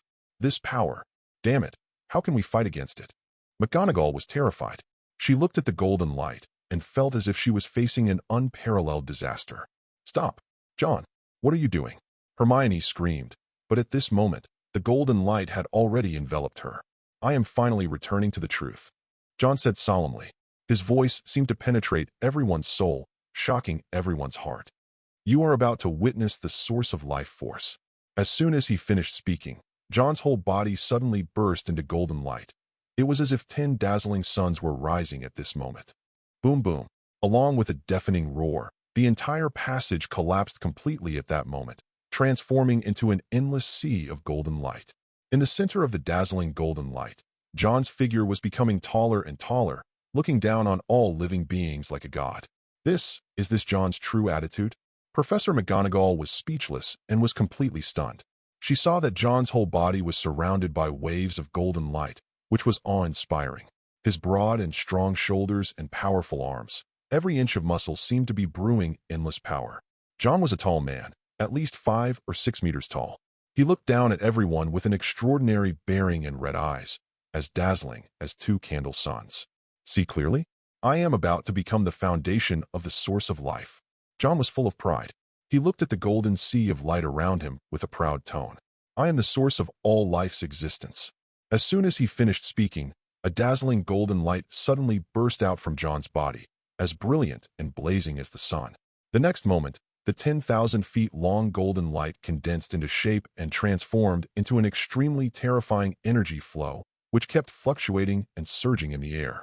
What exactly is this power? Hermione widened her eyes, as if she was completely dazzled. Wherever the energy flow passed, the space seemed to be distorted, with gullies and mountains everywhere. What I created is the foundation of everything in this world.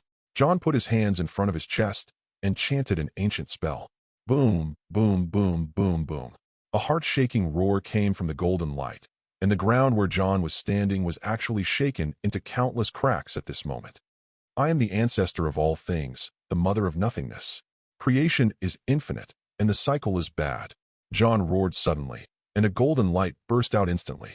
Endless life, this is the will of God. As soon as he finished speaking, the golden energy flow suddenly rolled up, like an extremely terrifying whirlpool, and accelerated its rotation. The power of domination is coming. John clapped his hands violently, and the golden energy flow accelerated to the limit in an instant, transforming into an incomparably huge golden sword ball wrapped in a roaring gust of wind that whistled through the sky. Boom! The roar of thunderous waves was deafening, and the ferocious cracks on the ground were torn apart by the golden sword at this moment, revealing an extremely shocking secret realm. Chapter 146. John roared heroically and slashed the golden sword in his hand fiercely, and the ferociously cracked ground was covered with layers of waves, like a turbulent sea. Everyone saw a mysterious entrance suddenly appear in front of them, with golden light shining inside and a peaceful atmosphere. Did you see it clearly? This is the entrance to the source of life. John was extremely majestic, with his eyes emitting a dazzling red light. Hermione opened her eyes wide and trembled with excitement. Impossible. Could this be the source of life in the legend? Humph. How can you humans possibly comprehend the mystery? John sneered and strode towards the entrance. Harry and Ronald looked at each other and followed immediately. McGonagall and Snape looked at each other, but finally gritted their teeth and followed.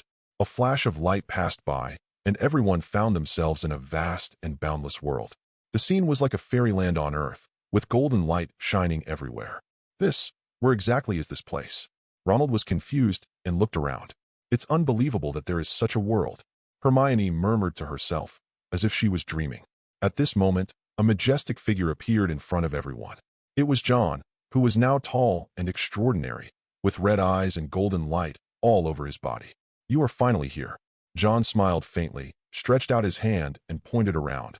Welcome to the realm of domination, the source of life force. What? Is this the source of life? Harry's eyes widened, unable to believe it. That's right. John nodded, with a confident look on his face. This is where I created everything and ruled over life and death. Only I am the real master with supreme power. As soon as he finished speaking, the golden light on John's body suddenly burst out, shining like a star. With his angry shout, the 10,000 feet of golden light turned into a huge golden net, surrounding everyone. How dare you? What on earth do you want to do? Snape roared, and together with McGonagall, he used magic to struggle against the golden net. But at this moment, an extremely powerful suction force burst out from the inside of the golden net, sucking away all the magic spells of everyone. No, what kind of power is this? McGonagall was so scared that he broke out in a cold sweat and fell to his knees on the ground. Ha ha ha. John laughed loudly towards the sky, and the golden light on his body became more and more dazzling. Haven't you realized yet? I am the master of all things. The only power to control the cycle of life and death belongs to me. As he spoke, John waved his hand violently, and the golden net suddenly shook. Countless golden arrows shot out from it, instantly enveloping everyone. Who gave you this kind of power? You are making a big mistake. Harry gritted his teeth and fought side by side with Ronald, struggling to resist those light arrows. However, John just smiled coldly and waved one hand in front of his chest. The golden light suddenly expanded rapidly and merged into a golden net, imprisoning everyone inside. Let us go, you arrogant little devil. Snape roared and chanted spells, not knowing that any magic was useless in front of John. John was high above, looking down at the golden net with a sneer. Do you see clearly? This is my power. The source of life, the foundation of all things, is under my control. From now on, you must submit to me forever. As soon as the words fell, the golden net suddenly shrank sharply, squeezing everyone inside, making it hard to breathe. Just when everyone thought they couldn't hold on any longer, the golden light on John's body suddenly dimmed, and the golden net also loosened. Ding! Detected that the host is about to enter the advanced exorcism state. Do you want to start it? Once started, the supreme power will be released. The system prompt sounded in John's mind at the right time. John's eyes shot out a ferocious red light, looking at the people imprisoned in the golden net, and a strange smile appeared at the corner of his mouth. It's time to show you my true strength. As soon as he finished speaking, John's whole body suddenly burst into golden light, like a blazing and dazzling sun suddenly blooming. The Exorcist's great perfection state has been activated, and all attributes have been increased by 1,000%, and the duration is 480 seconds. Health, 100,000. Sacred value, 80,000. Exorcism value, 70,000. A series of system panels suddenly appeared in John's field of vision, showing his current attribute status at a glance. John's whole body was shrouded in golden light. His eyes were blood red. His expression was solemn and majestic. Hiss! Who on earth are you? Snape was confused and overwhelmed by John's terrifying power. Do you want to know? John raised his head and looked down at everyone, his figure looking down on the world like a real god. I just followed the source and absorbed the power of life. Now, it's your turn to experience the power. As he spoke, John formed a seal with one hand and chanted an extremely ancient and mysterious spell. The 10,000 feet of divine light suddenly surged at this moment, turning into thousands of golden streamlines, circling in the air. What on earth is this? Harry opened his eyes wide, looking at the golden light streams in doubt. Break it for me. John roared fiercely and clasped his hands in front of his chest. Those golden light streams suddenly converged and instantly transformed into a golden spear, which slammed towards everyone like a meteorite from outer space. Be careful. McGonagall was horrified, and he and Snape quickly protected everyone and cast a protective spell. But at this moment, the golden spear suddenly split into three and rushed towards McGonagall and the other two. Boom. Two deafening noises were heard from midair, and McGonagall and Snape's 290 protective shields exploded under the impact of that force. Too powerful. What on earth is John doing? Ronald stepped back subconsciously and swallowed, unable to hide the fear in his heart. However, John acted as if he didn't see them. He pointed to the sky with one hand and continued to recite the mysterious spell. The power of domination descends from the sky, is endless, and drives all things. As John finished speaking, the golden spear suddenly burst into a 1,000-foot-long golden light, as bright and dazzling as the sun. Ding! The host has gathered 90% of the sacred energy. Please operate carefully. The system's prompt sounded again in John's mind. John took a deep breath, his eyes were bloodshot, and the golden light was dazzling. Now take it, he shouted fiercely, and immediately chopped down at the crowd fiercely. Boom, boom, boom, boom, boom, boom. A shocking energy wave suddenly burst out from the golden spear, like an orange-red star, illuminating the entire world. Ah! Everyone felt a black screen before their eyes, and then a violent roar rang in their ears. When they opened their eyes, they saw only a mess of ruins on the battlefield. John, what did you do? Hermione covered her eyes and looked at John with difficulty. At this moment, John stood tall above the scorched earth like a golden sword, his eyes red as blood, his figure enveloped in golden light. Duh. Chapter 147.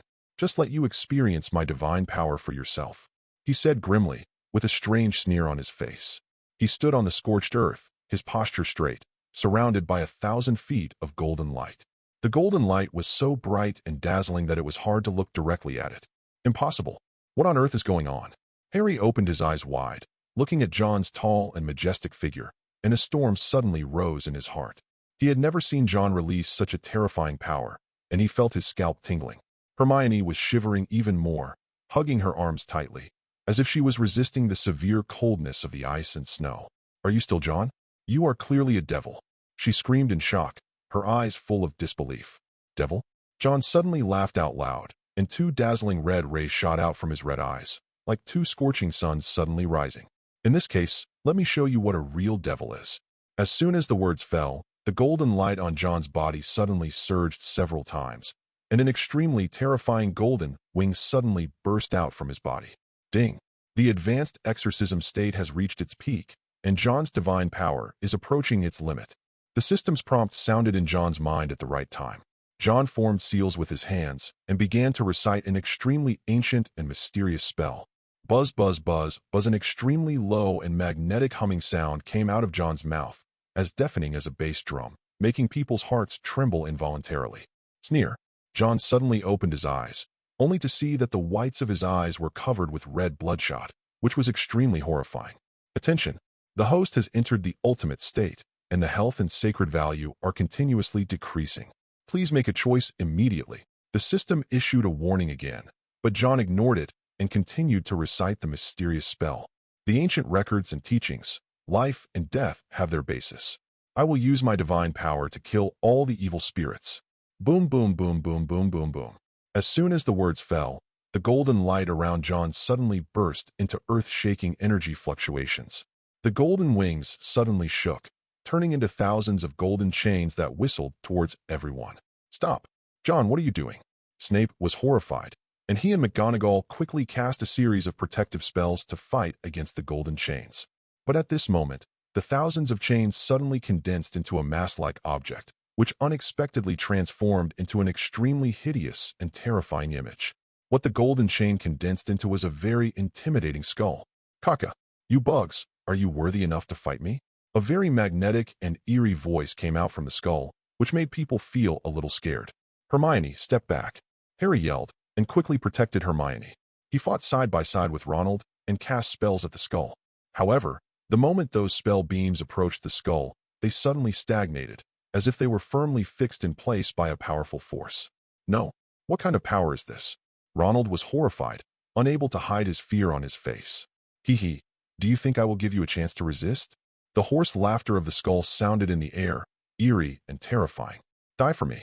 The voice suddenly changed, and the skull suddenly opened its bloody mouth, and spewed out bloody red poisonous mist towards Harry and the others. "Be careful." McGonagall was horrified and waved his wand to cast a light golden protective shield to protect everyone. But at this moment, the golden wings behind John suddenly shook and turned into thousands of golden poisonous snakes, hissing ferociously and fiercely coiled towards the protective shield of McGonagall and the other person. Boom, boom, boom, boom, boom. A deafening explosion sounded from the air, and the light golden protective shield was blown open with a big hole under the impact of thousands of poisonous snakes. No, how is this possible? McGonagall's face turned pale. She and Snape hurriedly strengthened their defenses, but it was in vain. At this moment, an extremely terrifying golden poisonous net had wrapped them up, making them unable to move. Chuckle. The skull's eerie laughter came out from the golden net, making people feel chilly. Behind it, John's tall and majestic figure gradually approached, his eyes red as he stared grimly at McGonagall and Snape in the golden net. "Suppress it," he said grimly, waving his right hand violently. The golden net suddenly shrank rapidly, making a strange gurgling sound. McGonagall and Snape were seen in great pain, being squeezed by the force. Hiss! Where did this power come from? Snape gritted his teeth and roared, but he couldn't exert any strength at all. "Do you see clearly? This is my real power," John said lightly, standing high above, looking down at everyone. "The good and evil in your eyes are nothing but illusory concepts. In my eyes, everything can be conquered." As soon as the words fell, the golden net vibrated violently, and the golden light around John also burst into a dazzling light at this moment. "Submit to me," he said grimly. His eyes were red as blood, and he looked mighty. As soon as the words fell, the golden wings behind John suddenly flapped, like a small sun, bursting out with dazzling golden light. Boom, boom, boom, boom, boom. An earth-shaking energy wave suddenly burst out from the golden light, causing the earth to shake violently. "Did you see it clearly? This is my real power."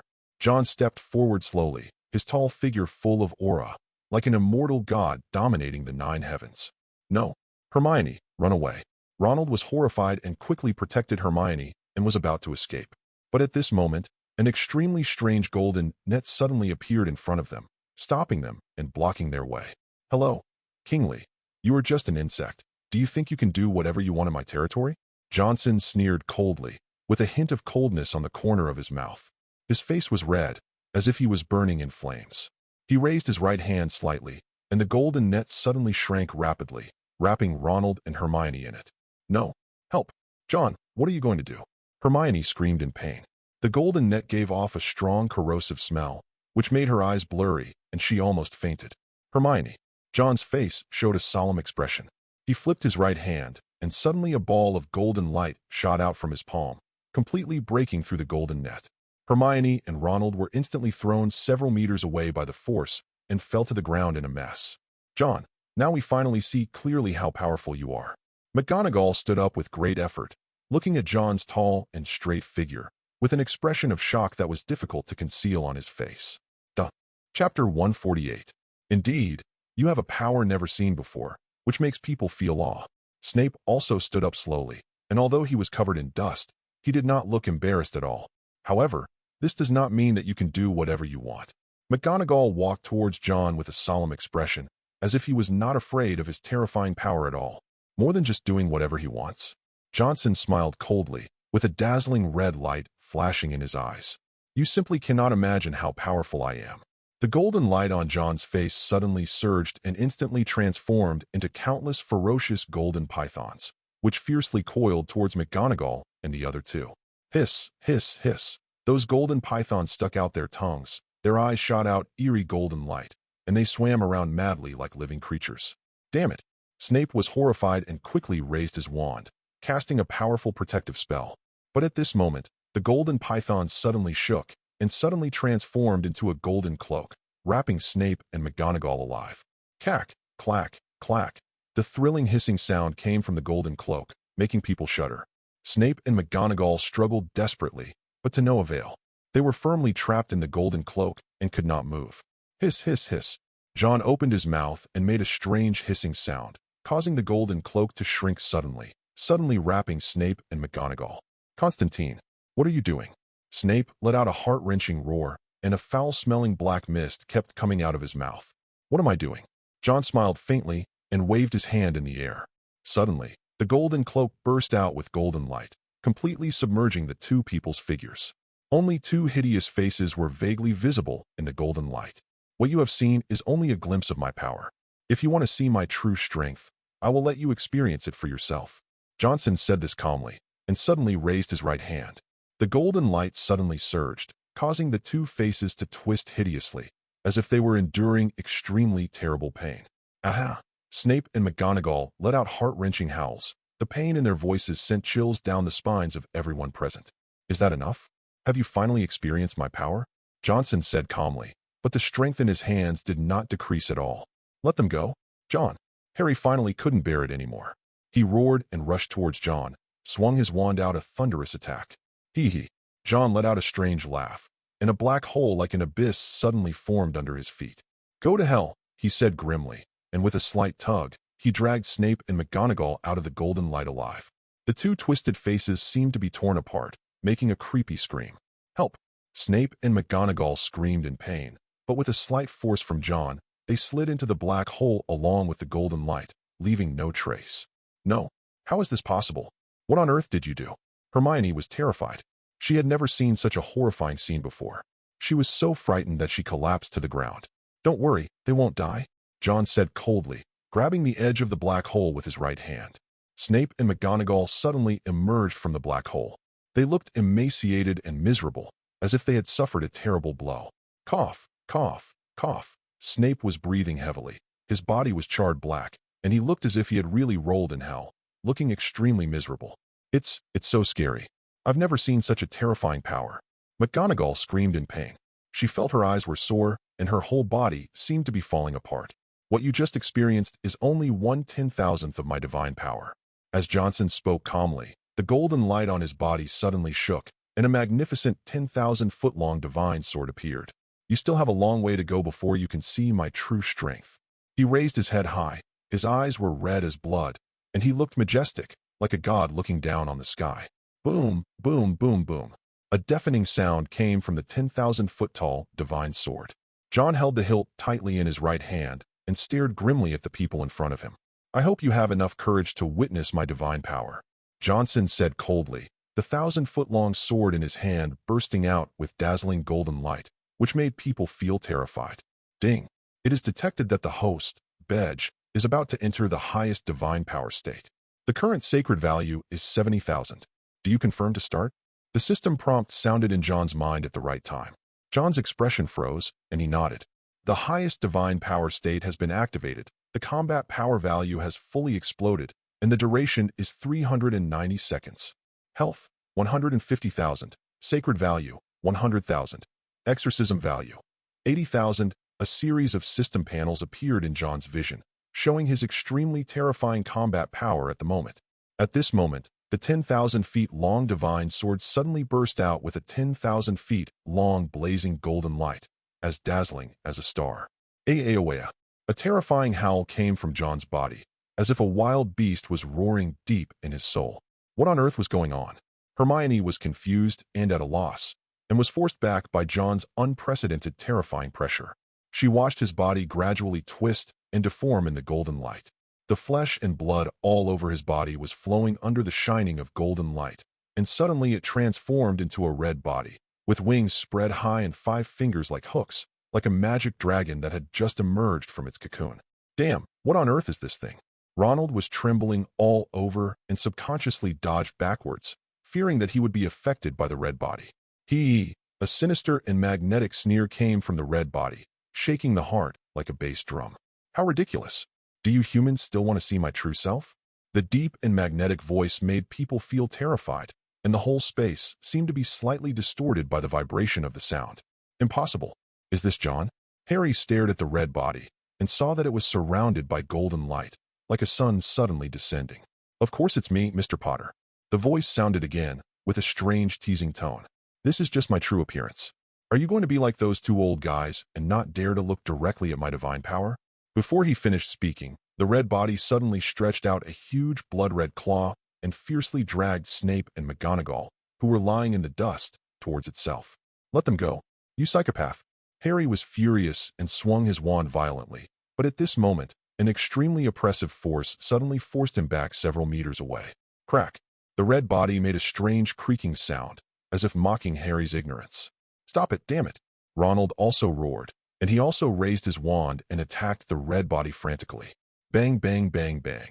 A deafening explosion sounded from midair, causing a strong wind to blow throughout the entire space. However, when the billowing black smoke dissipated, Ronald's spells were all blocked by a golden protective shield, and the red body was safe and sound. Not even a hair was damaged. Chapter 149. McGonagall and Snape's howls of pain came from the giant red claws, which made people feel a little scared. They were seen being tightly clamped by the huge blood-red claw, their bodies were charred and in a miserable state, and their appearance was horrifying. "Do you understand now? This is my divine power." That magnetic voice sounded again at this time, both proud and conceited. "I am the Lord who rules over life and death, the only sacred Lord in this world. Do you finally see clearly now?" As soon as the words fell, the red body suddenly shook, and the golden light around it suddenly gathered madly, instantly transforming into an extremely dazzling golden net, wrapping Snape and McGonagall in it. "No, what kind of power is this?" Hermione covered her eyes, feeling a sudden burst of golden light, making her feel blinded and stinging as if she was looking directly at the sun. Hee. That red body let out a strange and magnetic laugh, as if mocking everyone's ignorance. "Don't you want to witness my divine power? Then let me let you experience it for yourself."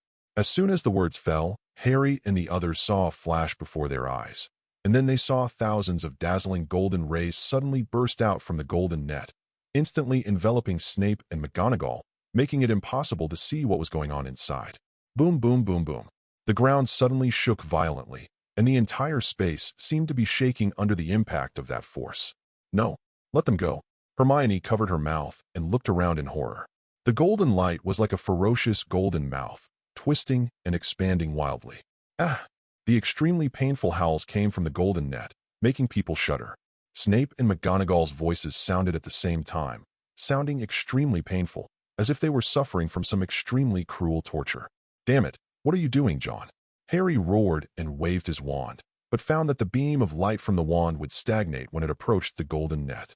The red body let out a terrifying sneer. It didn't take Harry seriously at all. "Boy, stop struggling in vain. You will never be able to imagine how terrifying my true power is." As soon as he finished speaking, the golden net suddenly expanded several times in size, transforming into an extremely huge bloody mouth, and rushed towards Harry ferociously. Boom, boom, boom, boom, boom, boom. A deafening explosion came from the bloody mouth, causing the entire space to begin to twist and shatter wildly. "Damn, what on earth is going on?"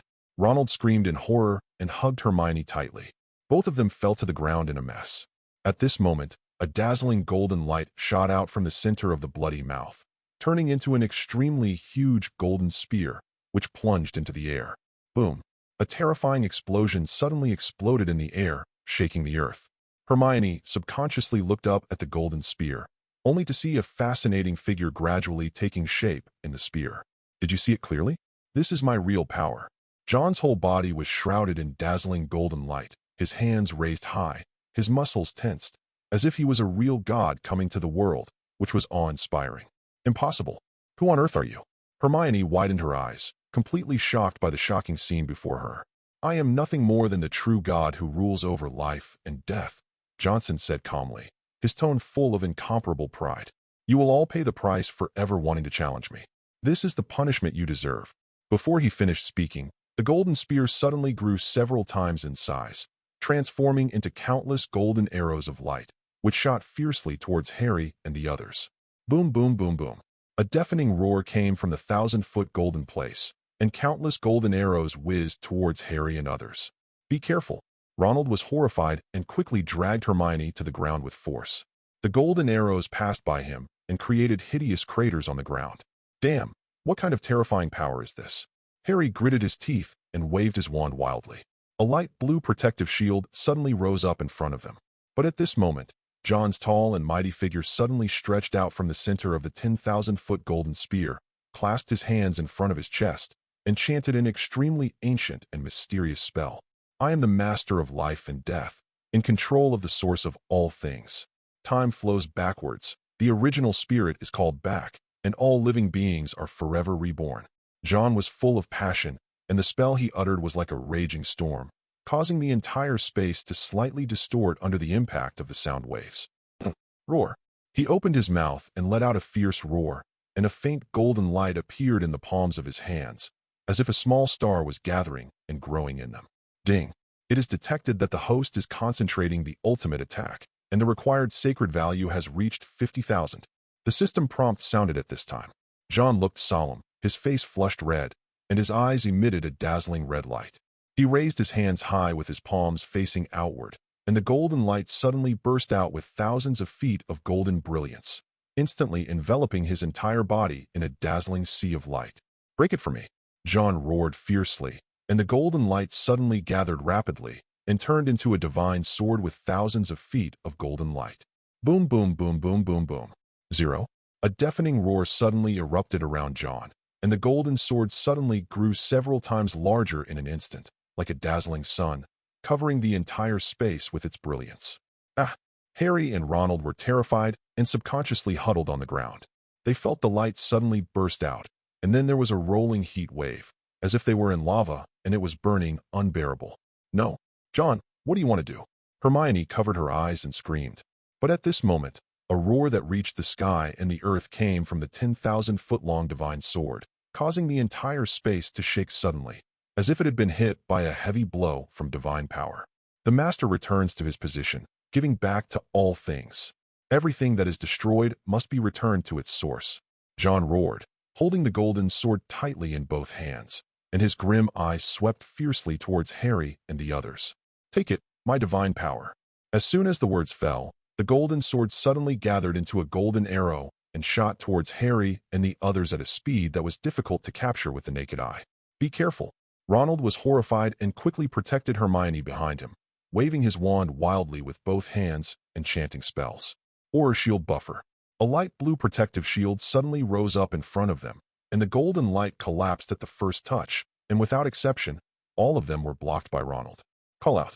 John was quick-witted and put his hand in front of his chest, immediately calling the golden sniper arrow back into his body. Seeing that the protective shield had not yet been completely extinguished, he mercilessly waved his hand at one of them. Chapter 150. Boom, boom, boom. A deafening explosion was heard, and the protective shield suddenly expanded several times, opening towards Harry and the others like a bloody mouth with a hideous grin. A creepy crackling sound came from it, and the protective shield expanded at this moment, like a hideous net, wrapping Harry and the others alive. "Damn it! John, stop it!" Harry gritted his teeth, but at this moment, John's voice came from the golden net. "Do you see it clearly now? This is what the Lord of Divine Power looks like." As soon as he finished speaking, the golden net suddenly burst into a dazzling golden light, completely submerging the figures of Ronald and Hermione. Only Harry was able to maintain his consciousness. The heart-wrenching howls came out from the golden net, which made people feel cold.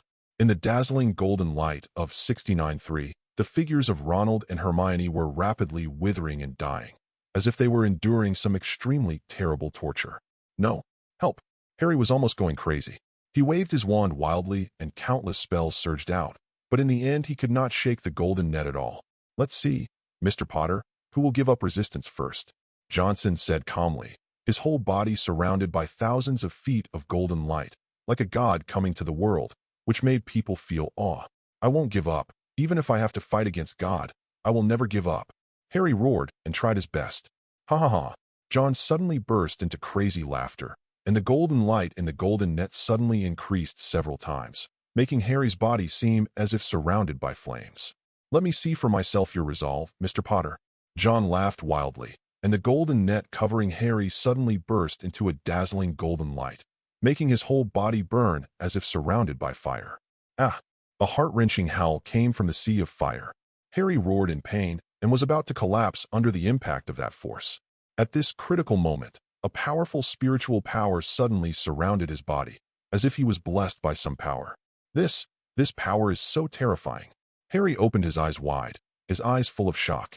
He felt an unprecedented divine power surge in his body, filling his whole body with strength. He was not afraid even in this blazing sea of fire. Ding. Detected that the host has unlocked the ultimate protective shield. The combat power value has been greatly improved. It is recommended to counterattack immediately. The system's prompt sounded in John's mind at the right time. John sneered and looked down at Harry condescendingly, his eyes full of disdain and mockery. It seems that you have a good determination, Mr. Potter, but you should not get too complacent with this little trick.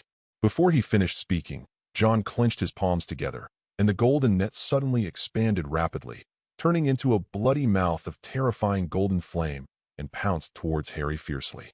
"Break it for me," Harry roared, and two dazzling red lights suddenly burst out from the wand in his hand. The two red lights pierced through the sea of fire like scorching fire spears, and in an instant they severely blasted a huge hole in the thousands of feet of golden light.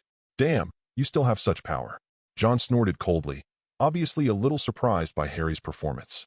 At this moment, Harry suddenly leaped up and rushed out of the sea of golden light and fire with incredible agility, shouting spells continuously. Burning weapons, destruction, bursting flames. Countless spell beams shot out from Harry's wand, interweaving into a gradually expanding fire net in the air, and rushed towards John's figure fiercely. A horrible hissing sound came from John's body. His eyes were red as blood, looking sinister and powerful.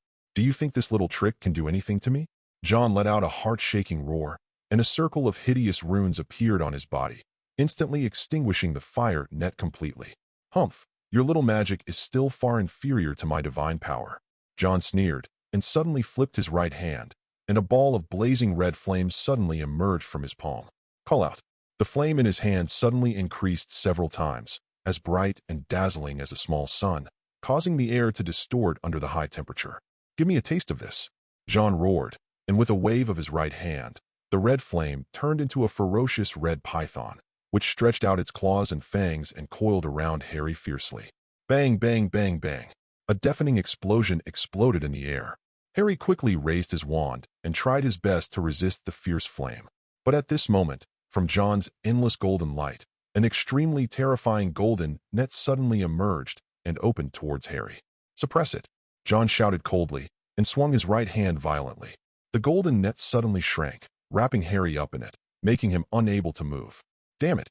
Harry was horrified and struggled all over, but the golden net exuded an extremely oppressive power, making him unable to exert any strength at all. At the same time, the giant red flame python in John's hand suddenly shook, turning into countless red fire arrows, shooting madly towards the golden net. Boom, boom, boom. A shocking roar suddenly exploded in the golden net, and rolling heat waves swept in all directions like a gale. "Ah!" Harry screamed in agony. His entire body was burned by the merciless flames. It was as horrible as if he was in hell. "With just this little strength, you think you can fight me?" Johnson sneered. The fire waves suddenly stopped, and then rushed towards Harry fiercely again. "Give up, Potter, you can't resist my might." Harry was in a miserable state. His body was burnt black and his eyes were bloodshot. It was obvious that he was exhausted both physically and mentally, and on the verge of collapse. But at this moment, an extremely powerful force suddenly circled in Harry's body, causing him to open his eyes wide instantly, and the whole person seemed to be injected with vitality again. "No, impossible. How can you still hold on?" John's pupils suddenly shrank, and he stared at Harry with an expression of disbelief on his face. Harry's charred body suddenly burst into dazzling golden light, as if a small sun suddenly bloomed in his body.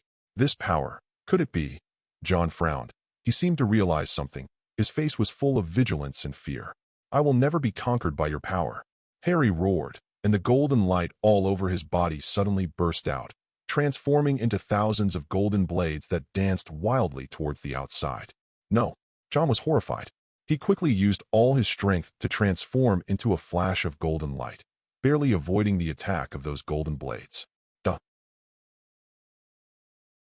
If you're enjoying the story so far and want to hear the next parts, don't forget to like the video. It really helps the channel grow. And if you'd like me to continue the series, drop a comment below letting me know. Your feedback and support keep these audiobooks going strong. Thanks for listening, and I'll see you in the next one.